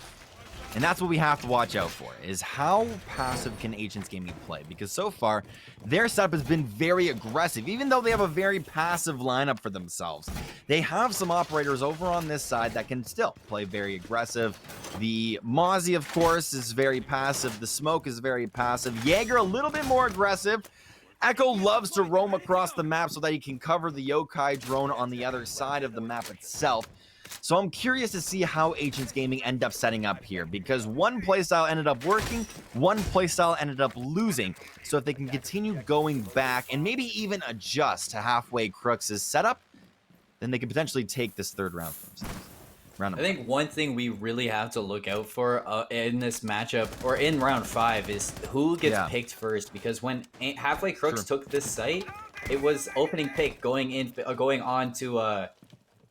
for halfway Crooks. They took out Sergeant Taylor, so that was a big pick in that first round, and it went on for them to take that first round win. So if they can pull that first pick, if you're halfway Crooks, it'll be a big play. But a lot of roam presence for Ancients Gaming, and they're going to be playing really close on either side of the map, playing close to the windows. But if you are halfway Crooks, weird. If you are halfway Crooks, there is a crazy glitch going on for a second where I only see the destruction of the cameras. But now we are hopping on with Keen Minds as he is going to be roaming around the site on those Jaeger legs. Yep, no one has gone down just yet, so guys, you did not miss anything. Of course, we ended up seeing static on our screen, but that was a little bit of a spectator glitch. But hey, kind of a spawn, not a spawn peak, but like Trying to peek outside of this window here, look onto the ledge.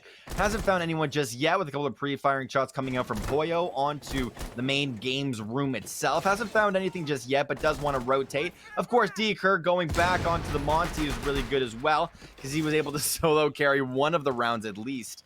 But now still looking at the round itself, not even pre-fire shots, but just a little bit of disruption going on to the Monty shield itself. As still, they are now waiting for their attack onto the main games room. I don't know if you noticed that, but the Yokai drone did go down. Sergeant Taylor got one, Sergeant Taylor got two. He used his nitro cell to almost found a third one, but it didn't happen. Fate on the other side of the map did take out Fwast, but it was Lean that did take out Sergeant Taylor. And 4-2, Lean taking a lot of damage. Eager going down from behind, halfway crushed on their back foot. And it looks like Ancient's game is going to go up and take the lead for the first time in this matchup.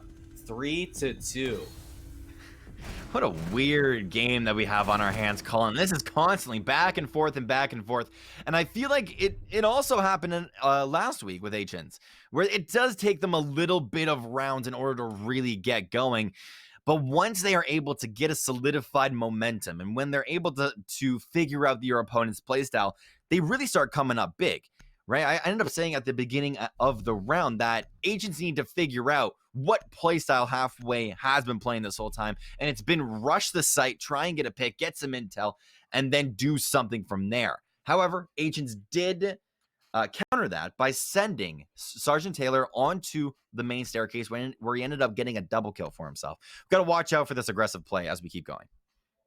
It's a little bit of an interesting pick over on the Halfway side. They picked out Dokkaebi instead of the on the 6th pick for the Monty, and I can't see where they're coming at with that Dokkaebi pick. You know, they want that semi-auto assault rifle, the smoke grenades even to get into the site for the long range shots that Dokkaebi can put in.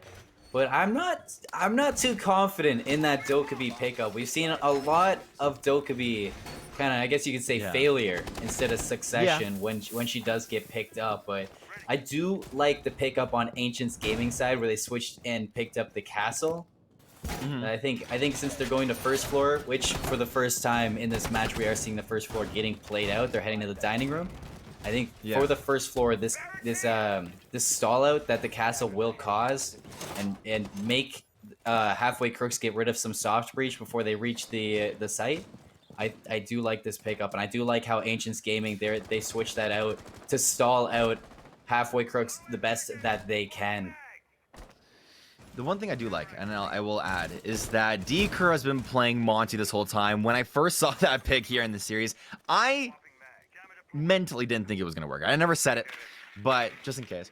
However, Deker has been pulling out these weird picks, and if this weird pick type of style is going to continue, Dokkaebi is also a very weird operator, and the reason why we don't see her have too much success is because I think they're simply just playing her wrong, right? They're playing her way too aggressive. Dokkaebi is meant to stall out the round, get intel from a distance, not get picked off so that she can use her main ability, which is just calling people, right? However, first pick already going down. It's going to be on to Keen Minds as he does go down on red stairs. Not going to be picked up just yet, as now Lean is going to be the main fragger here of this team. Does also end up going down as well. 1-for-1 at the end of this trade, as JC does pick up one for himself. But to close off the topic, yeah, I think Dokkaebi is definitely one that we have to question, but Deker can definitely pull out some weird stuff.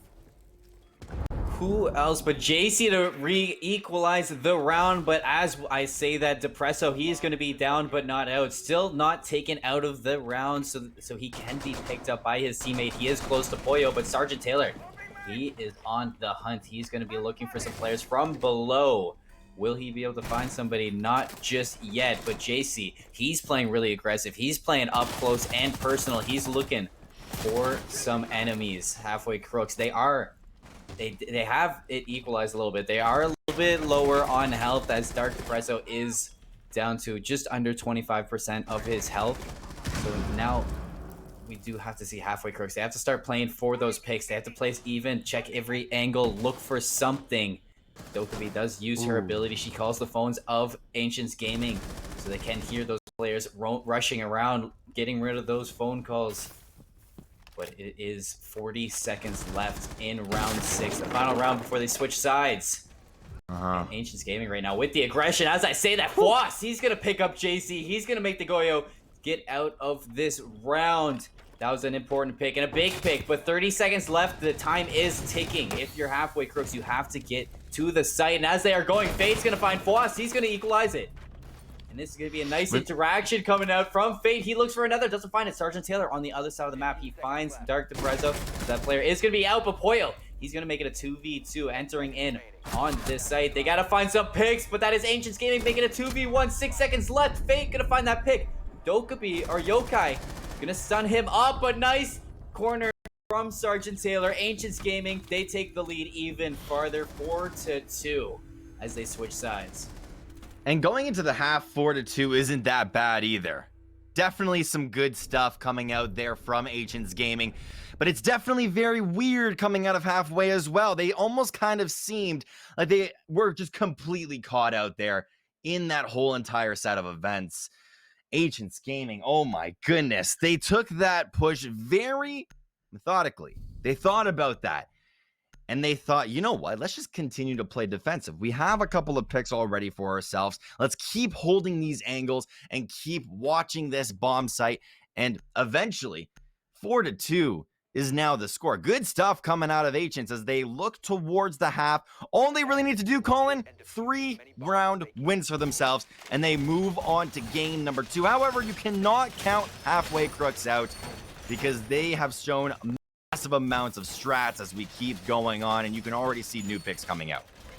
I am so confused with why some of these operators are being picked, but we do see the Alibi coming out over on Halfway Crooks, as well as the Wamai Jaeger combo. The Legion, he has made an appearance now, and Doc on Dark Depresso for this defensive setup on Halfway Crooks. I'm actually really excited to see how some of these play out. I love seeing Wamai and Jaeger get picked on this at the same rotation, but now we have the Alibi as well. Going to be causing some aggression for Poyo as he can play off of his prismas. I mean, he can play really tight in some corners and bait out some of his I guess you could, yeah, his prisma projections. Yeah. But over on the side of Ancients Gaming, we see a Ying come out and a Buck. I love the Buck pick. I'm kind of skeptical of the Ying pick. I know she's had a few changes to her, and she is going to have 2 smoke grenades on her, so it's going to be really good for breaking into some windows and breaking onto sites. But I'm really skeptical on that Ying pickup. I do think Halfway Crooks has the advantage in this round. She did end up getting buffed in the last patch, though, and she is very, very strong, right? She's awesome. I know that a lot of pros right now are also saying, just like, dude, remove Ying from the game because she is just so incredibly strong right now. We'll see exactly what they end up meaning because haven't really seen her in action too much. But as we jump into round number 7 already, the setup is coming out from these sides, but it's a very slow type of attack that Ancients are now currently taking for themselves, as Keen Minds does end up finding the first pick of the round itself, my bad, onto a key priority target. Dark ends up going down. Dark ends up going down. Advantage to Ancients Gaming early. And that's a dot play too, so no healing in favor of Halfway Crooks anymore. We do see Lean. He's playing pretty passive on this Legion. He's going to be playing the long angle, just slowly peeking up and down, trying to spot out any information for his teammates. Ancients Gaming, they're crowding, though. They're crowding around the site, and they look like they're going to be going for a B take, as there's only 2 players on Halfway Crooks that are there to defend, so Halfway Crooks are going to have quite the challenge in defending this. We do see some stuns going. Full flash onto Floss. He has to duck down behind the couches. He peeks up, doesn't find anybody. There was no aggression on Ancients after those flashes, but full flash onto the Halfway Crooks player Fwast is going to make him a little bit scared. Sergeant Taylor does get down but not out, but as I say that, Keen Minds and JC, they find 2. Crack open the site, and they take the advantage. 2 players left, that's Deeker and Poyo. They have to fight back, and they have to fight the picks, but as I say that, 1v5 is the last player standing. Is going to be the Halfway Crooks and Ancients Gaming. Flawless round. They, forget anything I said about the advantage over onto Halfway side. Ancients Gaming, 5-2. Yeah, coming up huge once again in that round. where you really start to see the potential of Agents and how they're able to get onto a site and just maneuver their way around, able to get a couple of picks to start off the round itself. But if you realized by 2:30 in the match, 2:30 left in the round, they were already in the building starting to make a bunch of noise, literally making so much noise on that top floor that I thought they were the defense. But I realized that there was a Buck on the team. There was an Ash right beside Sergeant Taylor. So I realized that they were starting to get into the building very early on, storm through that whole entire top floor, and take their 5th win here of this match. You know, I had a little bit. I was just a little bit curious, so I went and I looked at the patch notes again because I was curious to see what changed and what to look out for, and I forgot that they changed Jaeger. He's now a 2 armor, 2 speed instead of a 3 speed, 1 armor. Yeah. So he's been playing just like he normally has. I have seen no change really to how Jaeger's really playing, but I do like to see that he's still as consistent as ever. But this setup from Halfway Crooks, this looks like a defensive setup that makes sense. They have the Legion still, which, after his nerf, it's really more of just a comfort pick, in my opinion. I think that his Legion mines, they don't create as much of a panic as they used to, but they do take out the Echo, they take out the Castle, they return on the Jaeger again. But I really like this setup from Halfway Crooks and the changes that they made. And even over on the side of Ancients Gaming, they're running the same concept. If it works the first time, run it again. Right, exactly. And talking about your Jaeger pick, a lot of people on Twitter were also saying that a lot of operators in this game should be changed to a 2-2 because it doesn't make that much of a difference. Like in hindsight, having a little bit of extra movement speed, of course it does. Then you can rush a lot easier. But having a defender being a 3-2 is pretty scary if you think about it. And Jaeger is still being picked, right? His ADS is amazing utility to use. Being a roamer still is also really awesome. However, Frost is playing him very defensively, still sitting inside the bar area. But now as Agents are starting to get onto their balconies, they're looking for the entrances, and it's going to be starting with a couple of windows. Gaming, they're setting up, and it looks like they're setting up for an A push this time. It looks like they're going to be setting up to take the hallway and push in, but there's Lean, and he's playing on that Echo. He's playing on just a head glitch. He finds Keen Minds. That's Ash out of play, and that's a big pick. But you can see that Maverick, he's put a couple holes in the hard breach wall, or in the reinforced walls. So that's going to be some good sight lines for Ancients Gaming to push in, but they have to be careful because that Deeker, he has an excellent spot onto that. And he can find some angles onto that as well as Fwas too. So both teams have to be careful. And if we're going to see Lean just hold this angle, you have to be really, really careful if you're Ancients Gaming to push that, because you really have the disadvantage pushing into that angle. Yeah, it's definitely very hard, but as the round continues to go, Ancients Gaming are 1 member down, and just as I say that, there are 2 members down, Deeker as well as Sergeant Taylor. They're all getting picked apart like flies. They're all starting to fall apart as Halfway Crooks are going absolutely insane for the first time in a very, very long time, as the Ying drones do end up going out as well, trying to stun up some of her opponents over by the stairs, checking her corners as well, as Faith does grab one, and Ying also ends up going down. Now, in a 3v1 situation, Mila versus the world, what is IQ able to do? And so far, she's already taken down 2. Already taken down 2, and last week we did see Mila put in a lot of damage and clutch up a lot of rounds, so the potential is there. She's gonna be checking all the angles on the IQ, making sure that no stone is untouched. He peeks in there, and that's Halfway Crooks gonna find the round and pull it a little bit closer. 5-3, as they're still at a 2-round deficit. But here in the final kill cam, you see Dark Depressa playing that tight corner, playing those kind of pixel peaks and finding the kill to make it a 3-5 round differential. Into the first floor dining room, first floor kitchen, and I honestly, I feel like both teams when you win a round, you can see the cogs in the minds of the other team just turning, and they're instantly thinking of ways to counter that and ways to just improve, which I love to see, and it makes me excited for for the matches to come. Oh yeah, definitely.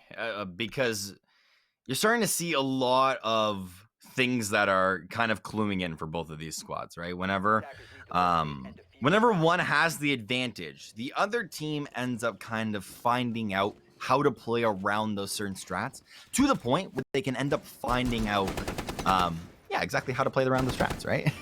And that's why we're kind of at this point in the Rogue Conference Finals, right? These are the best of the best teams. They have played through multiple best of threes. They played through multiple games in the regular season itself.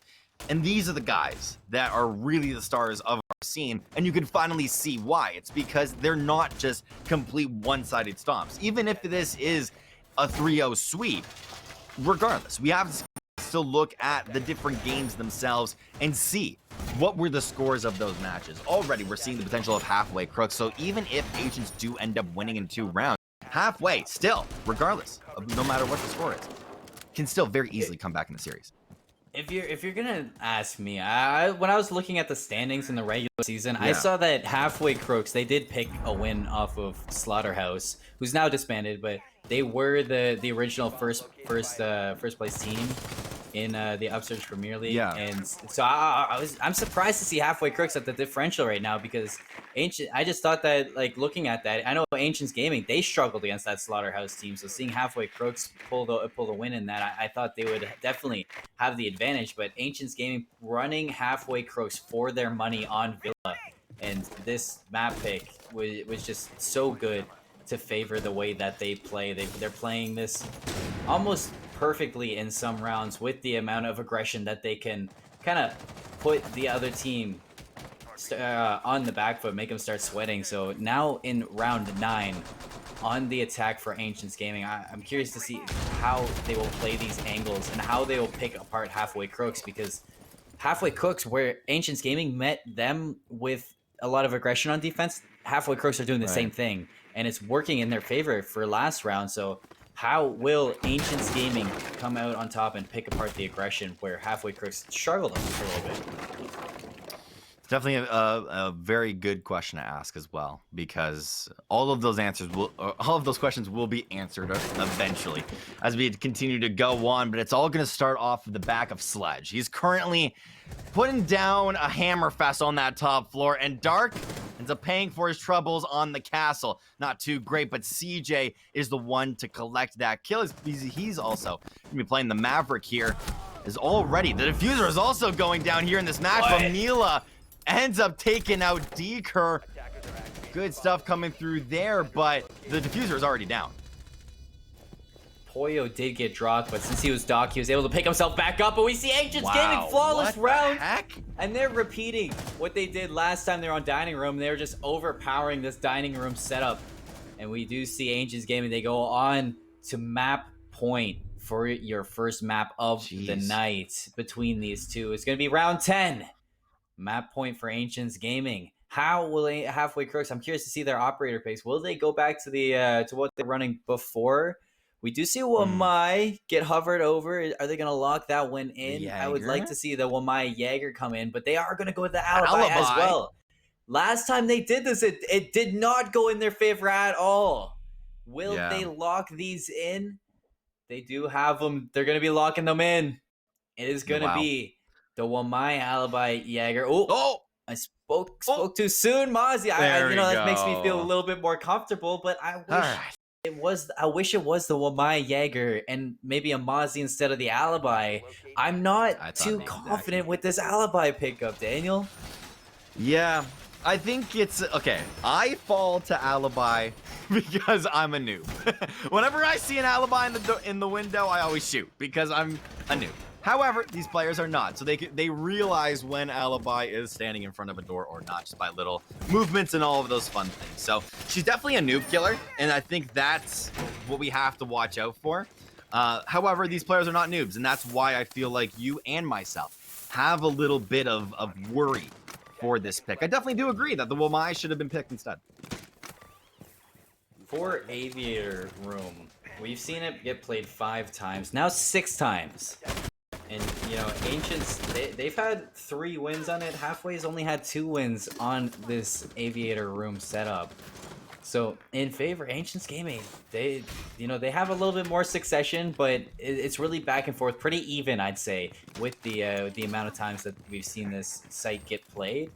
So, I'm curious, last time they did go back and forth on these ones, and Halfway did find a win on this Aviator Room, but it wasn't easy, and Ancients Gaming, they just picked apart this composition that Halfway Crooks are running right now. Last time, the only time Halfway Crooks did win on defense for Aviator Room is when they switched up the composition. But that is what we like to see. If you're a Halfway Crooks fan, Dark Depresso gonna pick up Mila right away. So opening pick going in favor of Halfway. Will Ancients Gaming equalize? That's Keen Minds finds one, but gets traded out by the flank on Deker. That Jaeger, he's going to pick him up from behind, make it a 3v4 in favor of Halfway Crooks. Definitely some good picks to start off the round, as well as Ancients are finally looking for their first game win, and they can transfer that momentum very easily, and we've seen them do it multiple weeks before. Halfway is not looking like the same team that we have seen in past weeks, and there's certain things that are just not clicking within this team. Maybe Ancients is just simply the better team, but we have to digress because it's a 4v3, Colin. You gotta watch out to see how Ancients are going to be playing this, because so far they've gotten at least 1 pick for themselves, but they're looking for more. It's going to start off with Sergeant Taylor taking out Dark. Equalizing into a 3v3. Fate has all 4 of her ability left, so she's not lacking on the utility side. She does have both smoke grenades as well. Sergeant Taylor, he's going to have his sledgehammer still. He's going to have a lot to work with, and the Maverick on the attack as well. I'm pretty sure he still has most of his flamethrower, or his breaching torch left. But on the other side, we have an Echo, an Alibi, and a Jaeger. 3 very, very annoying operators to work with on defense. If you spot out the Prisma, and you shoot it, you're gonna be pinged. You know, we do see a flash coming in favor of Ancients Gaming. That's gonna be JC pushing in, and he is gonna pick up Deker, so that's the Jaeger out of play. The Yokai drone is still in play though, so that can cause a little bit of disruption. Put a little bit in favor. Back on top for Ancients. Halfway Crooks. He spots out the defuse. He's gonna cancel it. They do know where that Yokai drone is now, but that means it's time for Halfway Crooks to just change their position. They get in. They are gonna be pinned up on either side, and Halfway Crooks is gonna go down. Ancients Gaming, they're gonna take map 1 right out from underneath Halfway Crooks, and it's gonna be a 7-3 map win. Definitely some good stuff coming out of Ancients Gaming there in the last little bit of that match. 7-3 was the ending score of game number 1. And as we just try and review that match, Colin, that was insane. Started off with Halfway Crooks kind of doing some crazy stuff. Ancients Gaming, though, they ended up taking the cake very easily. You know, I totally had Halfway Crooks in favor of that, but you know, I'm pretty sure that was Ancients Gaming map pick. So, you know, they picked something they're comfortable on. Next map will be Clubhouse. I like the way that they were playing it. They picked into their strengths. They picked a map where they can play close angles, they can pick those or get those early picks, and they really showed up on that map. Now, granted, Halfway Crooks, they weren't missing either. They were taking rounds to 1v1s, 1v2s. They were making some clutch plays, and especially on the attacking side, I know running that Monty, they were having quite the field day, and they were really putting Ancients Gaming through the ringer, kind of stressing them out on a couple rounds, making them sweat even. So I like the way both teams are playing right now, and for map 1, it looks like it's going to be an excellent series. But map 2, after the break, will be Clubhouse. So ladies and gentlemen of the Upsurge community, stay tuned for some more R6 action.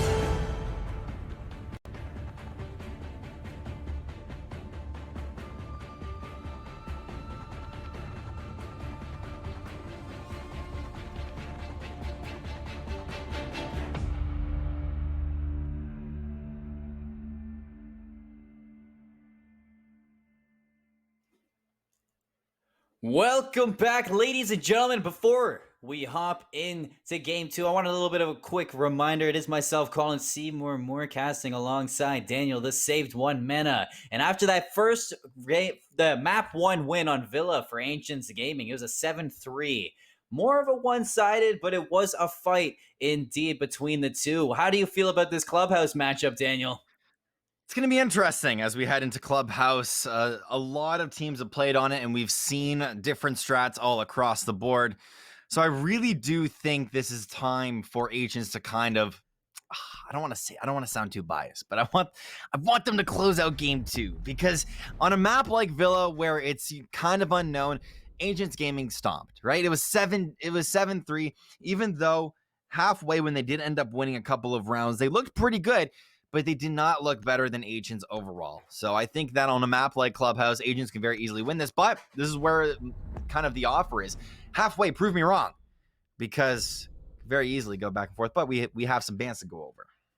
Yeah, we do see the Hibana get banned out and the Thatcher on the attacking side, which is a little bit surprising to me to see the Hibana out. You know, I'm surprised after we did see Maverick get played for a whole game on Villa that he didn't get banned out on Clubhouse with the Thatcher, but typical Echo ban for defense. You know, we saw him played all game on Villa, and he had quite the effect indeed. So what will this last operator be? It will be Mira. So typical Echo Mira ban on defense, kind of textbook, I guess you can call it, right, all the way along on either side of them. But we're going to be hopping into Clubhouse. Round 1 will be Halfway Crooks on defense, Ancients Gaming on attack. And if you're Ancients Gaming coming off that nice map 1 win, you're going to want to take map 2 because it is Halfway Crooks map. But if you're Halfway Crooks, this is an excellent time to bring yourselves back into it. It's an excellent time to bring morals up and shut down Ancients Gaming and bring them back to earth. Give them a little bit of reality check on a map that you picked. So why don't you go over these composition picks on either side of the teams, Daniel? Agents Gaming right now have a very interesting comp for themselves. I really do like it, because when you're playing on a map like Clubhouse, hard breach is everything on getting into the top floor. However, something has occurred where I haven't expected it. Halfway Crooks are now setting up inside of the basement. If you guys have been watching Upsurge at all, then the basement is a hold where you have to watch out for, because a lot of shenanigans can go down inside. If your stockroom is usually the main entrance onto the basement itself, as well as kitchen, there's a lot of shenanigans that can go on inside of kitchen as well. But this is going to be kind of an interesting hold. I do like the comp that they have set up, though, for themselves. Legion is really good with Jaeger as kind of that supportive class with the Goyo to set up his shields. It's really cool. I like it. And, you know, I'm surprised Goyo is getting picked a lot because he got nerfed a little bit too. He does have 1 less shield than he did have prior, so he only has 2 instead of 3. So that's one thing to look out for as well. But the shotgun that he has is, it's honestly, if you're not paying attention when you're attacking and a Goyo just has that right angle, you're gonna lose your head. And it does so much power and a lot of damage. It's understanding why he gets picked still when he has a gun that overpowered. But on the side of the defenders, the Maestro got it through this time, and the Echo got banned. So we do see the Maestro immediately get picked up by Lean, and I'm curious to see the effect that he has, as well as the Cade, who we didn't get to see played last game, but he will be played first round on this Halfway Crooks roster.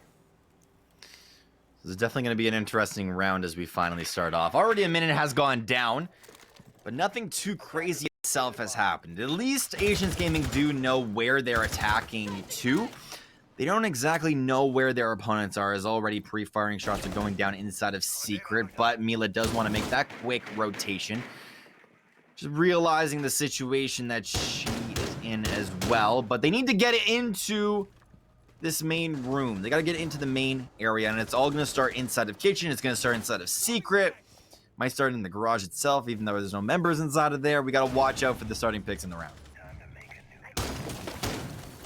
This buck setup on the second floor is doing so much damage, opening so much angles for the top-down view of the bomb site, but nobody on Halfway Crooks really peeking their head out, given too much for Ancients Gaming to bite off, so we're going to have a 5-on-5 standstill with 1 minute left. We do see Sergeant Taylor. He opens up with a pick onto Lean. That's Maestro out of play. No more Evil Eyes for Halfway Crook.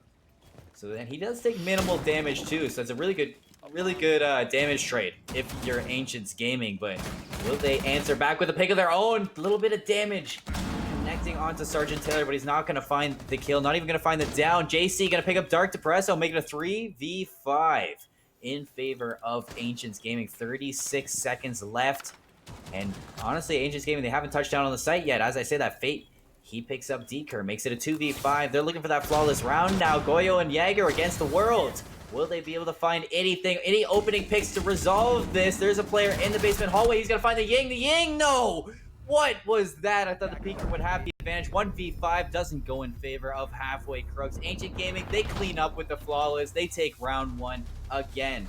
Kind of a repeat from last game. Definitely some good stuff coming out of Agents there in that trade. Nope, sorry. Yep. Yeah, I'm correct. Agents there in that trade as they were able to peek all of the correct angles for themselves, as well as make their way into the basement itself.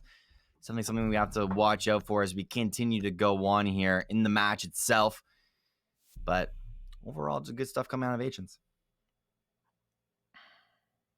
And they are going to immediately switch up a little bit. We do see the Bandit come out. They're going to be heading to CCTV room. So Basement didn't go the way they wanted to. They head to CCTV room. They pick up the Bandit. They pick up the Wamai. They set up the Jaeger alongside the Wamai. They got the Cade for the extra electrification. And I'm surprised to see a castle. You know, if I was Halfway Crooks, I would personally, on CCTV room, switch out the castle with the dock and set the dock up in garage to kind of hold off any pushes. But I think their setup is going to be good for the CCTV room hold. And I do like the counter on it. I mean, Ancients Gaming, they're not going to change a whole lot up. They're going to be running that thermite to open up the balcony wall, the east side balcony wall. And they do have the Maverick alongside him to do open up a little bit more from a different angle. But other than that, it's just soft breach and then the Ying for her Candlelight. As we enter into this next round, round number 2 comes about, ladies and gentlemen, as 2 minutes and 40 seconds hit the clock. And now Ancients Gaming need to find a new way into this building, as it is going to be, I believe, inside of CCTV cache. And that's definitely a huge balcony, I guess, prowess we need to watch out for. And they also realize what their opponents are running here in the round. It's definitely a Cade, so that's exactly what we're trying to find out with this Maverick pick. While all of that is going on, Zofia is taking down control of Garage, but nothing has gone down from either side. Just this very simple setup that's coming from Agents. I love this. I love the way that Fate's playing this. They don't send the thermite here. They're gonna send Fate here with the Maverick, and they're gonna open up a little bit, put a little bit of pressure onto that wall, make a little bit of noise, but ultimately they don't have to burn any exothermic charges to open up this. They don't even have to break down any electrification. They don't have to get rid of anything except use that breaching torch to get rid of it. He does take a lot of damage though, and he's not going to get it open just yet. And Mila did go down prior to this, so Halfway Crooks, or Ancients Gaming, they already are at a disadvantage. But a lot of damage has gone back to Halfway Crooks. Lean, just over 25% health. Deker, just over 50% health. How will Ancients Gaming, they did end up opening up the balcony, so they do have a lot of information onto the site, but if you're Halfway Crooks, you're not even playing on the CCTV room site, you're playing through Cash Room and Garage. JC goes down in construction. He gets picked back up by his teammates, so they're gonna have Ancients Gaming are gonna be working that construction side a little bit passively, but a little bit carefully, because they are not in a good position to take this round. A minute left, and Halfway Crooks has so much space, so much positioning, and so much just pressure back onto Ancients Gaming to work with. Yep, with 1 kill going down already as well. Keen Minds with a headshot onto Deker. This is gonna stall out the round just a little bit longer. You touched on them getting into the building itself, and they definitely are able to do so with that pick. Just catches out Deker on the bottom floor for some odd reason, playing the castle. Usually you don't play castle on this site, but they're definitely going to be doing so now with them getting into the second floor here. Fights are about to break out, Colin. This is going to be huge. You do see the Thermite. He puts some shots into the site. He finds a player, but he doesn't get any damage done. Fate gonna go down to Lean. Lean fight, making it a 4v3. We do see the rotation coming out from the Buck. JC gonna return onto Poyo with a pick of his own. Opens up with a double kill onto Lean. Makes it a 2v2. Sergeant Taylor, he's on the flank. He's looking for a player, but the Kate, he's playing passively into Garage. He's looking for this. 1 second left. Diffuser's gonna get planted by JC. He has to have that backup from Sergeant Taylor. Sergeant Taylor gonna go down, and JC, he's gonna get knifed. Halfway Crooks in that 2v2. They find the planner, they take them down, they get their trades, and they do it efficiently. I loved Halfway Crooks setup on that. They were getting pressured from every angle, but they stayed calm, composed, and they stayed collected. Definitely good stuff coming out of them in that round for sure. The defense that came out, like you said, was amazing. It almost seemed like Agents were just in a weird position for themselves, right? They didn't exactly know what to do there in that round because they ended up getting a couple of picks, which was awesome. And it was one main pick that went down onto Deker. But from there, what were they able to do, right? It was nothing too surprising that Halfway were just able to come together in that round. And now that Halfway has found a round win underneath their belt, they're going to return to the basement to try again, take another whack at this site. And they do have a couple switches coming out. They have the Valkyrie as well as the Pulse on Deker. So I like the Pulse pick for basement. I think it's a strong pick to have, especially looking up to Kitchen and just making sure, seeing where Ancients Gaming will push from. So I like that pick onto Pulse, but nothing too exciting over on the Ancient side. You know, they're sticking with the operator picks that they have, and it's a strong set of operator picks that I think it's the perfect set of operators to be running, especially on a map like Clubhouse. So now, Halfway Crooks, now that the attack round is on, I don't see too many people roaming, but they're going to have a lot of presence on that basement. They're not going to have a lot of stuff to work on in the stalling presence of the first and second floor. Everything's going to be banking on their presence on that basement and the angles that they're going to be holding. So if you're Halfway Crooks and you're holding this basement hold with all 5 players inside the basement, really have to focus on getting that opening pick. And as I'm saying that, Lean, he pulls the C4 and he opens up on Sergeant Taylor. There's and that's the Buck too. So that's just a whole lot of soft breach that Ancients Gaming does not have now. Excellent pick from Halfway Crooks to open up that round. And we have to watch out how Agents end up playing the rest of this round as well, because they are one man down. When they ended up attacking basement beforehand, they were easily able to get down there with minimal time remaining and just sweep the whole entire basement. But we got to watch out for this next push, because with one man down, being a key priority operator, such as Buck, gotta watch out how they end up playing the rest of this round, because it could be very scary. Can they still get down in the basement the same way that they usually would is the main question we have to ask ourselves. Main important question indeed, but Mila on this Ying is going to be working down the staircase, and he's going to be looking for that equalizing pick, as well as the stockroom. He's being worked out by JC. Mila has made it down the central staircase, returning back to a safe angle to work with. But it's really onto JC now, as Keen Minds makes it a 4v4 with that pick onto Lean. How will JC play that stockroom pick? The Sophia now gonna go down. That's Keen Minds getting traded back. Floss gonna find that one, make it a 4v3. Back in favor of Halfway Crooks. Both teams playing on that passive angle. They're just looking for a pick to make it their own. Mila finds Darko Depresso. And that means that the Valkyrie is not going to be in play anymore with that MP5, for a machine gun. Fate now pushing down on that Maverick is going to get traded out by Deeker. The trade's going in favor of Halfway Crook, going back and forth on either side, 3v2. And JC with a very prominent angle on the bomb site is going to go down and drop Diffuser along with him. Mila left in a 3v1. This player has clutch potential. We've seen him do it, and will we see it do it again? He's going to drop a smoke grenade, now drop a Candela inside the site, but the Jaeger's going to eat that one up, pushes in, but that's Halfway Crooks with the shot in the wall. Deeker finding the final kill, and they're going to be taking the lead in that third round. What an amazing round that came through there. My goodness, that was huge. Coming up for Halfway Crooks.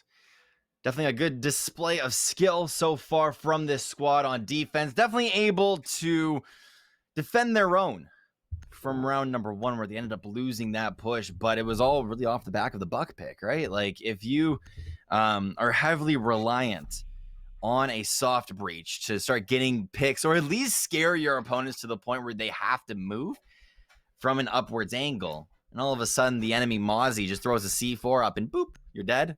Then I don't know how the rest of that round is supposed to end up going, but the surprise quote unquote 6-pick came through. The Ying was secured for Mila, ended up 6-picking it over to the Ying, so the enemy team does not know if they have a Ying or not over on the other side. And yeah, they 6-pick over to the Ying, like you said. So that's going to be a surprise when they find out that Ying is still in there, and it's still going to be there for Ancients Gaming, but they're not going to change anything up with their composition. They're only down by 1. It's not the biggest deal. If you are Ancients Gaming, you can pull it back, you can make it even. Honestly, a 3-3 half going onto defense, it's excellent. So if Ancients Gaming can make that happen, it'd be crazy to see. So we're only into round 4. We do have a lot of rounds to go. The attack phase is going to be underway. I do like this setup for the gym bedroom that Halfway Crooks has. They don't have anybody roaming. As we can see, Deeker, he is going to be the closest player to roaming, along with Foss, as they do pick up that CCTV cache room kind of site setup. But it will be Ancients Gaming setting up to open this one. Keen Mind's going to use her Lifeline Impact Grenade to open up the castle wall of construction and drop a Claymore so that nobody can flank onto him. And this is an excellent setup on both sides. Darko, he does hear the chipping away at the castle wall that Keen Minds is doing. So he's going to be ready for that on the gas. What was that, Daniel? I said just 11 more. Just 11 more. Yeah. Just keep going. Just keep going. Exactly. Well, you know what? You're close enough. But we continue into this round with no picks going either side. No damage either, so they're both playing the little passive game.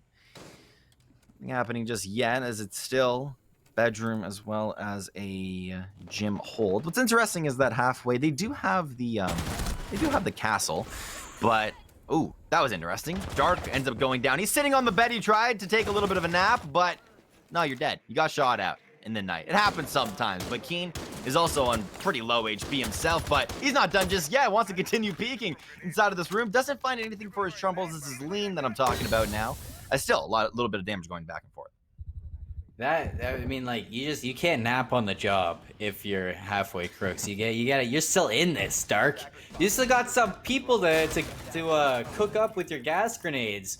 But if you're Ancients Gaming on that pickup, that's Keen Minds. He's just working that angle. He put damage into 2 different operators and came out alive with 25% of his health left in the health bar. But if you're Ancients Gaming, you got a minute left. The time is ticking. You have to start finding some opening picks, and you have to start getting down into the building because you're really drawing it out to the wire. They do have the hot tub wall open, and they're going to be working from that angle now as Thermite going to use the second exothermic charge to open up bathrooms. Keen Minds finds the final kill onto Darko. That will be the smoke out of play before he uses all his gas grenades, but Boas, he's going to find Keen Minds, trade that out. Mila, JC, and Mila in the kill feed. They break open the site. 1v4 Poyo on the Valkyrie, the last operator standing. Still has the Nitro Cell in the arsenal and has found the player on the flank. So he's going to be called out and he's going to be stalled out as Ancients Gaming, they find the 4th round. They tie it up 2-2. Fate with the final kill cam on the Maverick. Excellent angle from himself. And this is what ended up happening earlier in the last game itself, where Agents and Halfway, they were tied up at one point, and Agents ended up taking the rounds very decisively. Thing we have to look at, though, is that Agents won round number 1, went down by 2, and then took this round obviously decisively, right? They ended up, they got one pick very early on, and it was very useful for themselves. But they played a very passive attack game, which was interesting to see. They ended up playing very much towards the outside, with one player playing inside of construction. And I think if they can continue this play style up, then it could be very weird to see a defensive attacking style from Agents. Am I dreaming? Did Mila pick something other than Ying? We do see Capital coming out on the attack now. So Ancients Gaming, they're finally going to change a little bit up on their attack for the CCTV room. And I love the Capital pick for pushing this. I mean, you don't have a Hibana to work with, so it's going to be a little bit harder to kind of break through the garage. But, I mean, if you can use the Maverick to open up a little bit of a sight line for the Capital, you just clear a little bit of space from garage if you are him, and you can work some angles to get into CCTV room, especially if you open up the east side balcony and you just use the Capital to put some pressure on with the smoke arrows and kind of block off certain sight lines. It's going to be a lot of help to break into CCTV rooms. I mean, it was prior to this a round win for Halfway Crooks, and it was Ancients Gaming who went for the kind of split default push from both sides of the map, and they really brought it down to the wire, and it was a close one. It was a 2v2 that ended up getting pushed out by the diffuser having to get dropped by Ancients Gaming. But this time with this comp setup, you know, switching out the Ying, we might see a little bit more pressure come out from Ancients Gaming on the attack. But if you're looking at Halfway Crooks, you're going to be running the same thing that you did last time, including the castle. They went in favor of you. So, I mean, if it worked the first time, like I said before, don't change it. Just try it again. 2 minutes hits the clock now. Definitely a good explanation there, Colin. But as 2 minutes hits the clock, still no damage or picks have gone back and forth between this round. Agents finally finding one of the bombs that's inside CCTV and Cash. We gotta figure out which one that is as we slowly go down here. But the Buck doing Buck-like things and just destroying out this wall that Maverick ended up torching up so they can look at least into CCTV. But if we know this map enough, opening up the east end balcony is not enough to do everything that you need to do. You have to open up Cash, you have to open up construction, you gotta come from different angles. I'm curious to see which angle Agents Game is gonna come from. But with off of the back of a pick, Dark continues to peek and continues to get frags. What a shot from the Cade! I didn't even see that. That was like the quickest peek to a headshot that I've seen all game. Almost as insane. I think it was Fate, I think, who had that insane pick on Villa, but that was just nuts of a shot to bring Halfway Crooks into the advantage. It is going to be that separated push, like you said before, from construction and the balcony side. And Halfway Crooks have that presentation, and Deeker with the runout's gonna find Fate. So Ancients Gaming, they're falling apart on the CCTV hold. Halfway Crooks just showing their strengths, and they're showing them very well as they haven't taken any damage at all on the sides. They have all their utility, as well as Lean finding Mila. JC fracking back onto Lean, making it a 4v2. 23 seconds left, and JC trying to do it all. He's looking for the second pick. He does down Poyo with the confirmation from Sergeant Taylor to finish off that kill, but there's another player sitting on metal. They won't check it, and he does get double peeked from each side. Fwaz is going to be that player to confirm the kill. 3v1, Sergeant Taylor from below. Does some damage to Darko, but not going to finish off on the kill. Halfway Crooks find round 5, and they do come out with their second CCTV hold of this map. Huge stuff coming out of Halfway here in this match, at least, as we're now starting to see a little bit more of a close one here, Colin, which is awesome to watch. Halfway in the last game, we're only able to go into the half 4-2. But now since they have 3, they're kind of playing the defensive style that Clubhouse is allowed to offer. Now going into Church and Arsenal, this is a completely different game that Halfway has to play. Heavy focus on the floor above them, as well as the stairs that lead into the basement itself, as well as Memorial. There's so many different angles that you have to watch. And I loved the Legion pick that they had earlier on, but no, they're going to basic, tried and true. I like the Valkyrie pick here. I love Valkyrie picks, especially on any map with a large outside presence that you can be watching. I mean, you can use the Valkyrie for so much. You can use it in Boiler to kind of pick up and watch those tight angles. You can use it inside Dirt to hold off, and you might not want to send a player into Dirt, but if you put a Valcam in there, you can get so much information. You can literally use Valkyrie on a map like Clubhouse in so many different angles to get so much information, and is where you can just replace a player and you don't have to be playing so close. But I love how Halfway Crooks have just been testing, and they've been moving around different operator picks for each site that they're holding, and they're really bringing out so many different kind of I guess so many different strats that I don't know if Ancients Gaming are they're just running the same thing and trying to work with it. But I mean, Mila switched off of Ying again in the Capitao. He's going to be playing IQ this time, and IQ, you know, last time they pushed basement, Mila was the last player standing, and it went in favor of Halfway Crooks in a 1v3. But maybe that IQ pick will just help Ancients Gaming a little bit more, but maybe that Sergeant Taylor pick onto Deeker will help even more as well. Daniel, how do you feel about this setup right now?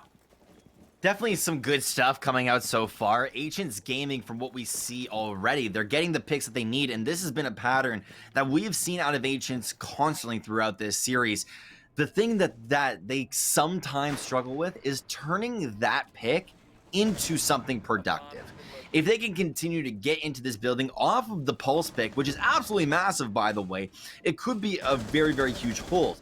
The one thing that stopped Ancients on a basement push multiple times in a row was the ability to look up onto the floor above them, or Halfway's ability to look onto the floor above them and start to get picks through the floor. But it's going to be lean onto the central staircase onto Mila. Does get taken down. I mean, if you're a roamer and you're playing that defense on basement for Clubhouse, that's just a blessing. That's a gift right there. Huge. If you're Halfway Crooks. I mean, you were down a whole player, but your roamer Lean just did everything that he could, and he found that pick. So now Ancients Gaming, they have to turn their aggression back to the third floor or the second floor, where Lean makes it a 4v3. He's going absolutely insane on this defensive roam. Now the closest player for him to fight actually, that's not enemy player, that is his teammate Darko. He's going to be joining him with that second floor aggression, and they're going to be pinching both from Garage and Secret. I think Lean, he did back off a little bit. He is taking a few shots back and forth, but he has that pixel area, just to look through that bullet hole. Will he find that stockroom player? No, it's going to be returned. So Lean does go down, but there is some aggression from Darko that's going to put some shots back into Sergeant Taylor. 2v3 as another one on Ancients Gaming bit the dust, and he is out of this game. It's going to be Sergeant Taylor. He's dropping down on that buck. He's going to be putting the pedal to the metal and dropping and trying to find some picks for Ancients Gaming. 19 seconds left. Not a whole lot of positioning to work with. And he does go to rush in, but that excellent peek from Fwast and Poyo to find that round 6 win. And this time it's going to be Halfway Crooks. 4-2 in the lead at the half. Got a little bit of deja vu reversed from what we see. I'm wondering if this map is just defender sided. I sound so biased right now. I'm just going to say that really quickly. I don't know why. Ancients Gaming, if you're watching and you're listening to this stream, you guys have kind of made me a little bit of a fanboy. Not even going to lie. But as we look into these next couple of rounds, we got to watch out for the reverse coming out of Agents. That's a clash, I know. We have to watch for the reverse coming out of Agents. I'm glad you knew that. Because... glad you knew what I meant. I was like, whenever Colin makes that noise, it's always towards an operator pick. But We got to watch out for the aggression that they're able to play here on defense, because Halfway played such a different game on defense where they were able to really come up here on Clubhouse. I'm interested to see how Agents play this one out. I mean, last time we saw CCTV room held, Halfway Crooks on defense held it both times without really any trouble. They seem very comfortable on their CCTV room holds. Ancients Gaming didn't find any succession on their attacks for CCTV, but now they're on defense and it's their turn. And wow, that would have been a mistake if you shot your teammate's foot. But luckily, he didn't shoot his teammate in the foot, and he does get his castle walls down. We do see a clash, which that was why I made that little bit of a whoa. Oh my god, I can't believe they're playing Clash. I can't believe that they're playing Clash, and I'm a little bit disappointed to see Clash being played, but you know, I mean, she's kind of broken. I mean, I don't know if she got fixed a little bit or if she's any different, but she's kind of that player that you don't want to pick, but you might have to pick to get the advantage. Yeah. And now, oh my god, JC. Yeah, just like that. That's one pick that does go through. JC with the headshot onto Deker is definitely something we got to watch out for. But in the back, inside of Garage, caught with your pants down. Can't be a broken operator if the operator's dead. JC playing a very weird angle inside of Garage. Gets taken out, but it's 1-for-1 trade. Although, I'm going to hold you on that thought right there. I mean, he did pick the Thermite. That's a pretty big pick. They're going to have to waste a little bit more time now using the Maverick to open up the balcony wall instead of having the Thermite to use the exothermic charge to just break it over. So Halfway Crooks are going to be stalled out just a little bit longer to open this up. And you know what? Why don't you just get rid of both of their hard breaches? And now Halfway Crooks have to find a totally different angle to open to get into this site from. Darko, he's going to find a pick. He's going to make it 3v3. So that's an excellent way to start this aggression back off. But now, Sergeant Taylor, he's going to have a 1v1 inside Garage. The player who comes out on top in this 1v1, it's going to be a big pick indeed. Poyo gets peeked, and that is Ancients Gaming going to be taking the advantage. 3-2 is Sergeant Taylor. He comes out on top in that interaction. Lean, he does stun up a metal staircase, but doesn't connect with anything. The player gets away. And it's going to be just two players stalled out, two players left on Halfway Crooks, and the aggression, it's got to start happening. 1 minute, 3 seconds left. We do see Lean. He climbs up. He's going to be looking for the opening pick onto the site to break open for Dark. But Dark, he is on the opposite side. He's in construction. He's looking for a pick as well. He's putting some aggression on from the opposite side. Lean, he does find Mila. He gets that pick in. Darko pushes in 2v1 now, and it's Halfway Crooks. They're dropping the diffuser. Sergeant Taylor, last player standing. Uses his nitro cell, doesn't connect with anything. Looks for some flicks, looks for some pre-fires, but ultimately he is at the disadvantage right now. He is going to take some shots put some shots returning in onto Halfway Crooks, but 35 seconds on the defuse time.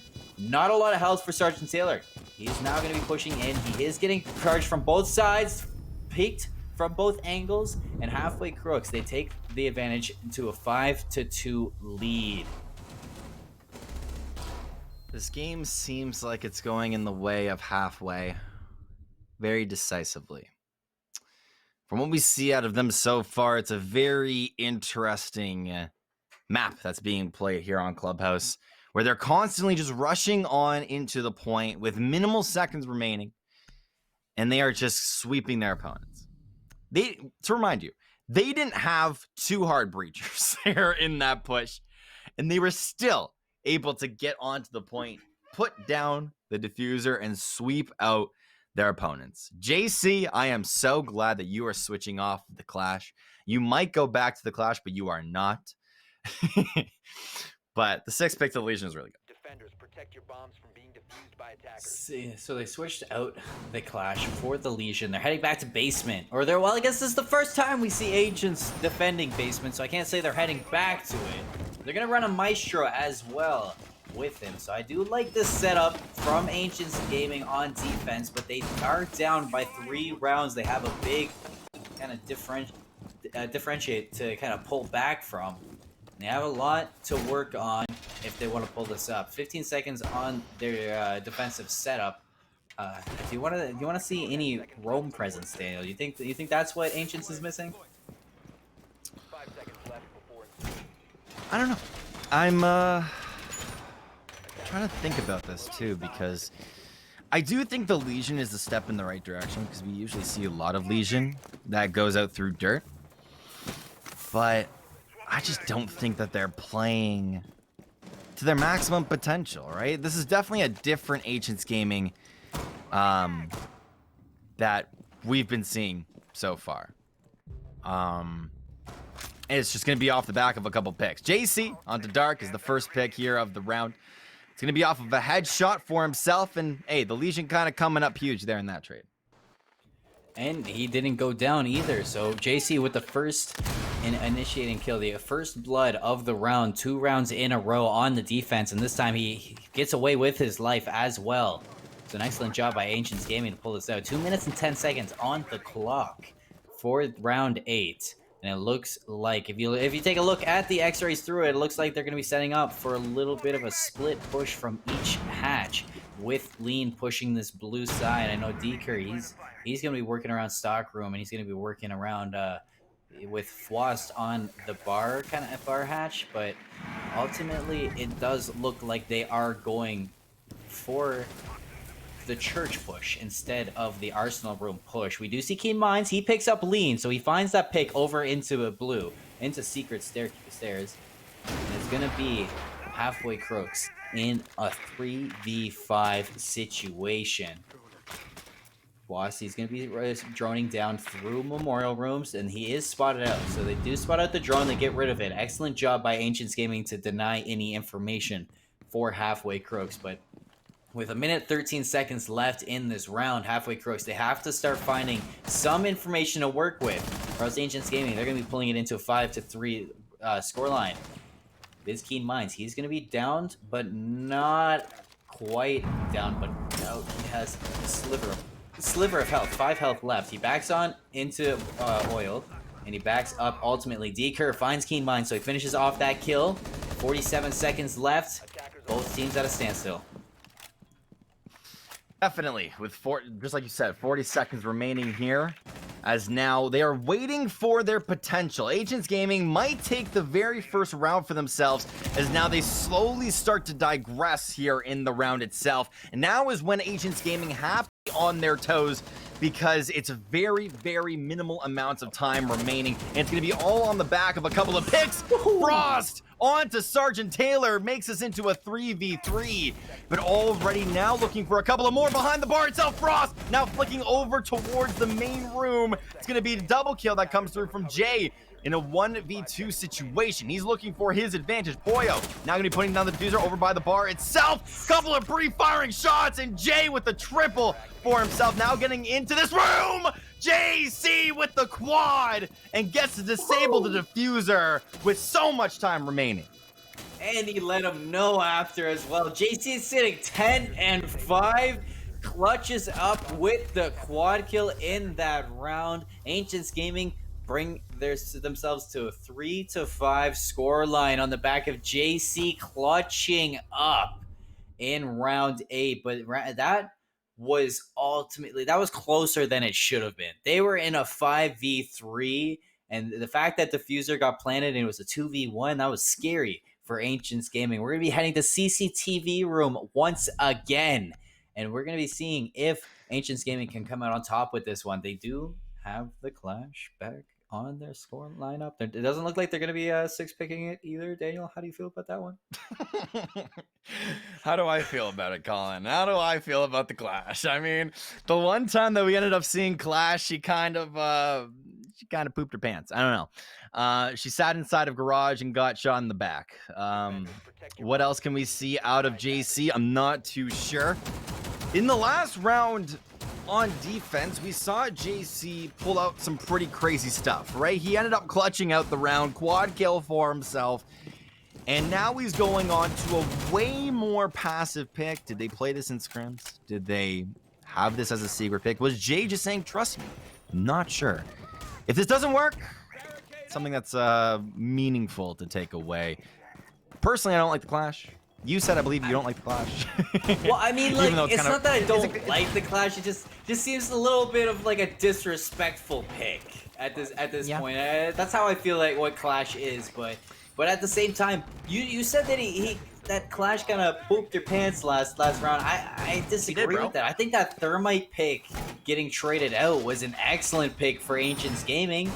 Because then they found that pick onto the Maverick with the Nitrocell. There was no hard breach for Halfway Crooks, and they were definitely at the disadvantage, but it was Ancients Gaming who kind of choked last round around that Clash pick. I mean, the Clash went big in last the round. prior round on that CCTV room.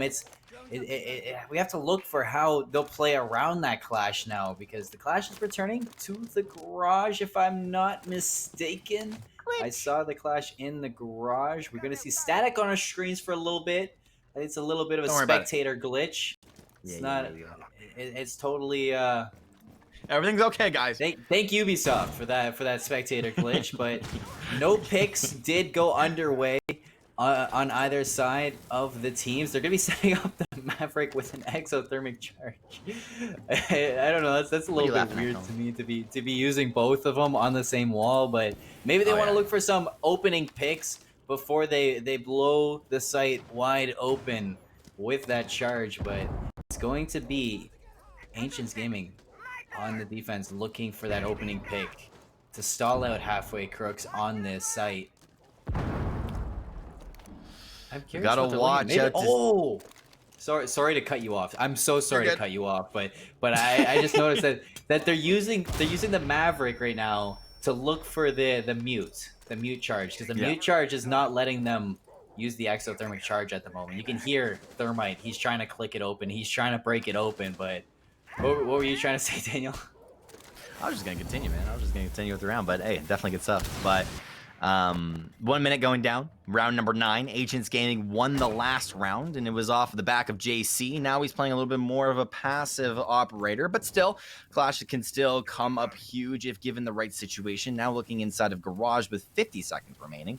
Sergeant Taylor is just guarding this staircase with his life, and he might end up 1v1ing the guy that's under there. It's just gonna be Capitao. Does end up going down as well. When you're not a dog on top of staircase, that's exactly what happens.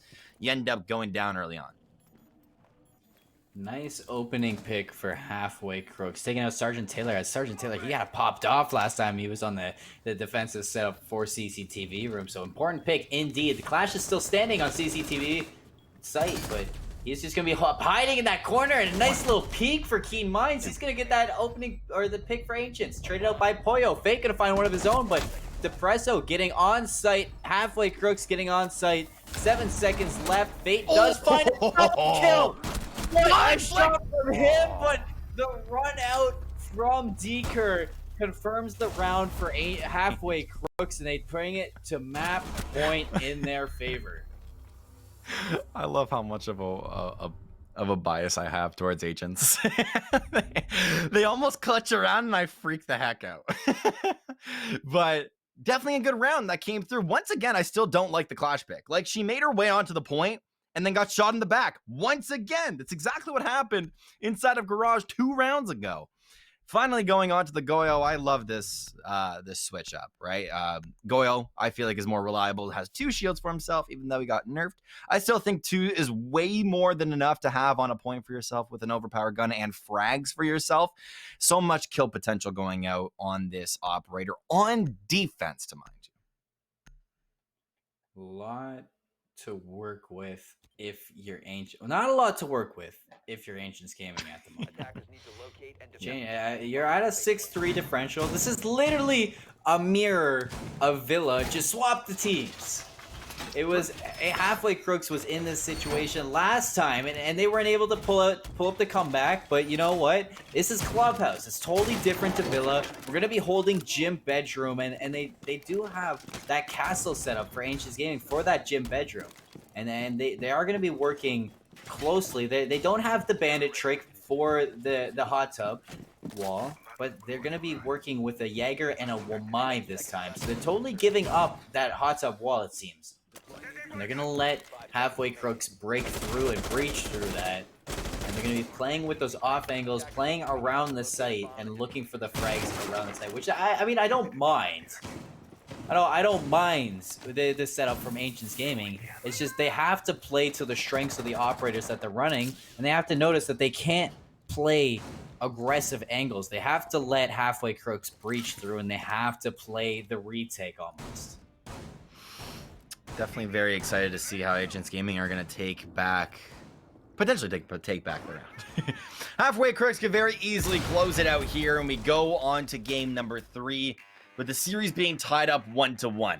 However, always have to think about the potential of Agents Gaming coming back in this series and forcing an overtime. It's happened multiple times to us, Colin. We have to remember this, is that a team can very easily be down by a whole lot of points, but a comeback story is something that is really going to write home as a good series to watch.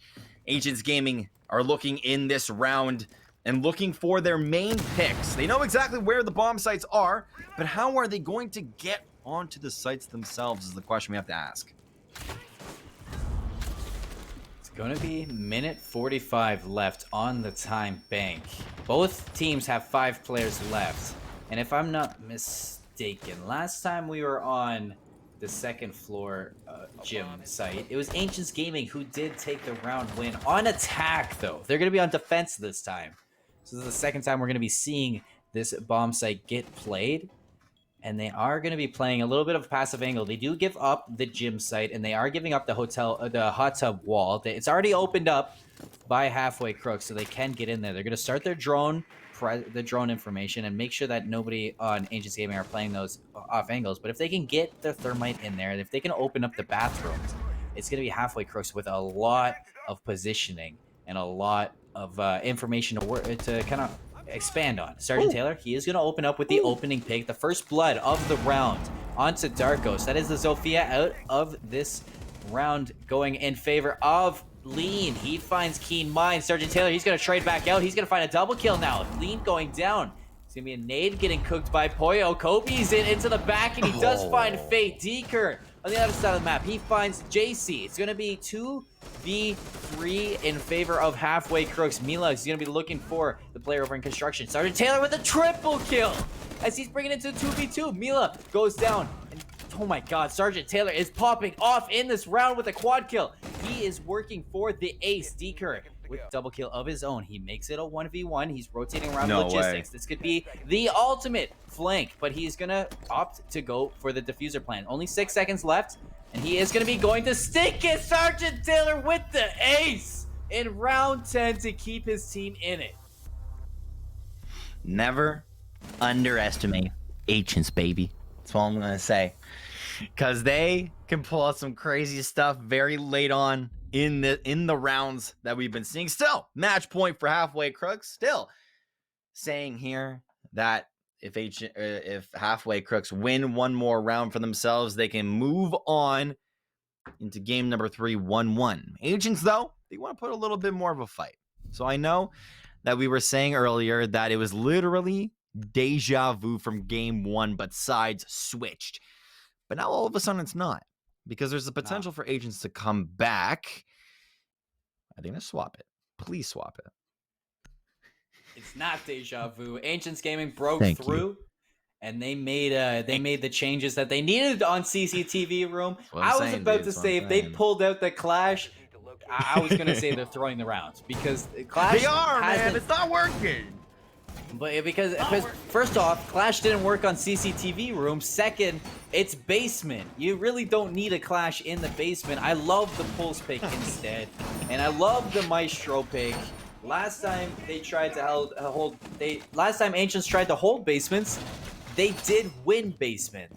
So now it's gonna be a 6-4 scoreline. Halfway crooks on match point. And Ancients Gaming, they have won on this site before. They could send it to a 6-5 for all we know. But it's going to be Ancients Gaming on defense, halfway crooks on attack, basement site being held, and attack phase is underway. Daniel, why don't you start this round off for me? Let's do it, man. Like you said, I mean, you kind of already started. 6-4 with with Ancients Gaming on the very slow comeback for themselves. They are looking like they could very easily do so. Halfway, on the other hand, can definitely close out the round itself. They've already made their way into the lounge area, making their way into Secret itself as well. But we need to watch out for Ancients Gaming and what angles they're able to hold as well. Multiple times they've held angles where it has just looked so incredibly perfect.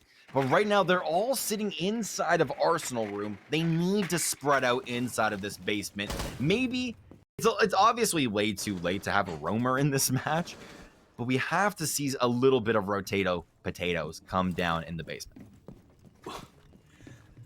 I mean, last round that Ancients Gaming won, it was off of an ace for Sergeant Taylor. And the round on basement that Ancients won, it was a 4K for JC. So both times that Ancients Gaming has won on the defense, it's been hero plays from the team. So we do kind of need to see some other players step up, and we need to see the kind of, I guess, the effect of the team spread out. As Keen Minds, he opens up with the first blood for Ancients Gaming, bringing them in a 5-on-4 player setup. And we're going to ultimately, immediately see Diffuser on Halfway Crooks rotate over to Bar. And they're going to be dropping into Memorial Room. They do have basement hallway space taken. And they're going to be thermiting, exothermic charging the church wall to get into the bar area. I don't think the thermite went off. I think it got canceled by Ancients. Dark finds a pick on the Mila, 4v4. And all of a sudden, Pollo breaks through and takes out Keen Minds over in blue. So it's going to be an advantage to Halfway Crooks. They're going to be suffocating Ancients Gaming on site. And both teams just looking for some external picks. Looking for some picks through the walls. Looking for some special, just important shots. Some kind of hero plays.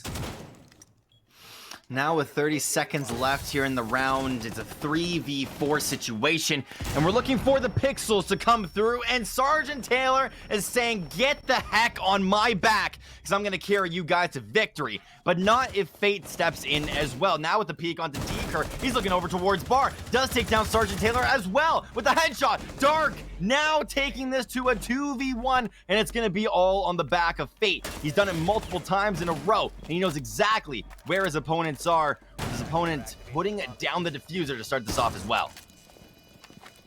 He does have one gas canister in his arsenal. He burns it right away. So he's going to block off the rotation, the flank that he could be taking. He's going to have a player on his immediate right, holding onto the bomb. Sees the head, finds the head. Fate going to get a double kill, but he's traded out. Halfway Crooks finds the win, finds map 2, and we're going to be heading to Coastline in a 1-1 tie for this conference finals in the road bracket. Both teams playing out of their minds, both teams taking their initial map picks. But this is where it starts getting interesting. This is where it starts getting close. Somebody has to take the lead. Are we going to see Ancients Gaming pull the upset on, or kind of pull their map win on Coastline? Or will Halfway Crooks find the upset and take the lead? But all we know right now is that it's a definite that we're going to be heading to a Game 4 on Cafe at some point. Daniel, how did you feel about that clubhouse play? That was interesting. Definitely very interesting. I loved the whole entire match itself, even though my favorite team lost. No, I'm kidding. But even though Ancients ended up losing for sure, Halfway Crooks, they played a very good game for themselves. Coming off of the loss in game 1 could really destroy your mental, but no, they were able to come up in the series and just they were able to fight back, right? And now we're seeing a completely different game, and this is going to be a completely different series, Colin. So send us to a break. Do it for us. Yeah, I mean, it's tied 1-1 after both teams have played one of their map picks, and we're going to be heading to Clubhouse after this break. So Upsurge community, stay tuned for some more Premier League Rainbow Six action, and we will see you in a second.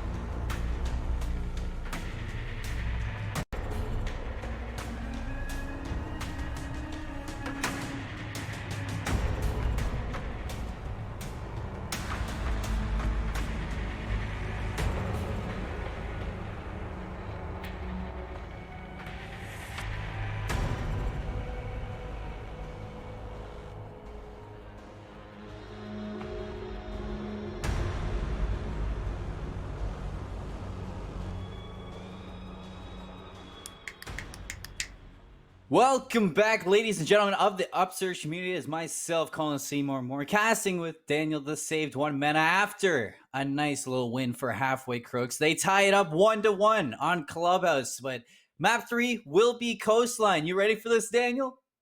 Yeah, I'm ready to jump right into this, Colin, and I'm sure all of you guys at home are super excited for this as well because we have a series on our hands. I know that earlier on in the night we saw a series that ended up going 3-0, but no, that's not what we do over here with Colin and Daniel casting. We cast actual series over here. I don't want to put anyone down, my bad. But we head into big bands, and it's already Ying being taken out.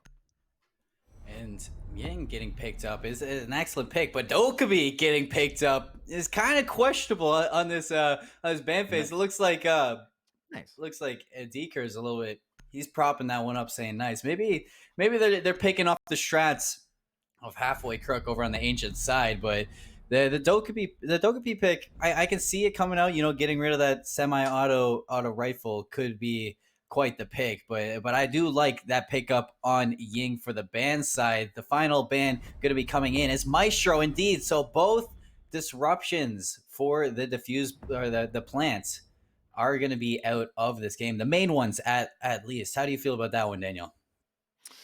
I think these bans are interesting, right? Deeker in chat said nice because he realized that the Dokkaebi ban was towards him. Echo standard, Maestro standard, Ying is a new one. Tatanka is going to get switched over to Cavi, which gets switched over to Rook, to Jaeger, so he's kind of playing shenanigans over on his front. But playing on Coastline is something that's really much a different playstyle, right? It's much more, it's still kind of the waiting game that they end up playing here on the map itself, but these sites are definitely different in terms of how to get to them, right? Definitely different indeed. I know Blue Bar Sunrise is going to be the first floor, a really tight kind of tight bomb site hold to kind of pick up. I'm surprised it's going to be the first one being held. Usually we do see hookah and billiards getting held first time around. I really do want to see a good second floor hold from the side of Halfway Crooks on this defense. But knowing, like, seeing that they have a clash, I could see them having a presence on the first floor. But the fact that they have a pulse coming out as well as a mute or a Jaeger, I can see them roaming around a little bit. We already see the Valkyrie up. That. How do you feel about this defensive setup? Yeah, it's definitely really good coming out of Halfway Crooks right now, but as we head into the round itself, we're looking more at a setup where Halfway Crooks, they have a very interesting comp. You slowly touched on it, which was absolutely beautiful. The Clash coming out, we could see a different playstyle on it. We literally only saw it out of JC. We've seen teams in the past play the Clash and be very successful on it, so maybe he has a completely different playstyle. But as we head into the round itself, all of the cameras going to be destroyed from the outside as the rest of agents look to how they want to get into the building itself. Gonna be 2 minutes and 30 seconds on the clock for this attack right now. In all of Agents Gaming, they're gonna be surrounded from the outside in. I do see a couple players going to the roof, but it's a nice setup for a hookah. We are gonna see a little bit of an interaction with this hookah push from Fate. He's gonna drone it out. The Clash is gonna be closest one. Clash is just sitting right outside of Cool Vibes on the stairs. It's gonna be just a little bit of an information cycle for Ancients as they are trying to find some utility on Halfway Crooks, but nope, no picks on either side just yet. Ooh, it's a lot of shots that's going down onto the bottom floor itself with a little bit of damage as well, as Dark does end up trading a little bit of HP from Taylor. But as the round continues to progress, Ancients Esports are getting themselves onto the building itself. There you go. Keen Minds playing the aggressive Ash pick already takes out Dark. We've seen his name throughout the whole entire scoreboard. It's nice to, it's not nice to see him go down, but it's nice to see Ancients get a pick early on. Gonna be advantage in favor of Ancients. It's gonna be very tight angles for the Halfway Crook side, though. The Jaeger getting picked early, it's a big pick. It kind of defeats a lot of pressure that the Roam did have towards Ancients. So they have a little bit of breathing room now. but they still haven't found any pressure onto the sites yet. 55 seconds left, and they're just kind of trying to suffocate halfway on their site. They're trying to look for something and break through. JC, he's going to be the man to open it up with the pick onto Lean. That is the pulse out of play. Oh, somewhere. It is the pulse out of play and a big pick indeed. Yeah, Sergeant Taylor with a pick onto Pollo and already through the wall. Tries to get himself through, but it's not going to work as 2 picks end up going down. 3 actually make it 3. As Sergeant Taylor also going down, but it's Frost versus the world onto Cool Vibes. And that's Esports taking the round themselves with Keen with the last frag. I had a little bit of a hiccup there. And it caught me off guard. It surprised me. I didn't see that one coming out. But all in all, that was an excellent round from Ancients as they take round 1 in this site, just breaking through the defensive of halfway and picking them apart one by one. It was ultimately just a nice little setup across the board. We do see a switch up of the sites. Halfway Crooks opting to go for the kitchen hold and the service entrance. And they're actually going to change up a few operators as well, I can see, Daniel.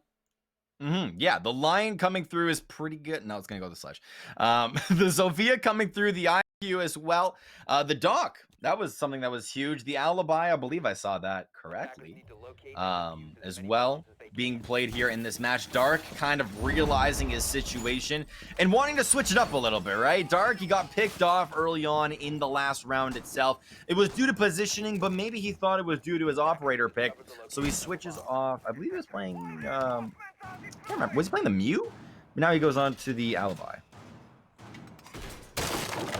I mean, we saw the Alibi come out on Villa a couple times. Yeah, we did. We saw the Alibi do a little bit of damage, but it was ultimately it wasn't the favorable pick when it was picked up. It was kind of run through on the defense of Halfway Crooks. Agents didn't have a trouble getting by it, but I mean, it's Coastline. It's a totally different map. If they can make it work on this map, that's excellent. And they are going to have the Prismas set up on the second floor, and they're going to be doing a lot. Nice little run out from Dark is going to get the opening spawn kill onto Keen Minds, but Fate, early trade out 4v4 as he picks up Lean. That's the Doc out of play.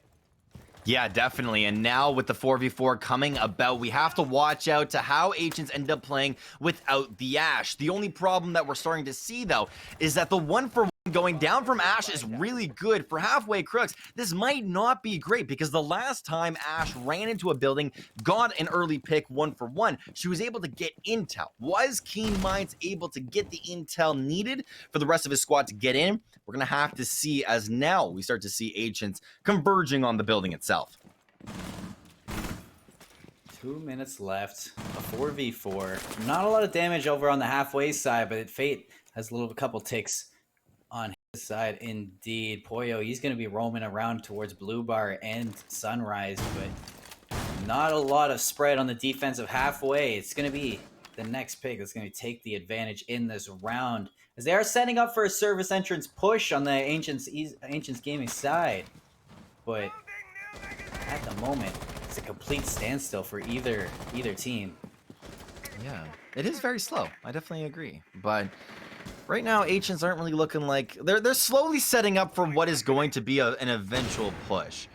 But so far from what we see, just one pick that went across about a minute ago. It was definitely a good one because Doc out of play, even Ash out of play is amazing to take. But with the rest of the drones getting destroyed, now Agents Esports need to get into the building from some other way, and it's going to be JC that runs into the building and gets a kill onto Dark as well. Feint does kill Frost. Now a 4v2. Very slow at the moment. Nobody taking any peeks, any unnecessary peeks on the Agent side. They're going to 4v2. Nice pick from Fate as he finds a double kill too. And he found both kills. Takes Ancients to the round 2 win. Up 2-0 in this, as a matter of fact. And that is just something that you can't do if you're in a 2v4. I mean, you're on the defense. You got to let Agents come to you eventually. But a nice pick from Fate. As Ancients do go up 2-0, and it looks like ultimately halfway want to stay away from the second floor because they're going to be going back to kitchen again. Yeah, they didn't have fun up there whatsoever. And this is kind of a weird game that's being played from halfway right now, right? It's not usual from what we see out of them. They're playing very passive play, and when they do try to act aggressive, they get caught out. So maybe they just don't know Coastline as well as they do Clubhouse, but this is definitely a different team. Do you agree, Colin? It does look like a different team on Coastline than the Clubhouse. They look a lot more comfortable. I mean, granted, it is once again their map pick again. True. And, over the Halfway Crooks side. So the Halfway Crooks, they might struggle a little bit trying to test out the waters of this Ancients matchup for Coastline, but right now it just looks like they're comfortable with Coastline, and they're ready for anything that Halfway has to set up against them. It's almost exactly like Villa. It just looked like they felt comfortable. Right. Yeah, definitely agree. But as we do head into round number 3, Ancients Esports have taken 2 rounds for themselves and are slowly starting to go on to their opponents and ride off of the momentum from the first 2 rounds. It's off the back of JC, it's off the back of Sergeant Taylor, Keen Minds getting the first frag of the round as well, which is so incredibly good. Fate, Amila, all of these players on Ancients Esports are all playing their part. They look like such a good roster that's all together. As we slowly start to get into the building itself, Ancients need to find their advantage. Nice little upside down repel for Keen Minds. Doesn't spot out anybody on the Halfway Crooks side, and it looks like Ancients Esports are going to be taking that second floor approach, clearing out any roam presence that Halfway Crooks doesn't have at the moment. So they're going to have a totally open second floor to work with and a jungle gym of strats to throw out. Looking at this setup though, it does look like it has slowed down in every round. It just looks like the pace is being controlled by Ancients Esports. But ultimately, if you are Halfway Crooks, you got to look at a way to kind of cut this down. Yeah, definitely. I feel like also on the other hand, to kind of play devil's advocate, Halfway is also looking at this round and they're smiling from ear to ear. All right, they're the ones on defense. They're the ones that want the round to stall out. The only problem is that when you start to stall out the round and you're on defense, then there's very minimal time it takes in order to get more picks. But to mention, JC going very low here. He was in a 1v1 trade. I don't know who he was with because no one on Halfway is actually on low HP. But Jay is on low. Very, very low indeed. So looking at this, both sides, it's a 5-on-5 still. I say that as the Ash goes down. Keen Minds gets picked up by Poyo, who had the sightlines with the Valcam kind of tucked in the vent. So that's an excellent play from them, but like we touched on JC being low, he gets tapped by the smoke and dropped on the other side of the map. Depresso finds Fate, making it technically a 5v2 as Mila and Sergeant Taylor, the last 2 standing with 36 seconds left. Mila going on the big flank to try to pick up JC and confirm it. Lean gonna find Sergeant Taylor on the other side of the map, looking slowly like a Halfway Crooks round. This is going to be very hard to come back from. However, it is very possible if you can click the right heads at the right time. Mila looking inside of the main bomb site room. Realizes that Alibi is there. Tries to find the pick onto Dog himself, but ends up going down. Poyo onto Mila with 6 seconds remaining. Ancients Esports are all falling apart. And that is a flawless round that came through from the Crux. Flawless round and first round on the board for Halfway. You were playing devil's advocate when I said that Ancients were playing the pace of the rounds. True. Halfway did a good job at kind of cutting it back, and they played their angles, they peeked the right stuff, and they took it at their own discretion. Mm-hmm. But now it's second floor hookah lounge billiards. For the first time, we're going to see him go to the second floor. Daniel, what do you want to see happen up there?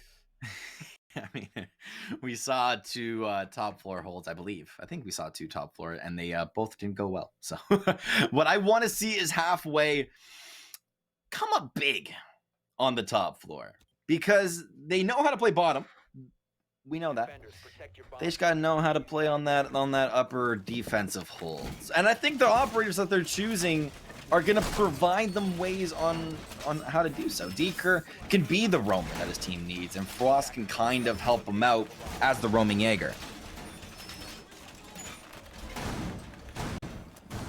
Roaming Jaeger would probably be the way to go if you're Frost, especially when Frost was kind of having a very standout game 2 on Clubhouse. You know, he was fragging out for his team, getting a lot of initial entry kills. So Right. you kind of want to see that on the defense, kind of take the action to Ancients almost, so kind of where Ancients is stalling out the time. Maybe you want to pressure them into picking up the pace and making some mistakes. But at the moment, in this round setup, I do like the way Halfway Crooks are playing it, and we could potentially see them tie it up 2-2 right here. What's awesome is that we're playing both sides, right? Like, every single time we see Ancients Esports do something awesome, Halfway Crooks are coming through in the round and equally doing awesome over on the other side. I know there's more analytics to that, but that's as simple as I can put it, right? Where Halfway comes up in a round, we give credit where credit is due. The other side happens too, and Ancients Esports come up big, and we give them credit as well. This is how you know this is a really good series, and this is why both of these teams are in the Rogue Conference Finals, is because this is a close match. Close does not put enough to the kind of name that we're seeing here. This is closer than close. This is like What would that be? closer than close. I can't really put a name Closer to it than right now, social but, distancing? Closer than social distancing? I mean, like, we don't want that though. Exactly, you're right. They're breaking code right now. There we go. That's that's fun. They're breaking code right now. But in round 4, minute 30 left. Both teams with equal 5-on-5. There is a presence of Ancients inside the building, and they're kind of taking over the first floor and looking for somebody above them. That somebody is going to be Lean with the initial kill onto Sergeant. Advantage to Halfway. Oh, that's insane stuff going on there. Sergeant Taylor, to remind you guys, was the star player of this team. He was the one that was going absolutely crazy. Never round! Oh, Ancients trade back with a life from Fate onto Lean himself. Lean getting punished for his sins as he goes down.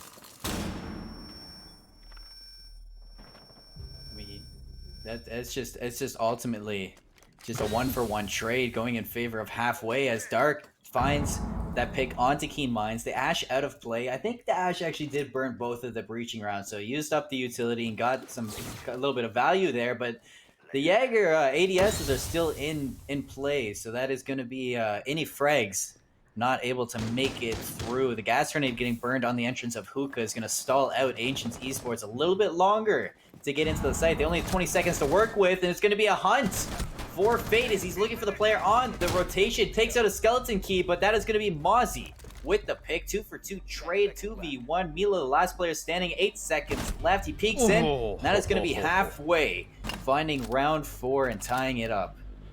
Ooh, good stuff coming through there in the round, as well as we see a final pick go down from Poyo onto his opponent. Also knifes the corpse. That's a little bit of BM, but maybe in other games it's a little bit more BM, but I don't know. If I was Ancients, I would have a new drive to kind of go crazy. I mean, but like, is it still BM? Coming from different first-person shooter games, like knifing the body is like, it's okay. I mean, I would draw the line at shooting the body. If I saw somebody shoot my body, I would be like, yeah, they're shooting my body. I'm about to. And teabagging is just a totally different story. Yeah, teabagging is that's like playtime. That's like childish. Is it? It's like old school Call of Duty. Yeah, it's like oh, you teabagged my body. That's no big deal. He's just having fun. Oh, dude. Okay, really quickly, last banter point. I was playing Call of Duty. Someone teabagged me, and I got pissed. But as we head into the next round, it's 2-2 with the round starting off in round number 5. Poyo has actually DC'd, and since the round has already started, they cannot remake or rehost. That's what the thing is. They have to. I think they have to just play the round out. But I'm curious. We'll get confirm from that in a bit. I think they just said leave. Yeah, there we go. Okay. So we're rehosting. My bad. Yeah. If one of the players DCs, just leave if you want to rehost is normally the rule. But definitely a very close series we have on our hands, Colin. 1-1, and in this match in particular, it's 2-2. This is close. I mean, if you look back at Villa, Ancients Gaming's first map pick, it was close at first too. I mean, Ancients Gaming they tied it up 2-2, but as soon as it was tied 2-2, Ancients Gaming they took off. They finished the round 4-2 at the half, and they just started stacking up rounds when they switched sides. So it really comes up to where we want to see it pull off of. Will Ancients Gaming find their momentum, find their kind of pace for their map pick, or maybe Halfway Crooks is just they're just set into that level of focus, and they're feeling themselves right now. They know what they're doing. They're back into their top tier. Mm-hmm. Yeah, it definitely feels like both of these teams are kind of in their element right now. Game number 1, it looked very much like Ancients were struggling in the early half of Villa, and then they slowly started to come back within that series. Same thing happened kind of on Clubhouse, where Halfway was struggling, and then all of a sudden a burst of energy came through. But now we're in a situation where I feel like there's no clear winner here in this match in particular. We're not seeing complete domination over on either side. It's completely tied up. And I just feel like this is literally anyone's game right now. Yeah. That's the end of my statement. Sorry. Anyone's game right now? Yeah. That's where we're going off at the moment. Both teams can pop off. It's a tie game 2-2. And on top of that 2-2 tie game, it's a tie matchup 1-1 in maps. Because if we reflect on the series, it was a 7-3 win for Ancients Gaming on Villa, then a 7-4 win for Halfway Crooks on Clubhouse. So both teams have been showing their strengths and pulling their strats. And especially already in the 4 rounds of Coastline that we've seen a couple of strats come in that has surprised me. I mean, both teams are giving a lot of respect to each other, and you like to see that. But I'm curious to see when that one team will just break through and they'll find that form, that final form of Coastline that'll just take them to the ultimate lead. Yeah, and we also have to think about, we can even bring the discussion to other maps that we could be seeing here in this pool, right? We already know the map pools themselves. And if you guys weren't here for it, the next map is going to be Cafe. And if it ends up going to a game 5, then it's going to be Theme Park, which blows my mind, honestly, Colin, because we have seen Cafe multiple times. We've seen every single different strat that a team can pull out. I still feel like to this day, there are different strats on Cafe that we still have not seen yet from at least teams in the Upsurge Premier League. And Theme Park, I played on it like twice in in competitive.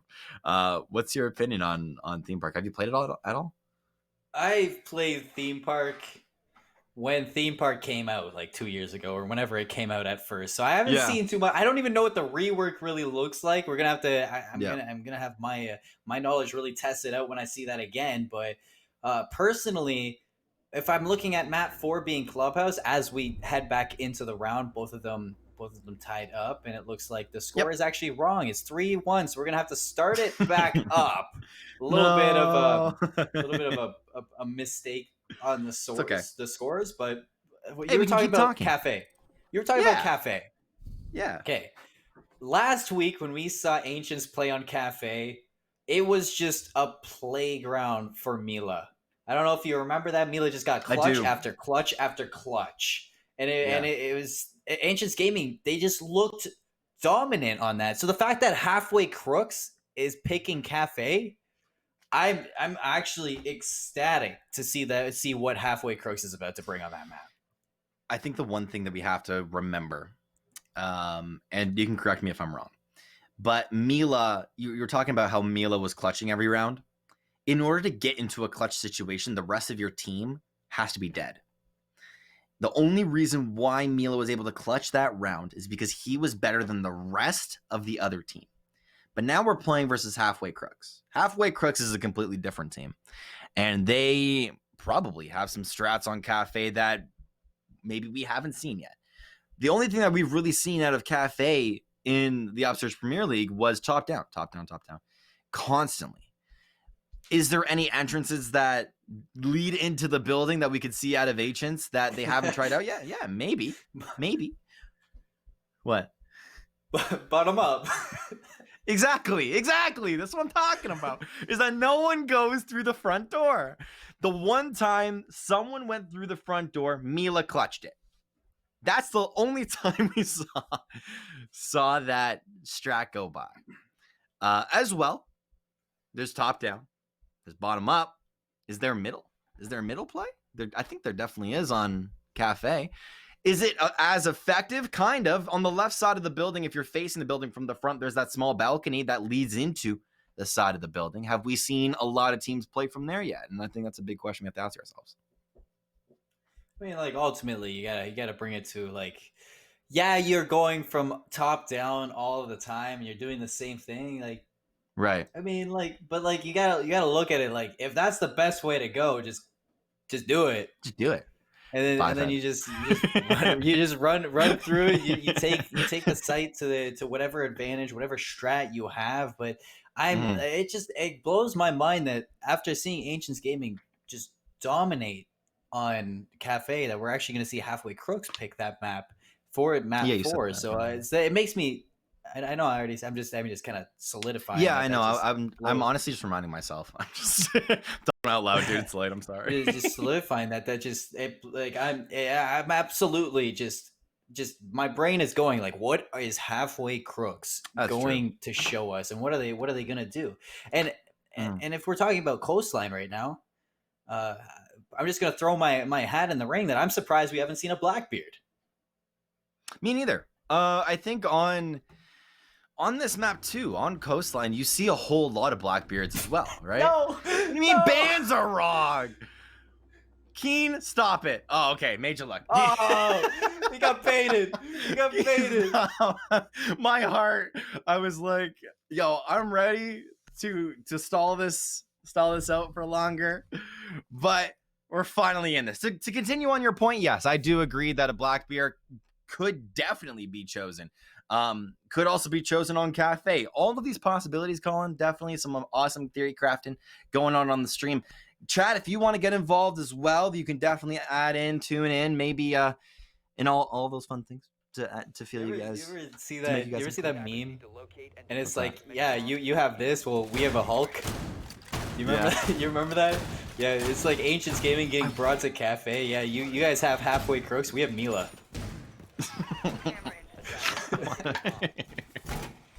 You gotta send me that meme after. I've definitely seen it in the past, but I don't know. I can't remember right now. Okay. Anyway, come on, man. I'm so sorry. I'm sorry. Even our producer says Avengers 1. Like, I'm gonna search up right now. Here, you lead us into the match, and I'll search up this meme on the side. Go ahead. But okay, yeah, round 5. It's gonna be underway. So, as prep phase is going to be finished off. Not a whole lot of changes on the operators on both sides, but it is going to be a nice little ruin setup for the attack of Ancients Gaming. They actually have quite a split setup. It's a kind of pinch from both sides, but last time it was a blue bar sunrise hold for Halfway Crooks. Ancients Gaming slaughtered Halfway Crooks and just broke through defenses like it was nothing. Will they be able to kind of continue that terror? I'm not too sure in this one, but it's gonna be an interesting one indeed. I looked up the meme. It's a solid meme. We continue this round as we look at Ancients Gaming on attack. They have entered through the main door itself and are now trying to look for more angles for themselves. Mila does place down a claymore, but also looking through this main hallway. Not finding any shots onto any players, but definitely into the wall itself. But it's a very slow game that's coming through from Ancients. They've got a very long way to go as well if they want to get to the bomb sites. 2-2, minute 45 left.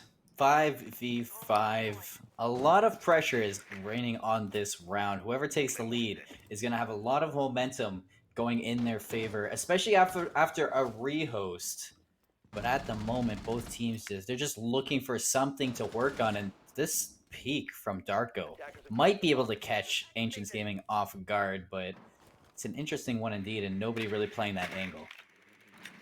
It's a very it's a very slow round. I was gonna say angle, sorry, but definitely, I feel like right now halfway crooks are in a place where they're very, very comfortable, and they're just looking for the picks they need. They've got the stalling potential from the Mozzie, from the smoke, if they even want to use that at some point. But I feel like Ancients right now are also looking for a pick. They've still have started on one side of the building and are slowly making their way to the other. And the only thing that's really gone down is Mila to a C4, already going down as well. A trade of kills, JC onto D-Kerr. Oh, double. I'm sorry. Sergeant Taylor now with a double kill for himself as well. Is now looking outside of the building. It's Ancients that take the round at the end of the day, with Fate getting a headshot onto Frost.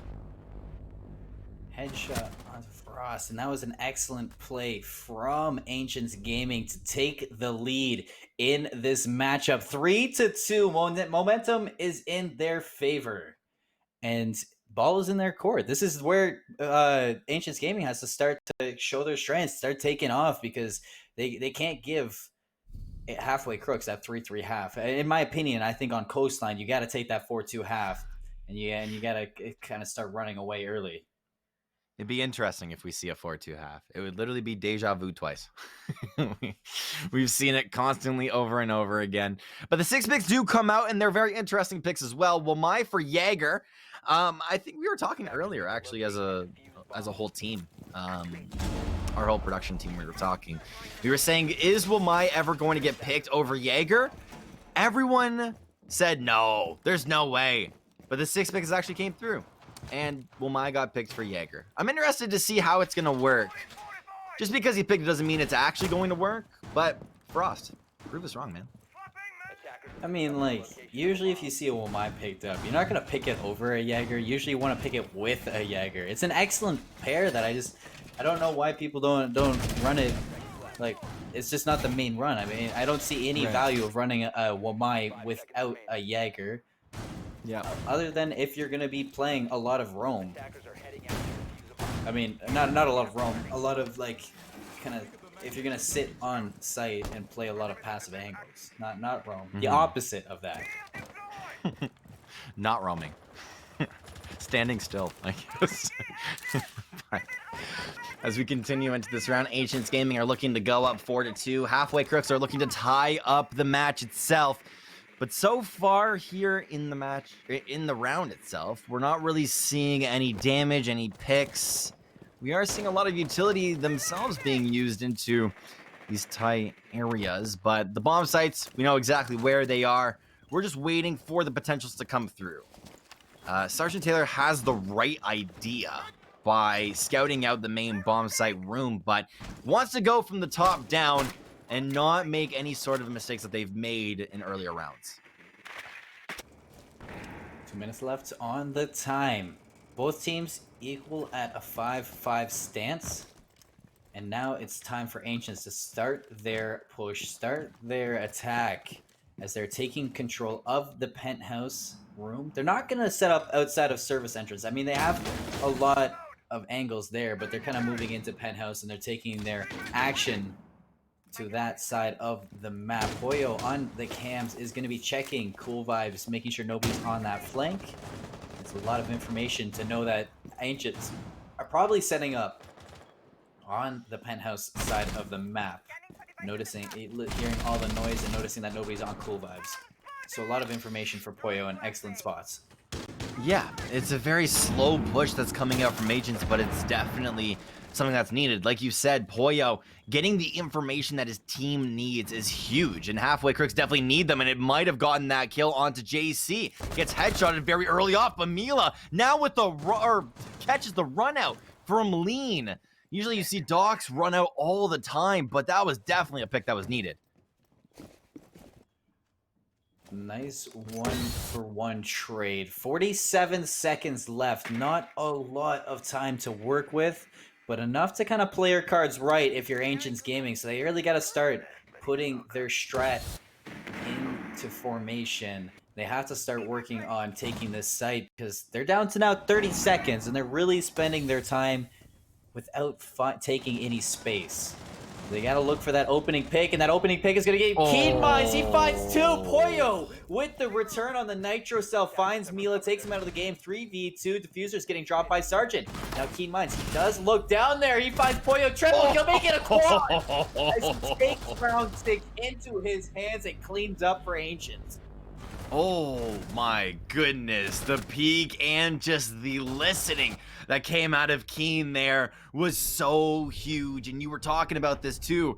If Asians end up going into the round 4-2, it's definitely something that you want to see on Coastline, and it just looks so incredibly good on this roster. Keen Minds, we've seen this guy on the kill feed multiple times in a row. We just see him one more time and he still pops off. 4-2 on the Switch. Ancients Gaming on the defense now. And we were talking about having Wamai with the Jaeger pairing him up, but it looks like both teams want to go for the solo Wamai play. Mila's going to 6-pick over to that castle. You do see Sergeant Taylor playing on that dock. And ultimately, this is the nice little setup for that kitchen hold on Ancients Gaming. But Halfway Crooks, they're going to be pulling out the mean guns. They got no hard breach at all, and a lot of soft breach across. Even the breaching charge on the IQ as well. So the only person who doesn't have soft breach is the Nomad. Mm-hmm.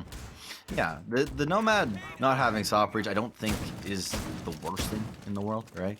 I think if the rest of the team has the soft breach available for themselves, and it's not bad. The side of Halfway doesn't exactly need hard breach themselves, so that's why they're not playing it. But I think Nomad herself is meant to stay at least in a buddy system. So I don't think that it's horrible for this squad. As well, Dark himself has been playing an okay game overall, but he usually gets picked off if he goes on a solo type of adventure for himself. So I think kind of putting him down on the Nomad isn't that bad. Now in the setup, there's 2 minutes and 30 seconds left in this setup. We're in this attack phase, so a lot of time to work with right at the start. In the opening rounds, nobody giving any unnecessary angles on the Ancients Gaming side. And everybody just kind of surrounding on Halfway Crooks. They're going to be taking that second floor angle. Going to be taking that second floor approach. And this is actually going to be quite the sightlines. If DKer is going to be pushing his way through service entrance, they got a lot to kind of work for if you're Halfway Crooks. Yeah, you're right. It's definitely a slow game that's being played by them, but I feel like so far it's been really working for Halfway. In every single map that we've seen them play so far, they've always been playing that very slow, very methodical type of gameplay. And this is just another round of example where we're seeing them once again taking their time with this. The only problem is that they have an Ashe as well. Frost ends up going down, but it's a trade of kills. Dark finally finding that buddy system that he needs and takes down Keen Minds. Buddy system, it's the way to go in Rainbow Six. 4-on-4 for both sides. JC makes it a 3v4. Poyo answers back 3v3, evening it out as soon as possible. And this is just an excellent job from Halfway Crooks. They're just 1-for-1 trading their way into the sites and working with everything. Although it has been Ancients Gaming getting that initial pick to be traded out, but at the moment, both teams with 58 seconds left in the round, they're really not giving anybody anything to work with. It is going to be Poyo trying to get that top-down angle, trying to get that opening pick for Halfway Crooks, but everybody on Ancients Gaming, they're just running away from the sites. Exactly, and now already going back and forth. Fate with yet another kill for himself. It was a couple of explosions that went down onto the floor itself, and he gets spotted out just because of that. Sergeant Taylor catching out Poyo is absolutely huge, and it's just DKer versus the world. They have no idea where exactly he's playing from. Might want to save the operator here in this round. I'm totally kidding. But he's holding this angle that's looking down onto the bomb site itself. And he has to peek these angles if he wants to clutch this out. Oh, he definitely peeks this one correctly as Mila goes down. But that's Ancients Gaming winning another round for themselves. I'm still stuck on the fact that you made a Valorant quote and a rainbow cast. I'm not gonna let you live that one down. Yeah, everybody heard it. Clip it. Clip it. Everybody heard it.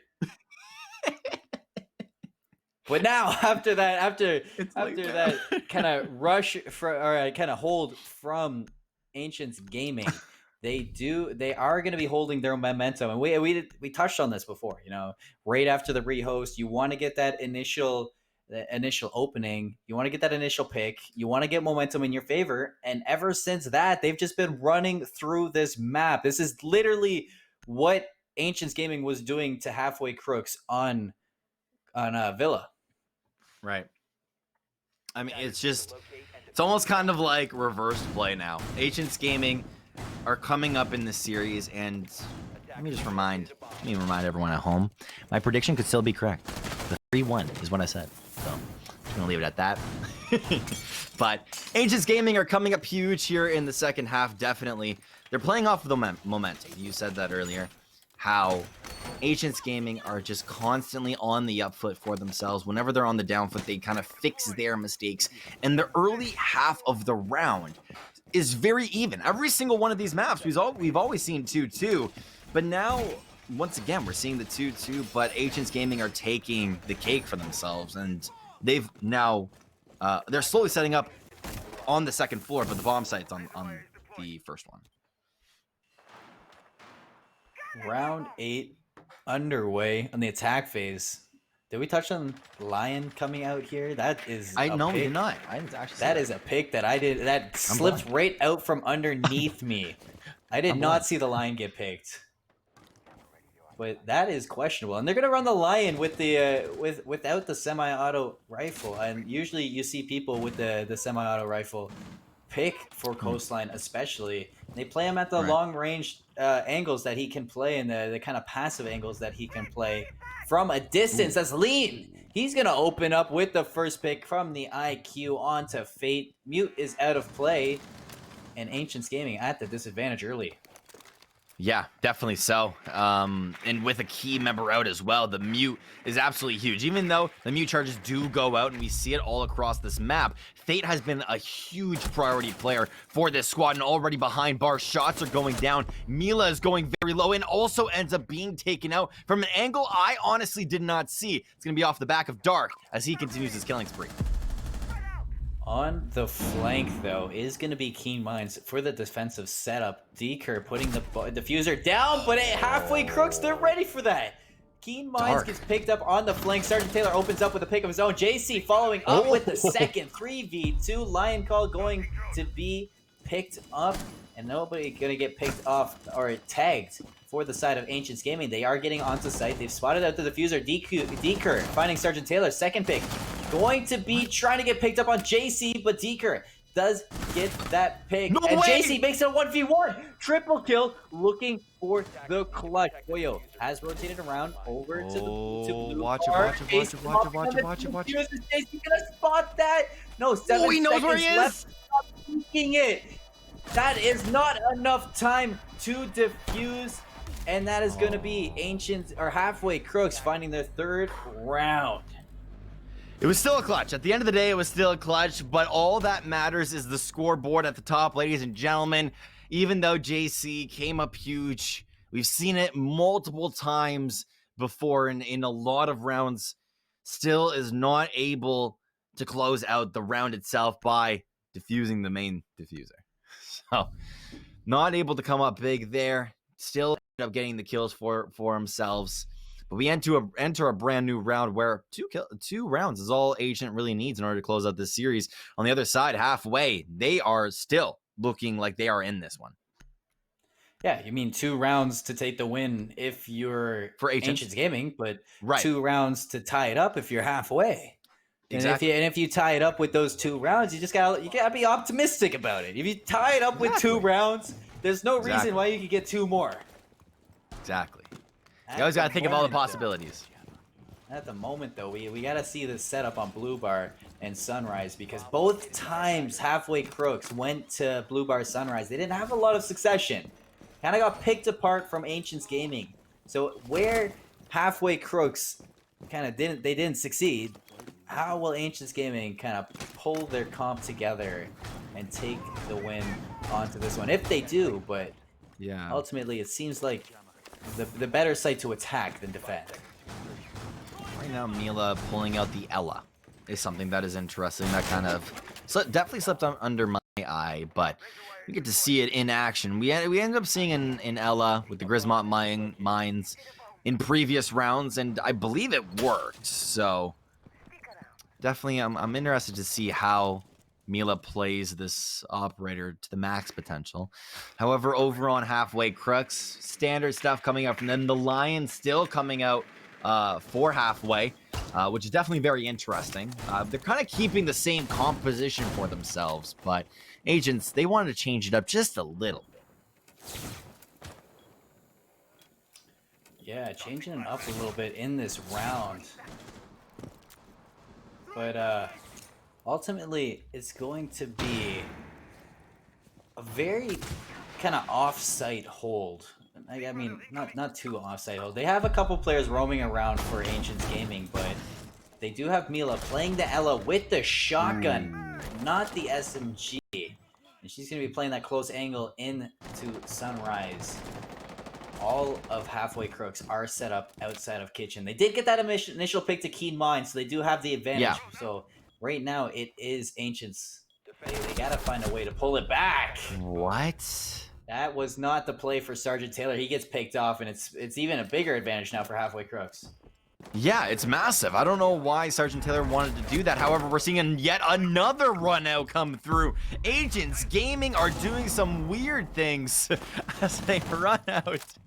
And as he runs out and doesn't get really anything for himself, but in the corner of the room itself, that's Dark with a frag. And now Faye on low HP still peeks the angle and takes down Dark himself and retreats inside a bar as well. One more member on Agents ends up falling, and it's Fate versus the world with a 1v1 versus 4. What exactly can you do in that case, Colin? Really nothing. Oh my goodness.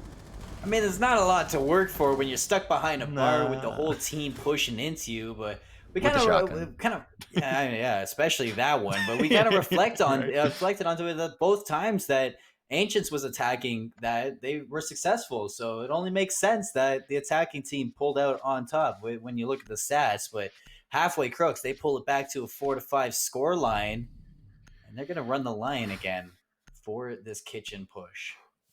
Definitely a weird game that's coming out of Agents Gaming now. I feel like they're getting very overconfident with a lot of their strats.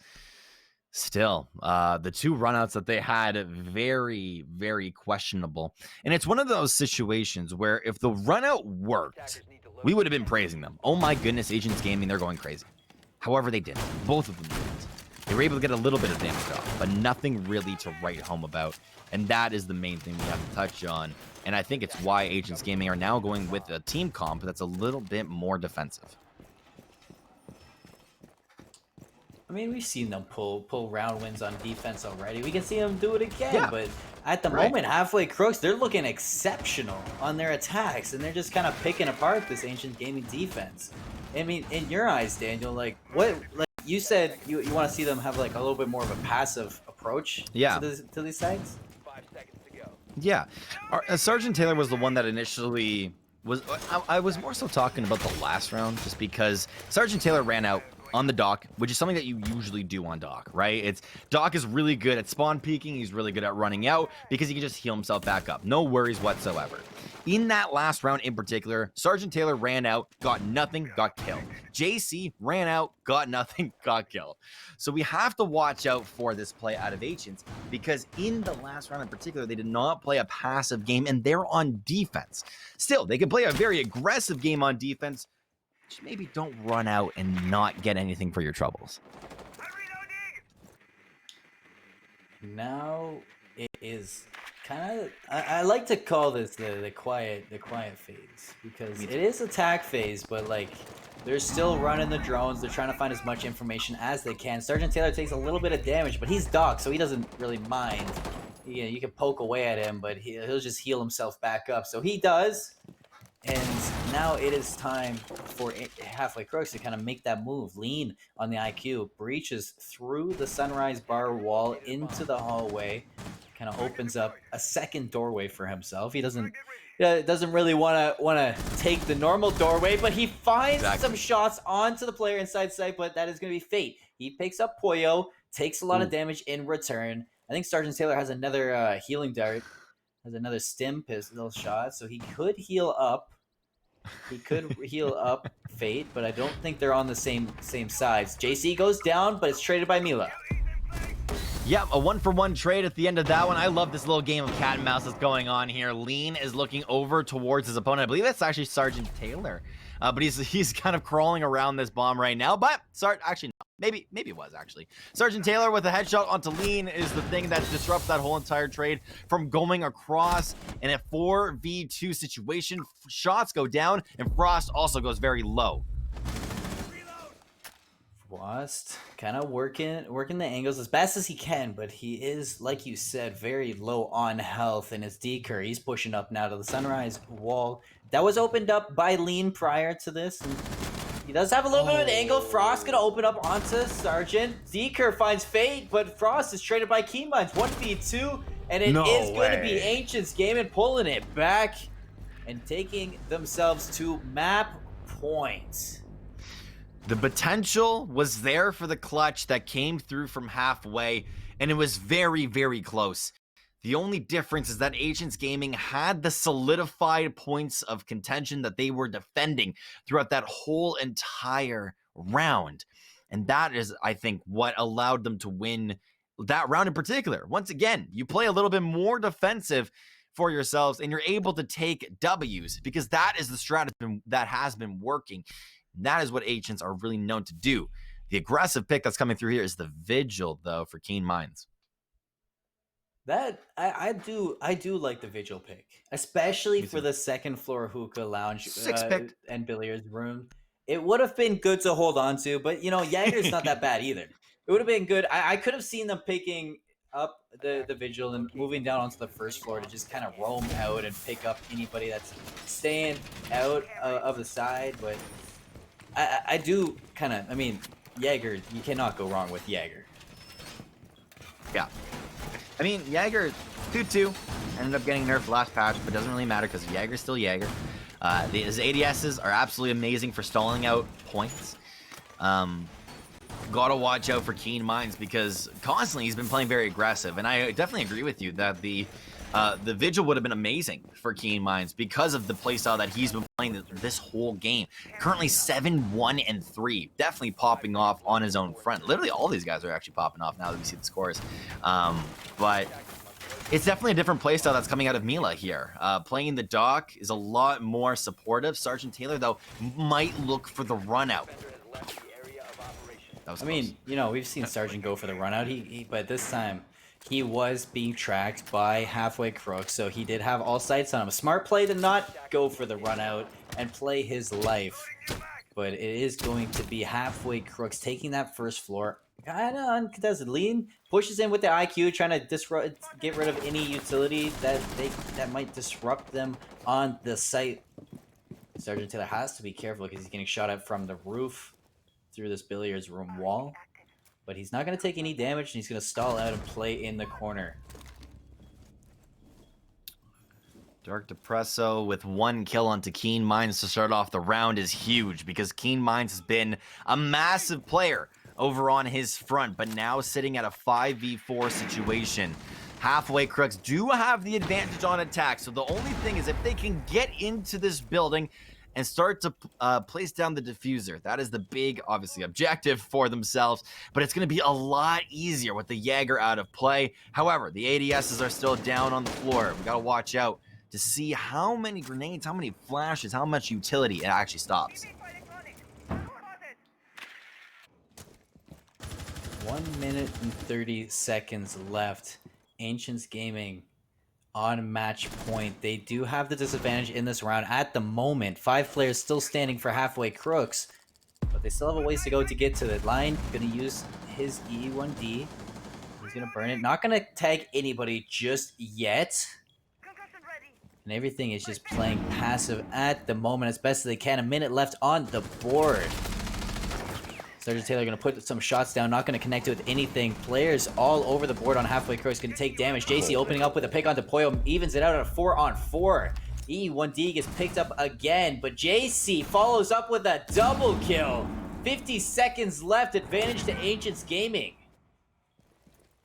Yeah, huge stuff going through for Ancients as they already get 2 picks for themselves, and that is the game of Rainbow Six, is that you can get picks in the early game, but what does it matter if you can't peek the right angles? Sergeant Taylor goes 1 for 1 for himself as well. A couple of pre-firing shots go through, and Ancients get 2 right off the bat. It's going to be Sergeant Taylor and Jay taking the round for themselves, and Ancients go on to gain points and could potentially be your Road Conference finalists. Oh my goodness. Match point, 7-4 win. So fast. You know, we're going to be heading to Cafe. I know you like Cafe. I love Cafe. We got quite the match ahead of us. And, you know, both teams, from what I understand, excellent on Cafe. Mountain to climb if you're Ancients. Then, a mountain to climb if you're halfway. My bad. I had that backwards. But Ancients Gaming, you guys, you right now, I mean, you got Cafe to worry about, possibly Theme Park to worry about. You're on match point. You're feeling comfy right now. You could take the win. Yeah, it's so much potential that's going through for Ancients Gaming. The only problem is that when they went up by 1 onto halfway crooks, I'm gonna say crooks. The halfway crooks ended up coming back in the next map. So we could see a game 5, ladies and gentlemen, or Ancients Gaming could be your champions for this one. All the potentials are there. All the storylines are in place. We just have to send it to a break as we get these guys into lobby, but do not go anywhere. The cast will be right back with the Upsurge Premier League Road Conference Finals after this very small break.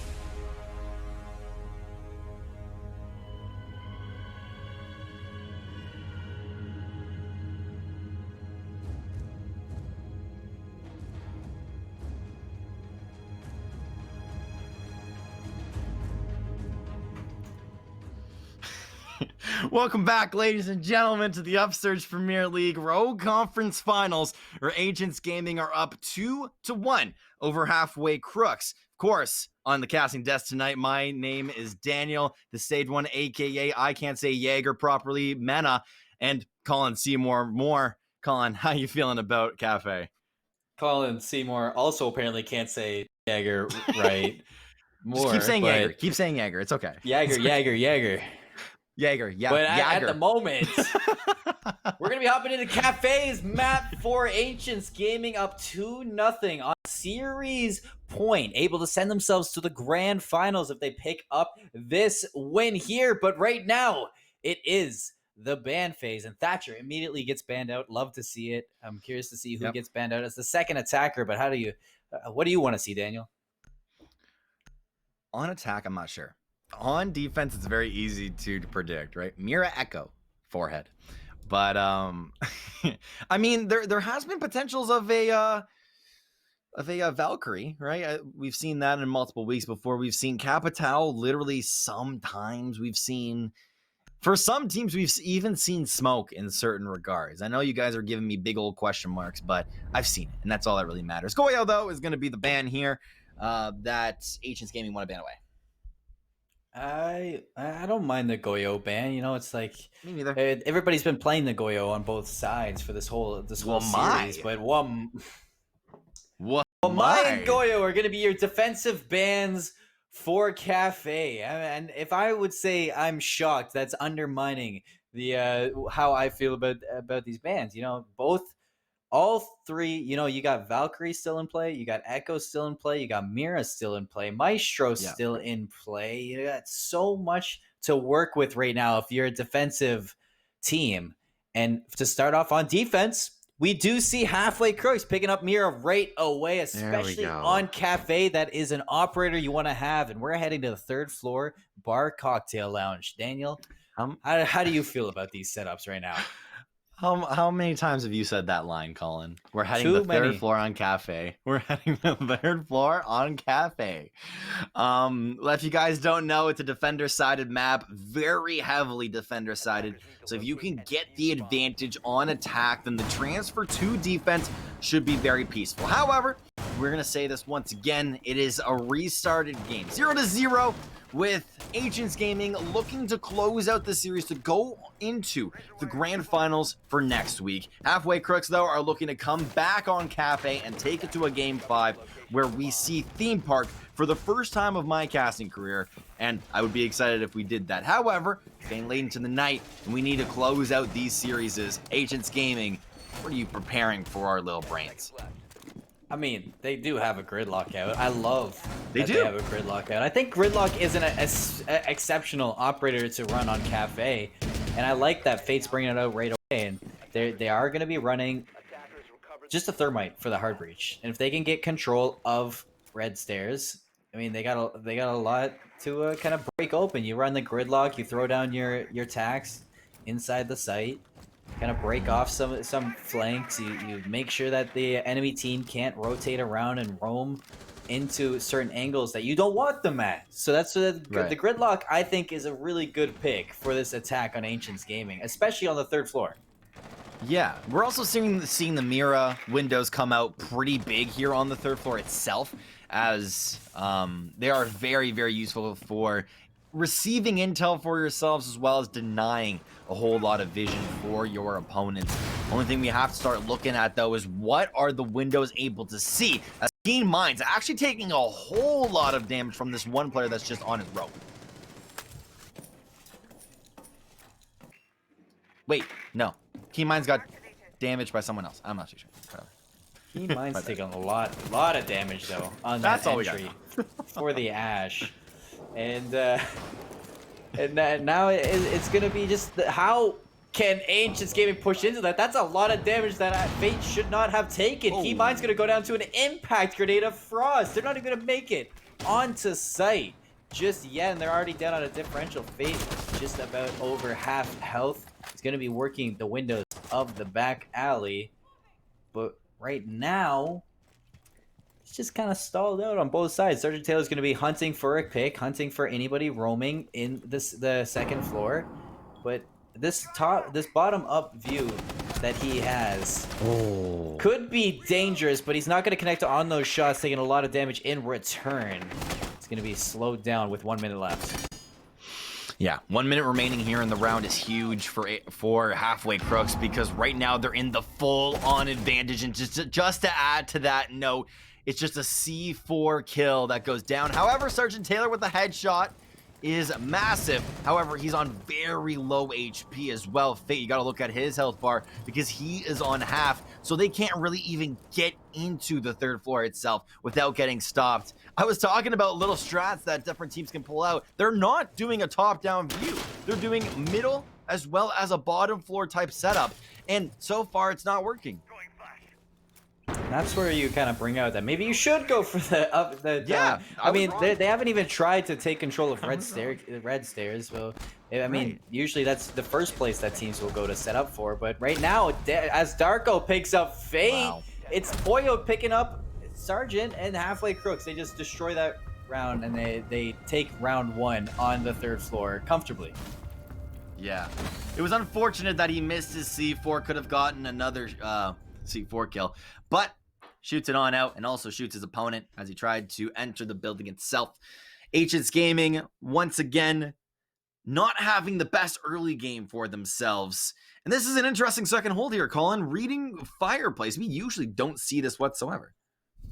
I mean, you can sometimes see it brought out, and I mean, if you're comfortable on holding this, I mean, there's a reason why Halfway Crooks have picked this map. Obviously, they got strats to go for, and honestly, I just want to see how they set up on this. I mean, they're bringing out the mirror again. The mirror like gave them a lot of space to work on for that third floor, and how they'll run it on the second floor will be insane. And the fact that, I mean, I'm saying it's insane because the fact that Mira is even being got through the ban phase, in my opinion, Yeah. was insane for Cafe. Yeah. But I want to see Ancients kind of change up their approach, because that we're going through like the windows and taking that kind of side approach through the windowsills. It wasn't the way to go. No, it wasn't. I was personally looking for different ways that you could actually enter through Cafe, and I personally never saw a reason as to why it's only top down. Now I see the reason, right? Where you usually send one member if you are attacking through the bottom side balcony into the main area where Keen actually ended up getting basically sniped from. And it's interesting that that the rest of Asians didn't go through the top and just allow Keen to put that pressure down there. However, it's a brand new round, ladies and gentlemen. As we head into round number 2, Ancients Gaming are looking for their advantage. And so far, it is going to be from this top-down angle. They tried something new, didn't work, and just go back to basic old stuff. Immediately, I love it. They went to the roof. They're setting up for third floor control. They're even droning out ahead of them. So already I see improvements in Ancients Gaming in their take on this site. But Keen Minds, he is still going to be set up inside the windowsill. And he's going to go for that upside down rappel towards train. Or, sorry, towards the hallway. And I do like the setup from Ancients Gaming. They just got a lot of space to kind of take and a lot of angles to clear if they want to start their second floor push.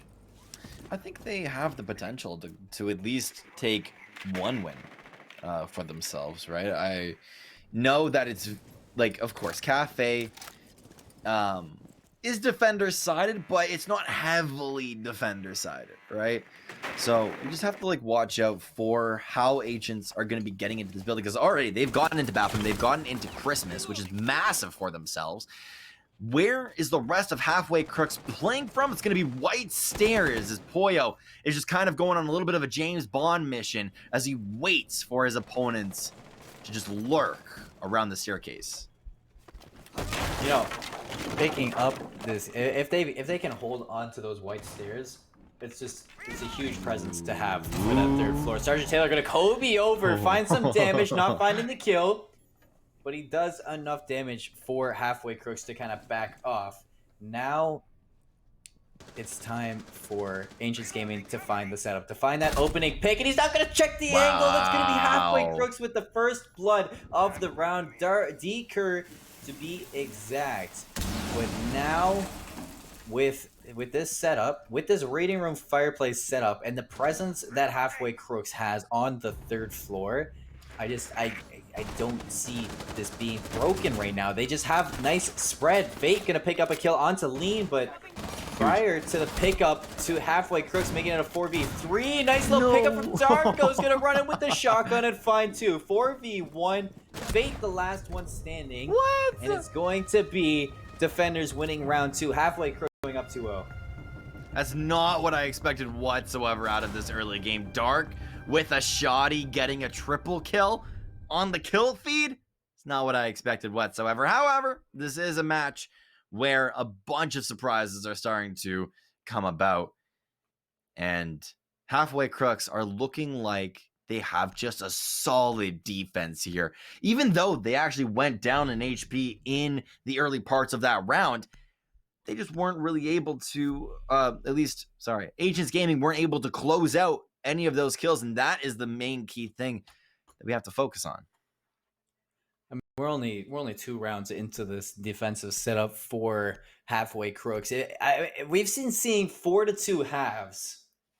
Oh, and honestly, if I was Ancients Gaming, I think a 4-2 half would be excellent. Like even if you're the team with 2 on attack, you know, picking up 2 rounds. If you pick up 3 rounds on attack, you're absolutely you're just going nuts. If you put 4 rounds on attack, I think the defenders are throwing.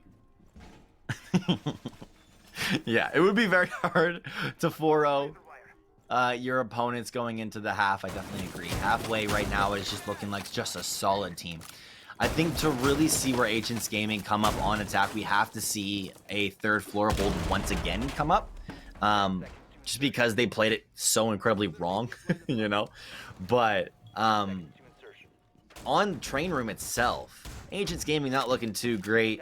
As we look into Kitchen itself, though, this is a little bit more of a site where teams are very comfortable on, right? They usually go here after the 3rd floor attack round. So this is going to be really cool to see how Ancients kind of attack from this, and it's going to start with the front door. Up with this front door push is not totally the craziest place to go for Ancients Gaming, but it's totally different than what we usually see set up. So honestly, the spread push from Ancients Gaming could be quite the setup for Ancients Gaming, as they are gonna have JC pushing in the back alley, pushing in towards outer hallway. I think that if they open up Freezer Room with that Thermite, it's gonna be an instant rotation for Ancients Gaming. But JC picks up Poyo. Excellent opening frag for Ancients Gaming. You said oh no. That almost connected, but it didn't. Ancients with the advantage. Yeah, it was very close. Out the front door, though, still is what Ancients Gaming are looking for as they get into Coat Room. Fate now going to put down his little tricks mines as they all start to spread out through that area, just to disrupt a little bit of information that halfway currently have on their opponents. Poyo going down early on is massive, but there you go. Already another kill. Fate onto Dark on White Stairs is massive, and he is looking for a lot more. And now with the 2-player advantage, they are going to be pushing in. We do have two players on halfway Crooks stacked inside the site. That's going to be the Castle D-Kerr and the Cade. Floss going to find a double kill, evens it out 3-3. Excellent play by the Jaeger to bring it back, taking out the IQ and the Gridlock. Sledge, Ash, Thermite left, and the Thermite, he's going to be putting some words. I thought I heard the exothermic charge go off, but didn't see where it went off, if it did. They are setting up towards Freezer Room, so maybe they got that open. Stun not gonna make it through for Keen Minds. He's gonna dance around, try to find something. Sergeant Taylor set up on the 2nd floor, looking for that top-down view, but Keen Minds going down. It's a big pick, and 2 kicks going in favor of Ancients. 1 player standing, that is Sergeant. Boop. And he's gonna be gifted.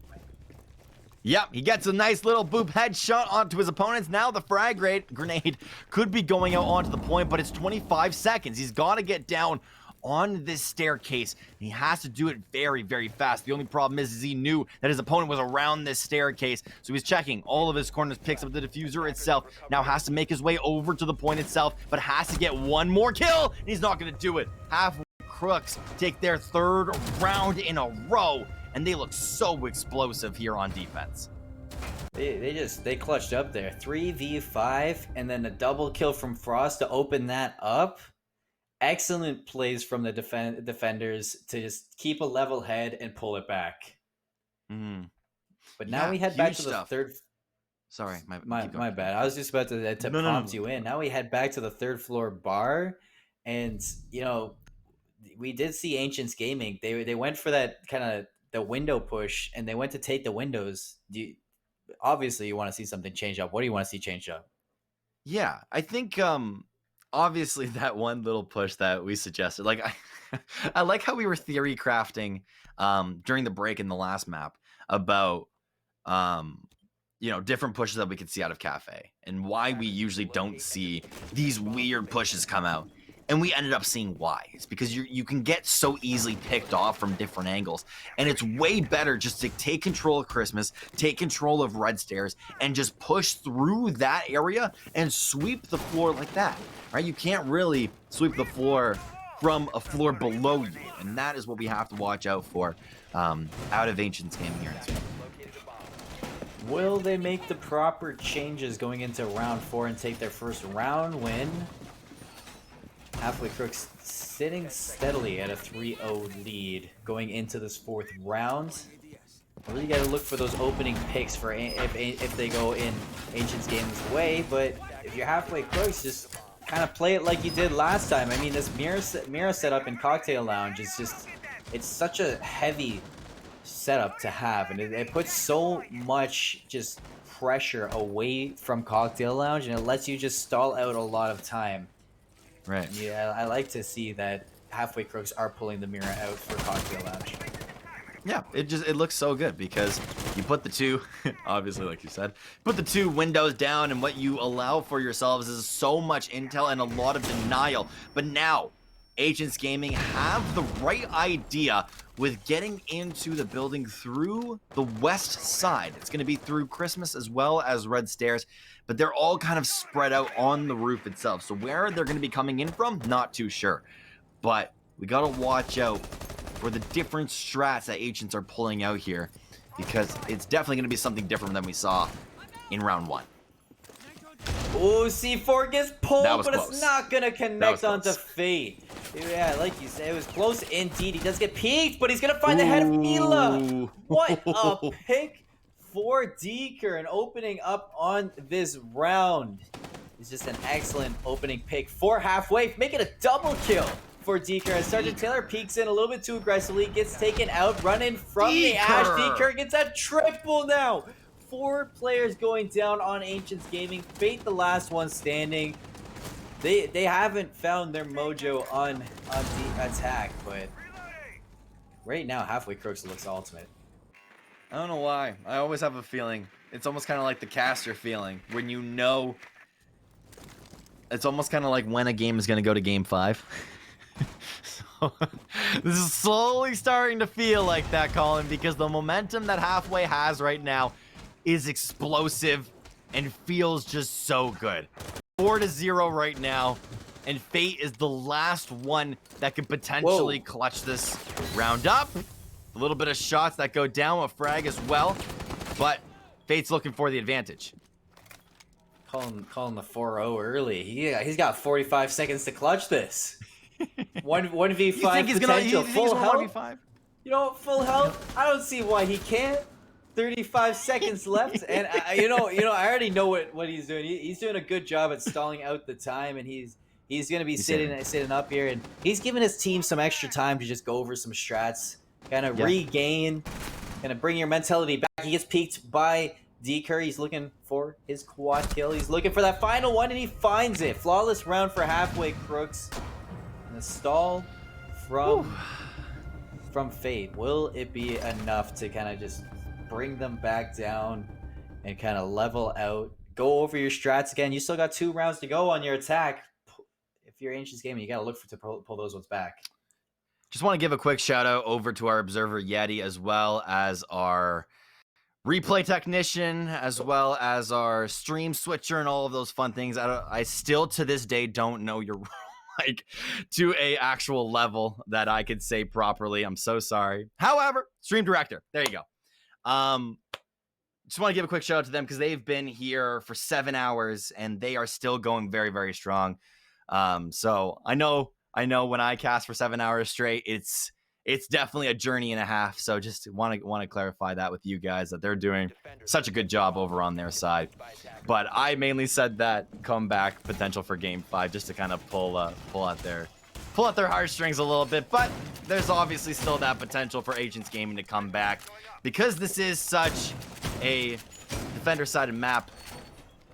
Agents Gaming, if they even just pull out 2 wins for themselves, they could very, very easily come back in this series. And I know that in the chat, you guys have an insane amount of hope for Agents Gaming. I've seen it throughout this whole entire stream where you guys are die-hard Agents fans. So you guys really got to come out here and give your support. Because right now, Agents Gaming are in a position where they are 4 points down, and it's almost looking like this game is lost, but it's going to be off of your guys' support that really bring this team back. You're saying you want them to bring their energy? That's what I'm saying, Colin! Give the It's energy. We got to get the energy up in the chat, man. Let's go! We're going to be running 2 minutes and 40 seconds on the time bank in this round, and it's going to be Ancients Gaming setting up for this attack. The setup from Halfway Crooks will be the 2nd floor. Reading room fire hall.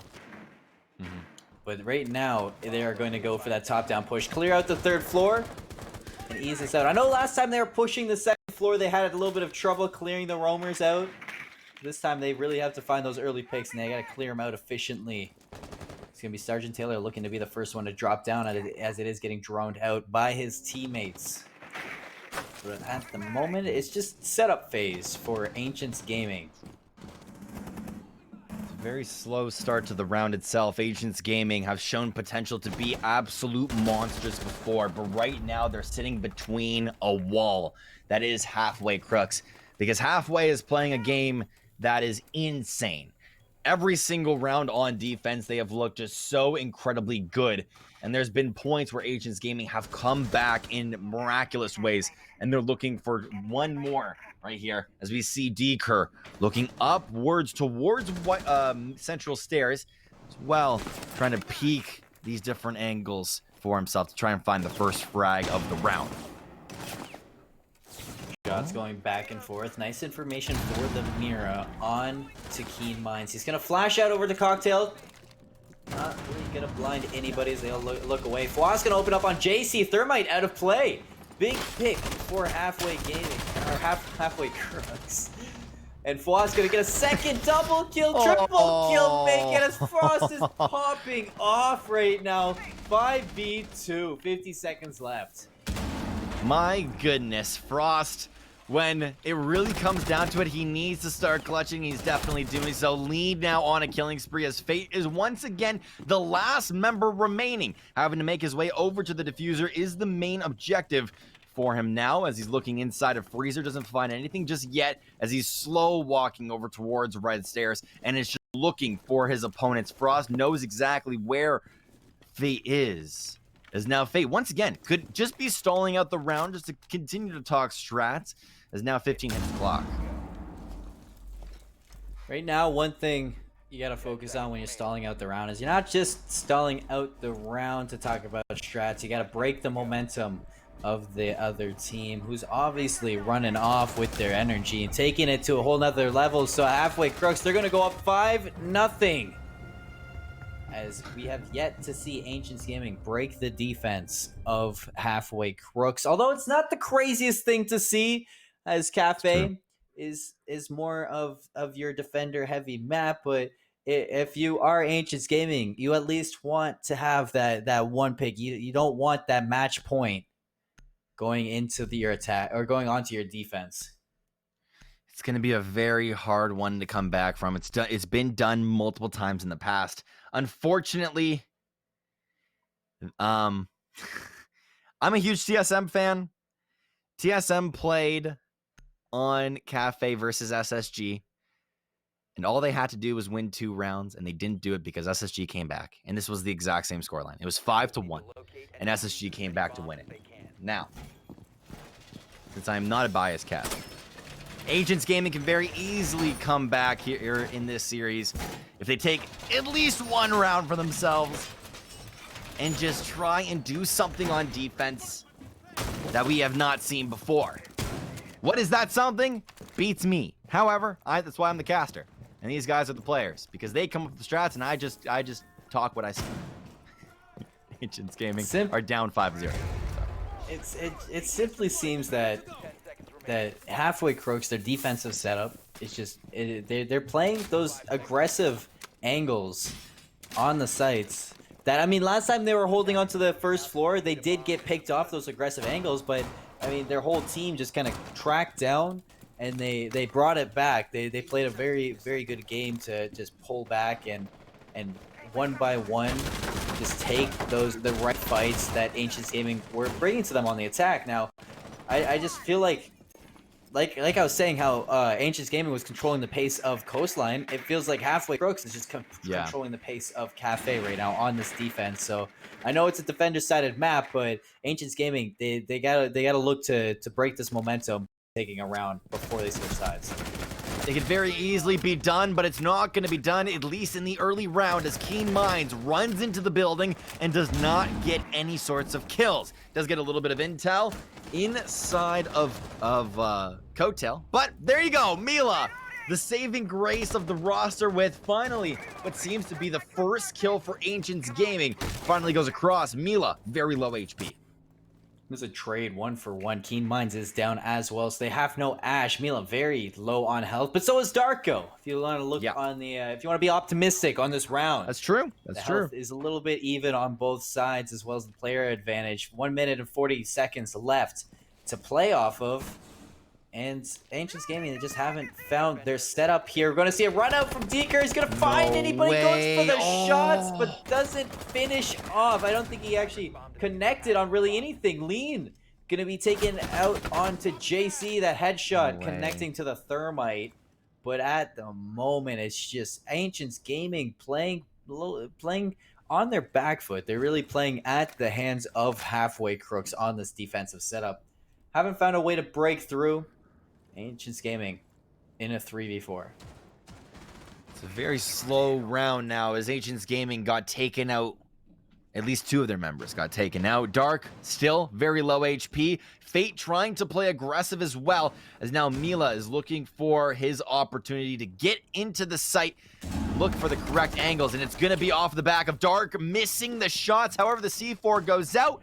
Kobe in towards the front door, not getting anything. Might want to go for a run out, but just gets into Coattail room and doesn't get anything done. However, Lean does get a couple shots taken over towards him, goes very low, but Poyo getting headshotted as well, as now Ancients Gaming are slowly coming online, and that's a double kill on to Fate, as Mila is looking for a new angle. Sergeant Taylor as well. They do have Diffuser picked up. 3v2. A lot of damage across the board on either side. Nade comes in, not going to connect. Darko takes out Fate. Lean with the double kill. Gets the third. That's a 6-0 half for Halfway Crooks. And it looked comfortable the whole run.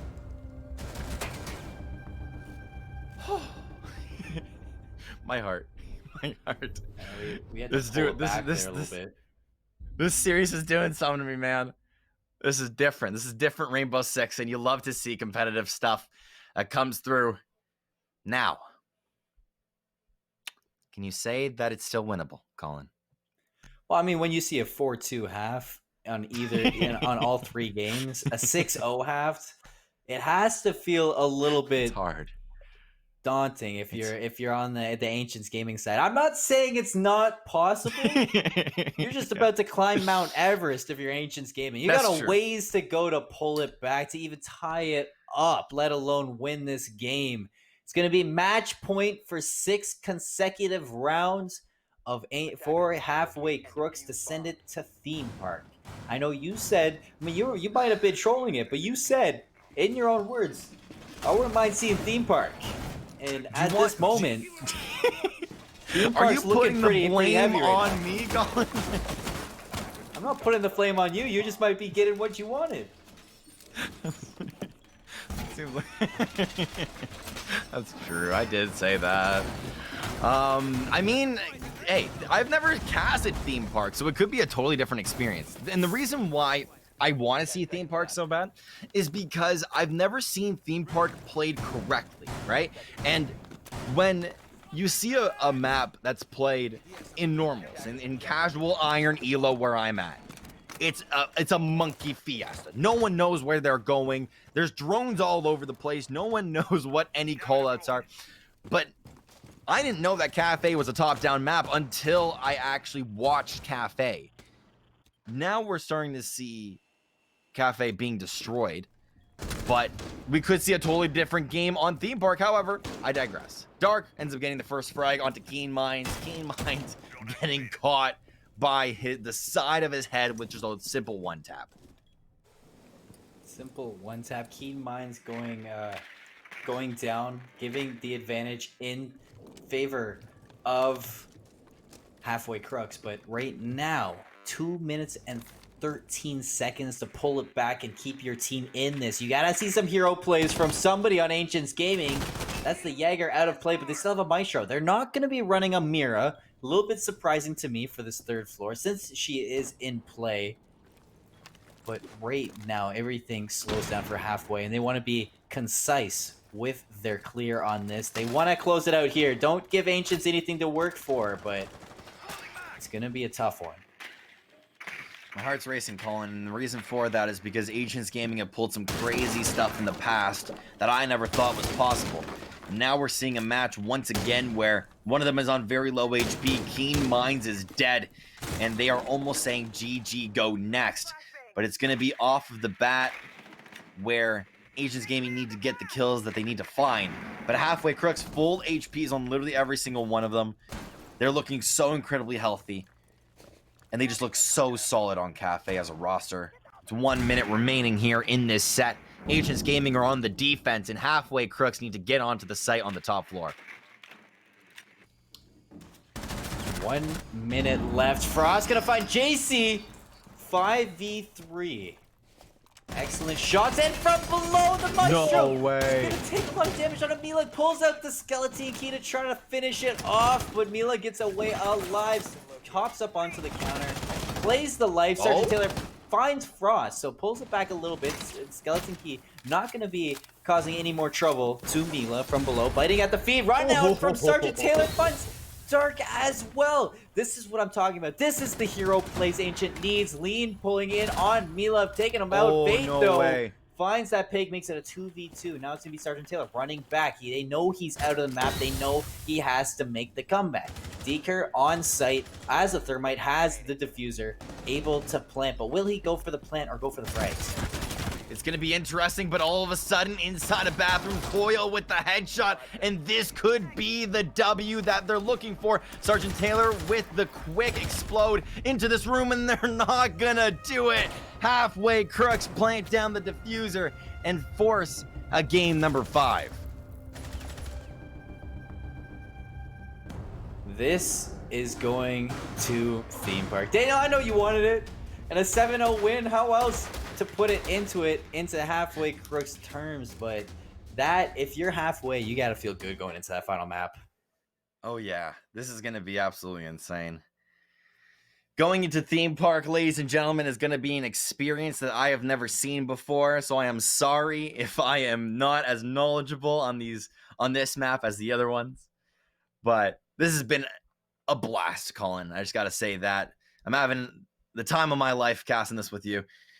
And that was an insane match to cast as well. 7-0 Ancients Gaming. That was not the roster that we saw throughout every single round.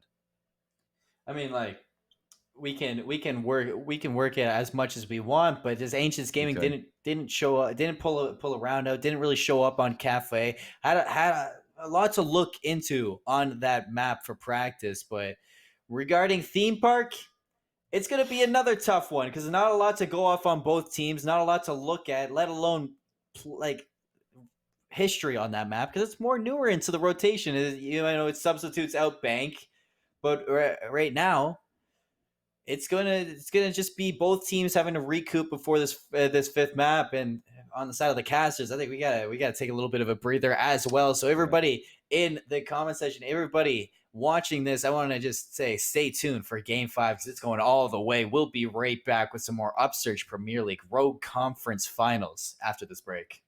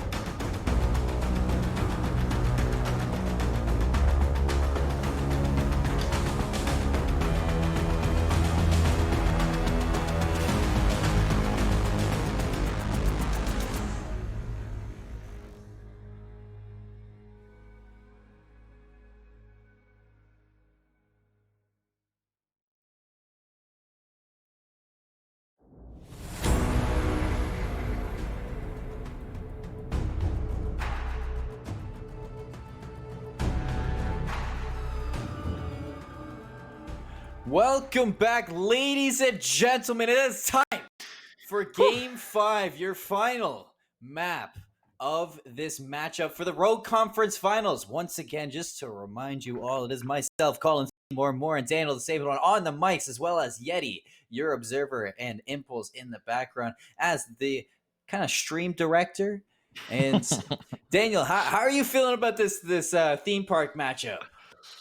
This is going to be insane, Colin. I have never seen good theme park play. And if anything about this series tells you literally anything about these teams, this is the hypest you're going to get. This is insane. Halfway Crooks, they are crawling back. Kind of. Like, I mean, both teams are just doing insane work. Whenever one of them wins, the other one comes back stronger, and then vice versa. Whenever the other team returns, the other team comes back huge. I don't know what the heck I just said, but Ancients Gaming, Halfway Crooks, this is massive, but we digress because now we are in the ban phase. It's Thatcher and Monty.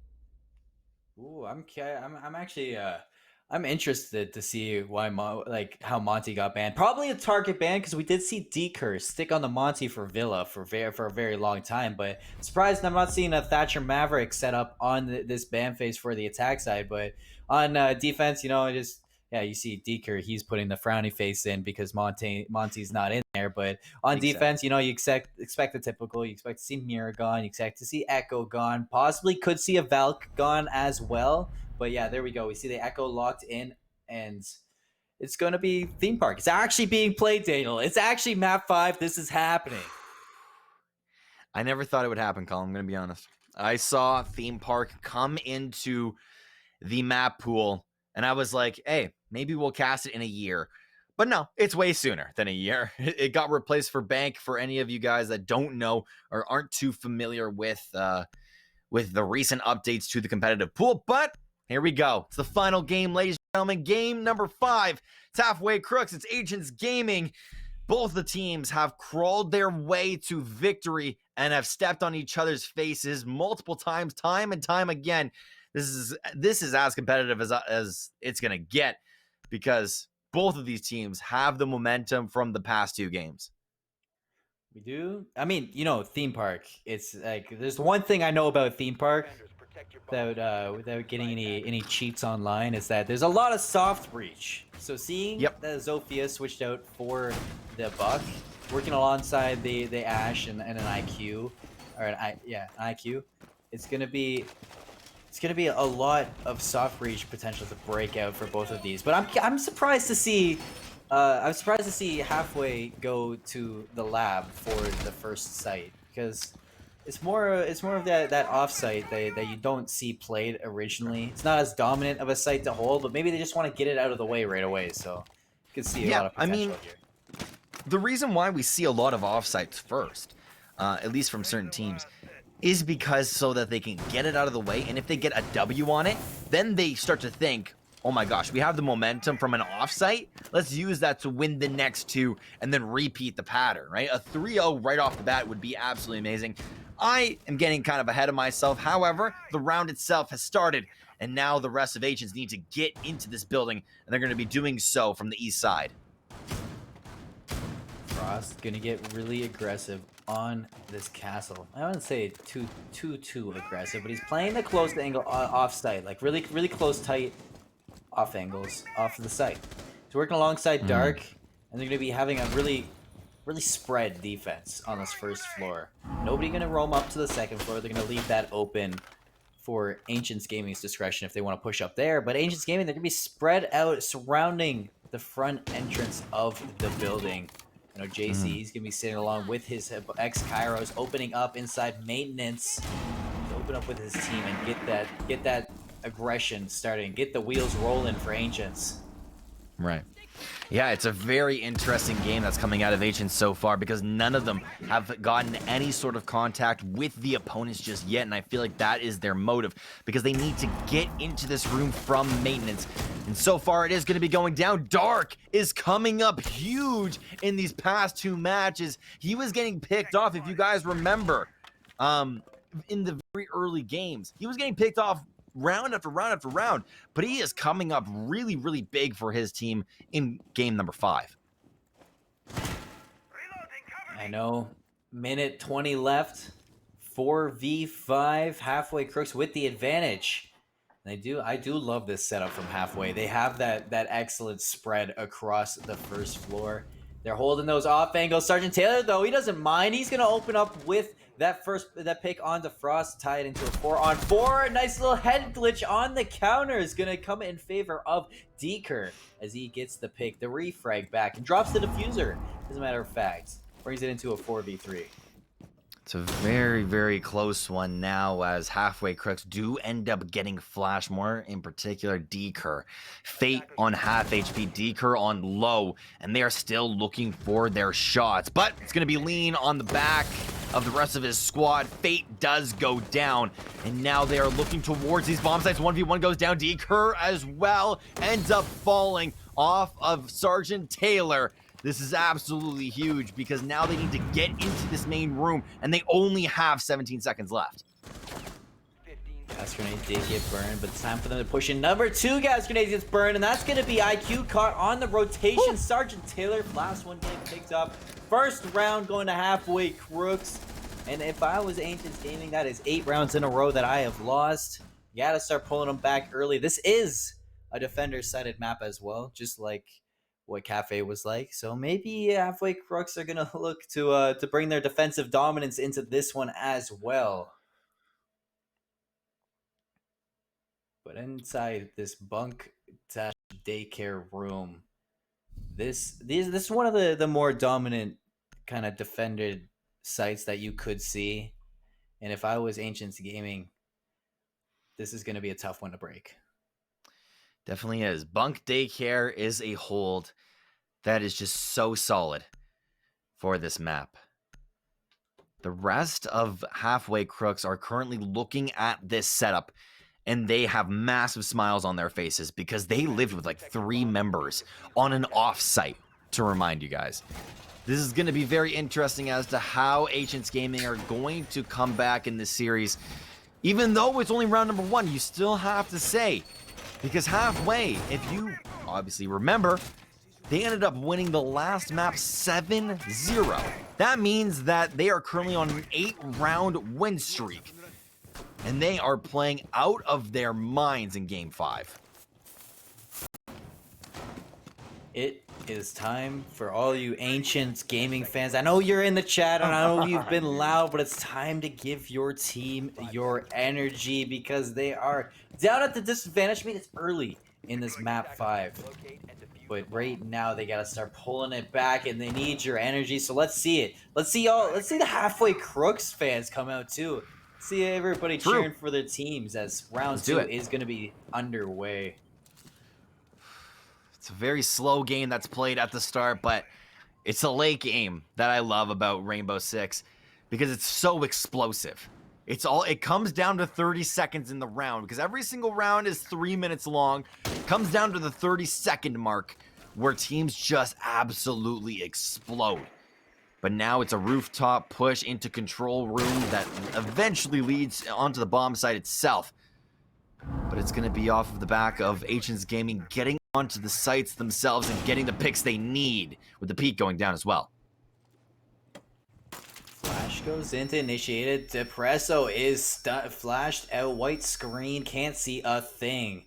So now it's time for Ancients. They're going to be setting up just outside of Cash Room, just outside of the window. 3 players set up this attack, but there's one on site. I didn't see that. JC peeks in, takes out Poyo. First pick in favor of Ancients. Nice little bait and switch for Ancients Gaming to pull themselves ahead in this round. With a couple of shots going on to the bomb site room itself, that's Ash that ends up going down. Keen Minds was the one to usually go 1-for-1, and he's not able to yet. He's playing a very passive game with Ash. Mila also goes very, very low, and Deeker is on high HP. Dark Depresso as well as Frost are also losing a little bit of HP. So Ancients Gaming, hey, they're showing a little bit of aggression, which is we definitely need to see in this match. But right now, it's going to be JC with his double kill as he finds a second as Frost going down. Advantage back in favor of Ancients Gaming. Minute left on the clock. We do see the defensive team, Lean, starting that off, and he's going to be backed up on the site. set up with a bullet hole peek in the wall. Darko on the flank, on the roam, could be dangerous. And Ancients Gaming, they have to be worried about that. They have to be ready for this. They have to be aware that there's only 2 players on site. Darko, though, on the flank, he's going to have an interaction. He's going to find Mila. He's going to drop Mila. 3-3 ties it up. But JC, on the other side, he goes down. Fake goes down. Sergeant Taylor's the last one standing. 30 seconds left. 1v3, halfway crook, straight out from underneath them. Just pull it back in their favor. Huge of plays coming out of Halfway Crooks. When it looked like Ancients Gaming were getting the advantage for themselves, they ended up losing it completely. Halfway as pulling out a defense that is just absolutely insane. Now you go into Initiation and Office Room, and this is also a site that is very, very hard to deal with because the rest of the defense that's coming out of Halfway is literally insane. Ancients Gaming, this is a different team than what we've seen out of games 1, 2, and 3. I mean, like, I do like this pick to go to Initiation after that. And they were holding Bunker. So you got to look at that. Was a hard one to attack. In Ancients Gaming, they kind of cracked it open. But once they got into the site, it was just locked down by Halfway Crook. So we're going to be heading to Initiation Room, like you said. And this is one of the less dominant the maps to defend. I mean, it's still in there, and you got to break through to get into it, but there's a lot of ways that you can break through this site and take advantage of different sight lines, and it really comes back to Ancients Gaming just have to find the rhythm of their attack. They're just playing a lot of angles that just look like they're I don't want to say too worried about where they're gonna push in, but they're playing their attack like they're playing defense. Yeah, it's very, very interesting because the initial frag of the round, you guys have to remember, it was onto Keen Minds. Keen Minds wasn't the one that rushed into the building. He got rushed when he was playing a very passive game. I feel like I have to sneeze. That's the worst feeling in the world. Halfway Crooks are defending this site with their lives, and they are doing it absolutely beautifully with a Jaeger roaming on the bottom floor. Ugh. Drinking water there, catching my breath there, but no, it's time for round 3. 2 minutes and 30 on the clock. Keen Minds already taking a lot of damage right off the bat, and he's got to be careful of going down early again. If Sergeant dropped down, he'd have a player right in front of him to take out. I don't think Halfway Crooks would be ready for that, but it's a dangerous kind of risk to go for if you are Ancients Gaming. Keen Minds can open up with a kill on Depresso. Nice pick for himself. But this was just like last round. You know, they got the opening pick on Ancients Gaming, and you know, it went in their favor, but they ended up still losing it. So Halfway Crooks, they're really good at pulling it back. You gotta be careful if you're Ancients Gaming. It's gonna be a weird setup that's gonna really pull out the W for Halfway as well. Ancients Gaming are getting onto the site. They've already got one pick for themselves, and it's on a key priority member. The only problem is that Fate right now just took a little bit of damage to the electrocution, but they realize where he's coming from. Does throw in a little bit of, I don't know if that's smoke or frag grenade or something. He throws something in through that small crack and is currently just trying to make his way into this room itself. He naded the batteries. Got it. Thank you. Sorry, I just had I was just whispering to you. I don't think they heard us, but okay. But round 3, you know, it's in advantage still. Ancients Gaming, 1 minute left, 5v4. Halfway Crooks are kind of slowed down. They've backed up onto the site. Keen Minds still very, very low on the site. Now it's time for Sergeant to drop down. He drops in. He has a C4 though being dropped to him, and he gets COVID'd by Halfway Crooks. Frost's gonna pick that up. As he does, he finds himself a double kill onto Keen Minds as well. If D-Cur is careful with this, he could find the Maverick too, but the Maverick's being patient. He's being careful with this pickup. Mila on the other side, he finds a double kill. He takes out Lean. He takes out Poyo. No Floss way. Gonna take out JC. 2v2 as Fate finds D-Cur. It's going back and forth between these two. 20 seconds left. Floss, you know, he's already got 2 kills in his name. Why not make it 4? He finds the cross, but not finishing it up. Ancients Gaming. It's the first round in nine losses. Mila. Wow. How the heck did you see that player? That blows my mind, man. Good Rainbow Six players blow my mind because they can see through the small pixels of this map as to what is a player or not. Mila, with a very quick reaction time into bathrooms. Good stuff coming out of him. But like you said, it's the first round in just such a long time. And that could be the thing that allows Ancients Gaming to come back in the series very easily. We could see a repeat of what was the first 3 matches, where it ended up going 2-2. And then there was a clear decider throughout the rest of the match.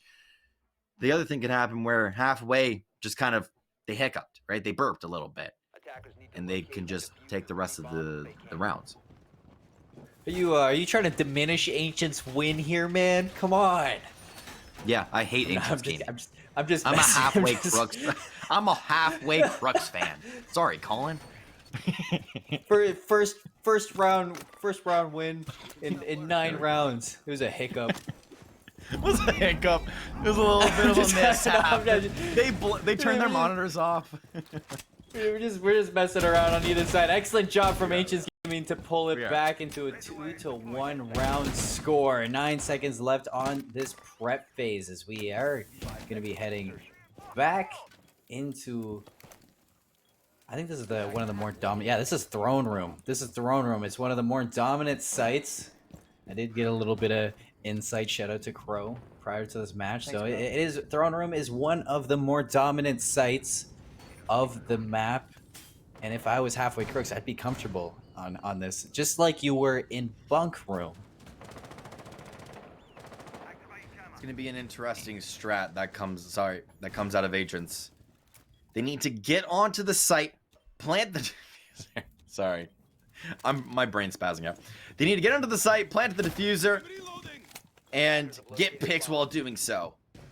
Not in that order. They need to get picks first of all, and what it seems like so far is that halfway are currently in a situation where they look dominant, but no one has gotten any shots off in the rounds themselves so far. You need to watch out for all of the scouting potential as 2 minutes is the clock. Big information for Deeker. He heard that. I don't know if the player on the other side did see him kind of rotate out of the corner, but Deeker with the advantage. He's going to peek in the Ash. Oh, what a shot from Keen Minds, opening up the round for Ancients Gaming, breaking through the mute. But here we go. The second peek is going to come out. Poyo going to find Mila. He does down Sergeant Taylor as well. Double kill. What is this peek from Poyo? One single-handedly taking this out, but the Ash brings it back. Double kill for Keen Minds. Oh, a 3v2 situation now for Ancients Gaming as they finish off that fight with the advantage for themselves as they are looking towards this dominant site of Throne Room and they want to just completely take over. They've already gotten 3 picks for themselves and they just need a couple more in order to close out this round. And this has all gone down within a minute, mind you. It's Lean and Frost versus 3. How the heck are they going to do this? And they end up getting picked off. Fate with a headshot onto Lean to start off the fight itself. Now Frost has done it multiple times before where he needs to get the picks in order to clutch the round. JC, Keen Minds, Fate against Frost. Now, not saying Frost can't clutch this up, but if you're Ancients Gaming, you're looking to tie it up 2-2 right here. 40 seconds left. Xkyra is going to break through on the yellow quarter side of the map. Frost does have that intel, but he doesn't know that he's surrounded. There's a player above him, players on either side of him. So he's getting completely suffocated into this map, and he does get taken out. So Ancients Gaming, they win round 4. They take it to a 2-2 even tie. Good stuff coming out here from... Sorry, Ancients Gaming. That's what I got. My bad, guys. I was paying attention to chat. I'm not even gonna lie. I was paying attention to chat. But still, 2-2 at the end of that round is massive, where Ancients Gaming are coming up really big. They've changed up their play completely, where they are acting a little bit more aggressive. They're starting to get a lot of picks, and it's really, really showing in their play. Mila, Sergeant Taylor, JC, Keen Minds, Fate, are all going huge over on their own front. This is as close as we're gonna get. I mean, we're heading back to the bunk daycare side of the map. And I can see that the halfway crooks. You know, last time they picked this round up, they went down two players early. They pulled it back and they clutched a 3v5. Outside of Ancients Gaming, though, you did get those initial picks. You did have the advantage. You just kind of slipped up a little bit. There's no reason why you can't do it again and pull up the round. Although it is going to be tough to break through this halfway crooks defense. They looked comfortable last time. They could do it again. It looks really hard in terms of climbing the mountain, right? You compared to climbing Mount Everest, where it was more so in the last match, right? That was kind of your analogy. But still, it's the patterns continued into this map.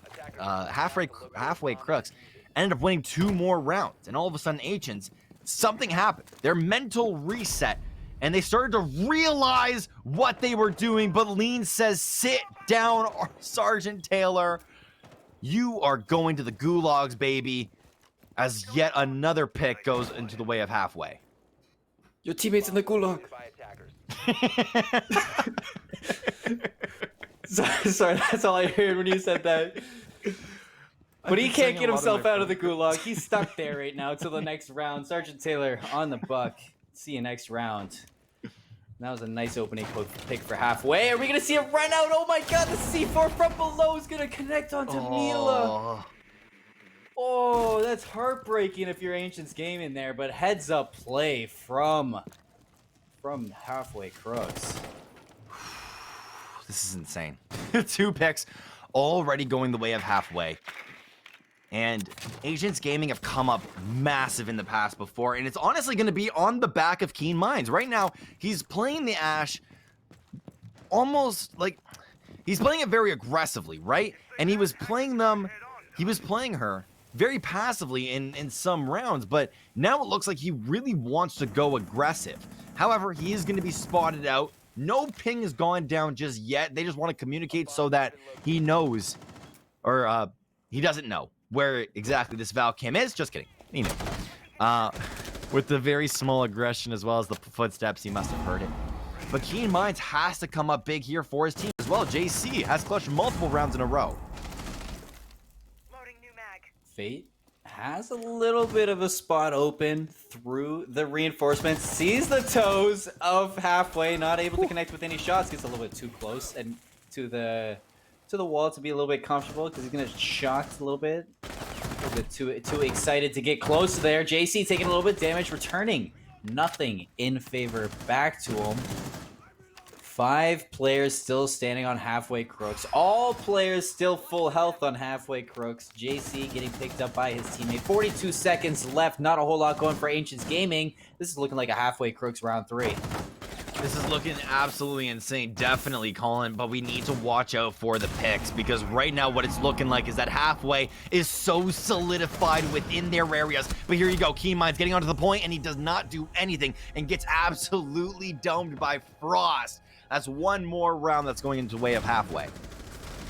But was it flawless? You can look out for that one on Ancients. Not a flawless round for halfway crooks. It was picked off a little bit, but now into the final round of halfway crooks defense. They will not make it to that 6-0. Ancients has denied them of that. We're going to go back to the lab storage room, which is where we did see halfway crooks initiate this map on, and they did take that win. So if you're halfway crooks, you're looking for that 4-2 and you're feeling comfortable for it, but I don't know. I haven't seen a whole lot of theme park, Daniel, but I mean, 3-3 is always a good feeling. 3-3 is always a good feeling. Hey, honestly, an overtime 7-7 sounds even better. Sorry, I cracked. But it could be really cool to watch Ancients Gaming come back, definitely. A 3-3 half would be absolutely amazing to watch because that would be close. That would be close. An overtime 7-7 would be even closer. And all of these potentials are here. Because in this series, we did not expect a 7-0. We did not expect this to go even to game 5. I predicted game 4. All I said was I would love to see theme park. You predicted a game 5, and I agreed with you. Where am I going with this? I have no idea. Only thing I do know is that Aegis Gaming are on attack, and they're looking for their 3rd win of the game. I mean, like, at the start of this game, as much as I love Ancients Gaming, I looked at the stats and I said, you know, halfway Crooks game 5. Just because you said Ancients Gaming game 4, so I'm like, you know, I'm gonna play devil's advocate. Yeah, I'm gonna say devil's advocate, halfway Crooks game 5, and you know, I'm just saying that game 4 is well past, and it wasn't Ancients Gaming who got it. Yeah. But now into round 6, it's gonna be a 3-2 for halfway Crooks. Either team looking for that opening pick, but a passive setup for Ancients Gaming. Very, very passive. We're starting to see their drone outs now come through. They've stopped with the rushes that into the building. They have now started to play way more passive. It's literally 1 minute into the round, and they still have not gotten into the building, which is very surprising to me. But this is definitely a match that is worth really talking about. Because right when we think halfway Crooks have it, Ancients Gaming come up with 1 win for themselves, almost looking like they are not on tilt whatsoever. If I was in their shoes, I'd be gone. My mental, broken. However, this is why they're pro, once again. It's because they are able to reset from a defeat and come back potentially in a series that is so close. That was unfortunate for the X-Kairos. I don't know if you saw that, but it didn't break the full hole through. It was a little bit of a bar left in between. but so now it's a little bit of a troll there from the X-Kairos. Sergeant Taylor with the opening pick onto Lean. Mila looking for the second, but not connecting with any shots. A little bit of a corner peek from halfway Crooks, and Ancients Gaming with the advantage. They only have a minute 15 seconds to make it to the side. Nice little flick around for Deeker, but he's gonna get dropped. A nice trade, nice team play from Frost is gonna find JC. Deeker still on the ground, hasn't been picked up. Gonna get confirmed by Fate. So 3v4, minute left, advantage to Ancients. Attackers have recovered their diffuser. Ancients Gaming have pulled in this match with the advantage, at least in the round itself. But Frost from the window tries to peek it, but Mila goes down as well. It's a 1-for-1 trade at the end of that little skirmish type of thing. But now 3v2 with halfway Crooks playing very passive on the point, with Dark getting a double kill for himself is massive. Now inside of the room is going to be the rush, and Poyo is looking for the angles, and he's not going to find it. However, ends up going 1-for-1. Now Dark on low HP himself versus Sergeant Taylor. Sergeant Taylor has been the one to clutch out so many rounds before, and he has very minimal seconds to do it with the diffuser going down. Oh, if he could peek this, he might find the right angle, but what a shot from Sergeant Taylor. Oh, and he clutches up with the plant and the kill, as we can see. Nice flick on to Dark. I'm so sorry, chat. We cannot get loud. Our families are sleeping. We can't yell. Listen, it's quarantine. We're mentally yelling. Sleeping. We're mentally yelling. You know we're as crazy as we seem, as we can be. Oh my goodness. Should we do this whole round whispering? No. ASMR? I don't think chat would appreciate that one. But the sides have swapped, Daniel. There you go. And it's gonna be Ancients Gaming on defense. Halfway Crooks on attack. This is the final swap of this matchup. It all rests on these teams' ability to attack and defend. I mean, if we see OT, they'll both get their turn to do it again. But right now, this is it. This is the final stretch. We've made it, guys. Give yourselves a pat on the back. Oh my goodness, this has been one hell of a series. 2-2 overall here in game number 5 as halfway Crooks as well as Ancients Gaming. They have put sweat, blood, tears into practicing and trying to just claw their way to victory. Both sides have done it so far. Ancients Gaming Now we're pulling out all of the secret strats, and by the secret strat, quote unquote, I'm talking about Sergeant Taylor. He's playing the Vigil right here. Ended up actually getting 6-picked on, I think it was Coastline that he 6-picked Vigil to something, but we finally get to see it here. This is great. No, theme park's actually a lot nicer than it used to be. I'm just appreciating it.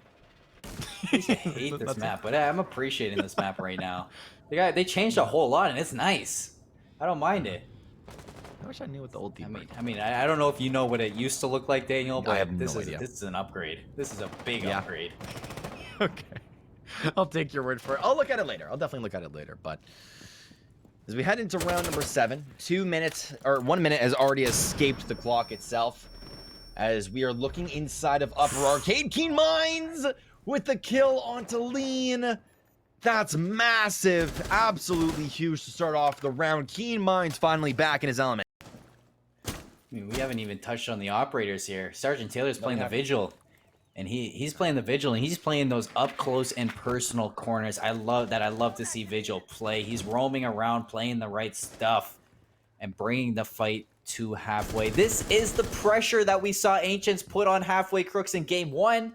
And they look like they're finding their rhythm again. Nice little interaction. Keen Minds, though, going to go down this time. Frost with that pick. Evening it out 4-4. Sergeant Taylor also taking a lot of damage as he's taken down to about 10 health. It's time for that push from JC. Pulls the Nitro Cell, but not enough time to work with. Dark going to find that one an advantage to Halfway Crooks now. Completely switched sides. I was saying the perspective that Ancients Gaming have a massive pick in the early game, but JC and Keen Minds go down, and Sergeant Taylor is on low HP. C4 on the ceiling, and he gets him. It was blind. Fate. What was that, dude? Did he just hear him? Hey, sometimes you just got that feeling. You know that caster feeling that it's gonna go to game 5. Yeah. You just Nitro Cell the roof, dude. just Nitro Cell forehead. They're running above you. Oh, that could be dangerous if he was looking. Dark That would have been big. sledges the roof, and there was a player right underneath it, but he wasn't paying attention. 3v3, health is almost even on both sides. But the passive angles from Ancients Gaming, will they be able to find anything? Almost an interaction from above, Close. but Fate is he's just playing this corner, this mute corner, to the best of his ability. Nitro Cell gets burned, not pulled right away. It's just going to chill there. It's going to be sitting there, relaxing. Maverick is close. He's going to be pushing. Sergeant Taylor finds Dark. Sergeant Taylor, though, taken out by Frost. Nitro Cell gets pulled. Ancients Gaming win by time. What? What? Oh, that was close. Ancients Gaming are taking it literally to the wire. We're in the final stretch of this match. 3 rounds is all Ancients Gaming needs to do to win it. If they win it here, the match beforehand doesn't even matter. The 7-0, wipe that off your shoulder because they would be going still to the finals. Ancients Gaming pull up massive there in that last round. Oh my goodness. Look at the setup, though, coming out from Ancients. They got the Wamai Jaeger Maestro Valk mute. I could see that, they got a lot of denial for the entry of this between the Wamai and the Jaeger with the projectiles that could come out from Halfway Crook's attack. I mean, there's a lot of frags. If you even look at the setup of Halfway Crooks, they got 3 stuns or 3 flashes on Ash, 2 frags on the Maverick, 2 frags on the Sledge. So the Jaeger and Wamai is almost like the perfect duo to run to get rid of any of that pressure. Yeah. Along with the Nitro Cell on the Mute and the Nitro Cell on the Valkyrie, just the pressure that Ancients can put on to Halfway with this is just insane. I think what's also not really worth mentioning, wink wink nudge nudge, is that Sergeant Taylor took a little bit of damage, don't know what from, but he is on, reasonable HP. But still, Ancients Gaming are on the defense still, playing on Theme Park. I never thought I would say those words. we're looking at a map and we're learning a whole lot. Now looking at the bomb sites themselves, it's on the 2nd floor, I believe. And this was a site that Halfway Crooks were very easily, they very easily held it. Agents Gaming, can they do the same thing? I mean, like you said it yourself, Sergeant Taylor takes a little bit of damage. Who needs that health, man? Not him. That's He facts. doesn't need that. It's That's going to be a facts. nice interaction here from Lino. Ooh. Rushes in, finds Keen Mines. And you know what? That's an opening kill that goes. It just ain't Halfway Crooks. They'll take that 9 times out of 10. That was an excellent play from themselves. Nice little stun into the shots, but are they going to find a second one? Lean getting aggressive in this angle. He has a player to his right and a player playing a long angle to the left. This is going to be Sergeant Taylor, the player who took a little bit of damage. Will it come out to haunt him in this setup, or will he find this equalizing trade? It's going to get droned out, so he has to be aware at that. Ooh, a little bit of server lag on one of the sides, but it's all good. What you guys ended up missing is that Lean grabbed a headshot for himself and was able to come up in the match for sure. But once again, Halfway Crooks are kind of taking this round by storm because they got the first 2 picks. Who is low over on the side of Halfway? It's just Lean.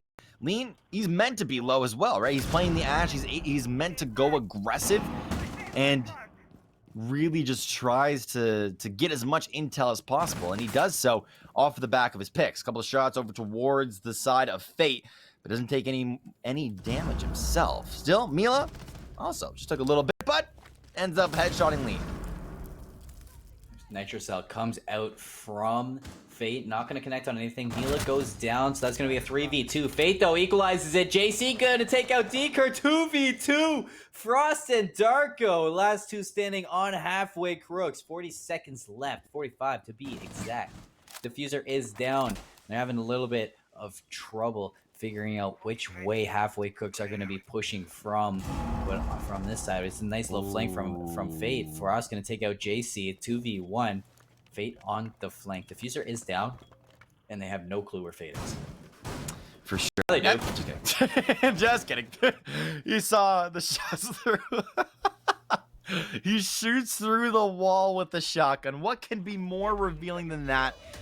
Fate is looking for his next angle. He might wrap around this wall and just see a peeking dart and secures the double kill for himself. Now looking towards break room is going to be Frost. 1v1 situation, Fate versus Frost, the double Fs. Who is going to win it? So far, Fate is making his way, crawling through, sees where exactly the Diffuser is as well, but needs to flank on his opponent. He's going to be doing so. Now looking, and he flicks. That was insane. What was that reaction time? Fate. He's cracked. What? Fate is absolutely cracked. How did he hit that shot? What was that reaction time? Clutching up the 2v1. And you know what? I was saying they don't know where he's coming from. Then all of a sudden you hear that, oh yes, he just shotguns through the wall, letting him know. Still comes out on top with the round win. But that, honestly, MVP. That's an MVP play right there.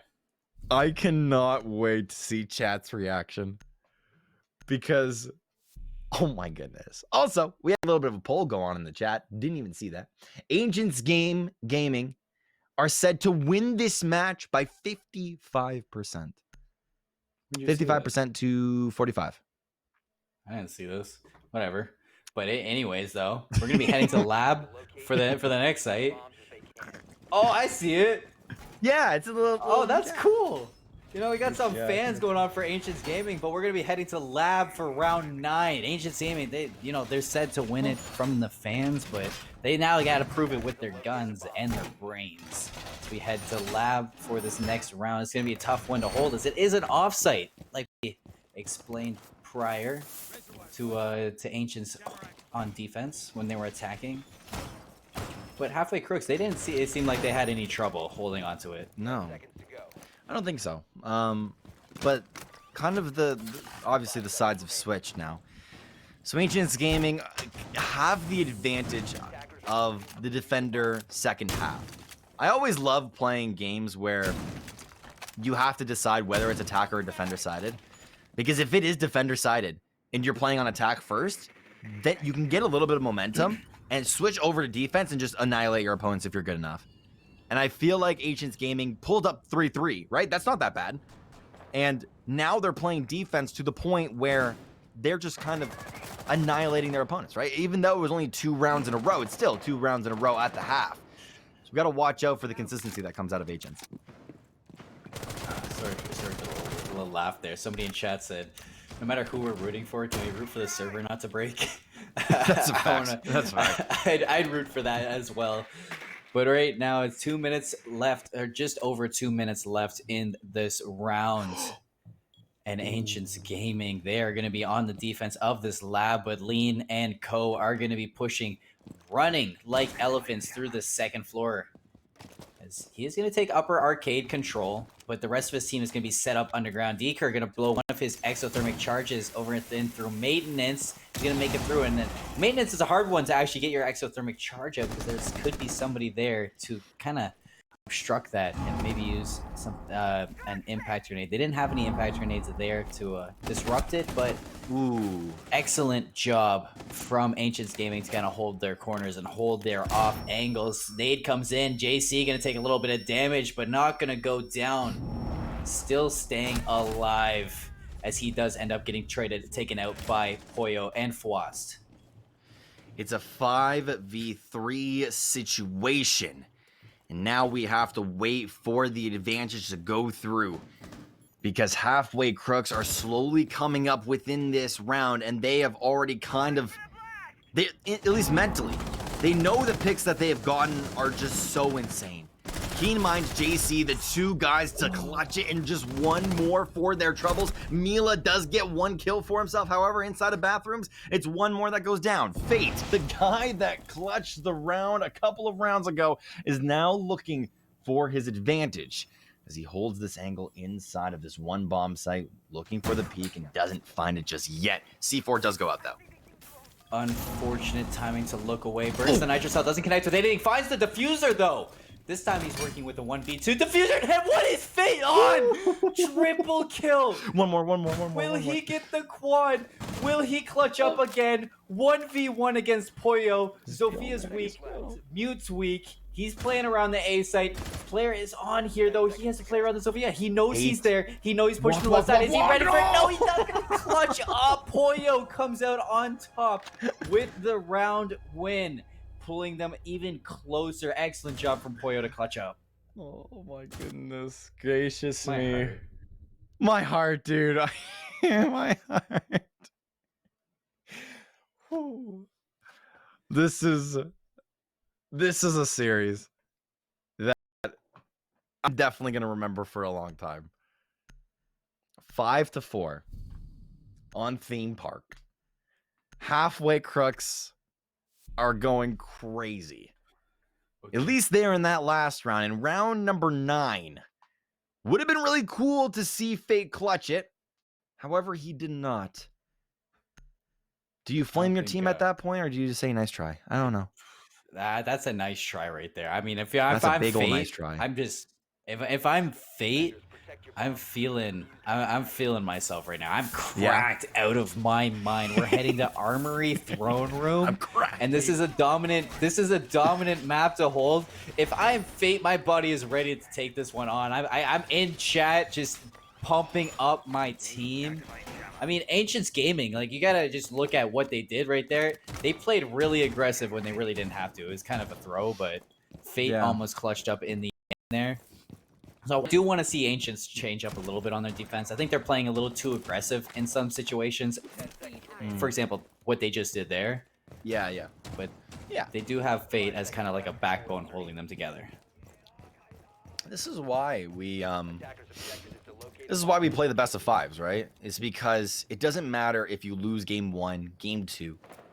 All that really matters is that you have the stamina to go the distance, because it's the potential that we have to all watch out for. Ancients Gaming, I feel like both of these teams, sorry, I started that sentence off with Ancients Gaming, but I feel like both of these teams are ready for the distance. And you can clearly see that within their rosters. The only little mishap that they kind of had there was that they played a little bit aggressive. And they need to fix that. But if they can fix that on defense, then what's 2 rounds for them? But that's all we got to really look at. It's 3 rounds for Halfway, 2 rounds for Ancients, with the possibility of an overtime. By attackers. Yeah, possibility of an overtime. Did you just say the OT word? Overtime. Oh, he's pulling out the big words. And the big, we're only in round 10. He's thinking ahead right there. But I'm thinking plays from Sergeant Taylor. Nice flank from the Vigil. Milo with the C4 3v5. Frost and Darko going down early. Lean with the nice trade out. He's going to try to even it out. Lean, though, goes down. Advantage to Ancients Gaming 2v4. This is absolutely massive that's coming through as we see the spread of kills. Fate is insane. 12, 1, and 6 for himself. This is absolutely crazy, but Ancients Gaming are slowly crawling their way back off of a 1-round loss. Oh, if only he knew. If only he knew. Deker and Poyo. Deker has fragged out multiple rounds in a row. Poyo, literally the exact same thing. He was the one that clutched it versus Fate. Gotta watch out for the rest of Ancients Gaming now, though, as Halfway are looking for a new way to get into this building. Deker checking every angle, getting through the corridor as best as he can. 2v4, a little bit of damage onto Sergeant Taylor, but not a whole lot to work with if you're Halfway Crooks. A whole lot of information if you are Ancients Gaming. They're gonna push it. They're gonna push into Armory, but here we go. JC's there, finds one. No, Sergeant Taylor. Sergeant Taylor taking both kills and pulling Ancients Gaming to match, series, map, grand final point. Did it matter Name it. that Name it all of Halfway that. Oh, what? Sorry. I said I'm gonna name it all of that. Okay. Halfway Crooks, did it matter that they won game number 4 7-0? At this point, a little bit. The momentum carried over into the first 2 rounds, and now they look absolutely insane. Halfway is playing an amazing series. Ancients Gaming fans are now fueling in the chat, and your fuel has got them to match point 6-4. 1 more round is what we could see. We could also see 2 rounds go the way of Halfway Crooks so that we would get pulled to overtime. However, I love a lot of Ancients Gaming love fans the are in the support. chat. I love A lot the of support of Ancients Gaming. It's great, man. It's great. just good to just look at chat and just see so many people just supporting a team. The community's amazing. Yeah. But here we go, round number 11. And we have a Wamai Jaeger set up once again. Almost saw a clash. JC had the clash hovered over, but 6 picked over to the poles. So a little bit, I think, of a better pickup if you're asking me, especially on Theme Park. But this attack from Halfway Crooks, this is it. This is it if you're Halfway Crooks. You have to keep it going right now, or this is your grand finals right here. This is massive. It's all on the line. 5 games is what we saw here in this series. You predicted it. We were talking about it. I wanted to see Theme Park. And we saw it. And now we're pulled to the wire, where it's match point, 2 minutes and 30 seconds remaining, and Ancients Gaming are playing out of their mind. And there you go. First frag of the round. Sergeant Taylor onto Lean. You have to remember that Lean is one of the star players of this squad. So already massive, massive kills coming across. Sergeant Taylor with the excellent spawn kill onto, or I guess spawn P. He picked up the kill. Yeah. To open up the round. Keen Minds was looking for another one, did a little bit of damage onto Darko, but didn't confirm it. 5v4 in favor of Ancients Gaming. Halfway Crooks really on the back foot. as back on the foot as they could be. This is their tournament life on the lines in this round right here. And Ancients Gaming, they're just on fire at the moment. Literally crazy potential to come out of this roster. Ancients Gaming are going huge. They literally have no damage that they take, or they have taken so far, right? Dark is on almost half. Lean is dead. Deeker, Frost, Poyo all on full HP. However, they are now going through Arcade, and they're going to spot out JC that is sitting inside of here. But it's going to be off the back of Mila, because he's looking at this window very intently. Same thing as going on the side of Dark. It's a 1v1 stare battle where they have no idea where their opponents are, but JC with one! Ancients Gaming are going crazy as Keen Minds with the second. Frost as well gets a kill for himself. Pulling it back a little bit. It's Frost and Poyo against the world right now. Sergeant Taylor's out of play, but 2 players against 4. It's not the best situation to be in, but I've seen crazier things happen. Frost pushing in. He's rotating all the way around upper arcade. He's looking for this, and he finds the pick onto Mila. Brings it back into a 2v3. This player rotating. Is he going to be ready for this fate? Finds Poyo. Brings it back. Ancients Gaming are heading to the grand finals, ladies and gentlemen. Round number 11 goes to them. It's Ancients Gaming all the way. What an experience. Ancients Gaming 7-4 on Theme Park. They take the best of 5. They say sayonara and they get super hyped. Of course, we're on a 1 minute. You guys are on I think a 1 minute delay. So I cannot wait to see chat's reaction to this. But this was an insane match. 3 minutes, you said? But still, an amazing, amazing match that we got to cast tonight. You have any closing thoughts, Colin? I mean, closing thoughts. I can't wait to see what Ancients Gaming has to bring next week. I can't. I mean, halfway crooks. They played out of their minds. They 7-0'd on Cafe.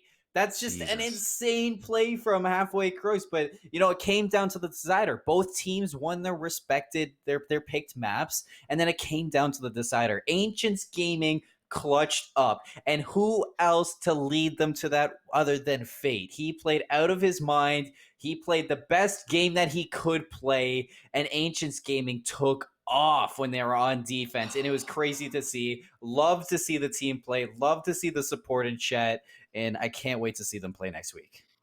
Ladies and gentlemen, thank you so much for joining us tonight. This has been an experience and a half. Once again, thank you to Yeti, our observer, and our stream director, Mike, Impulse, because they've been going for 9 hours. I can't even imagine that. My voice is gone after 5. And thank you, Colin, for joining me in this series. Could not have had a better co-caster. This was an experience that was insane.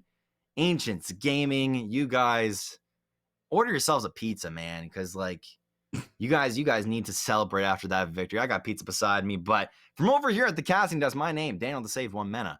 Joining me, Colin Seymour Moore. This has been your Upsurge Premier League Rogue Conference Finals with Ancients Gaming taking the W for themselves. We'll see you next week for the Grand Finals.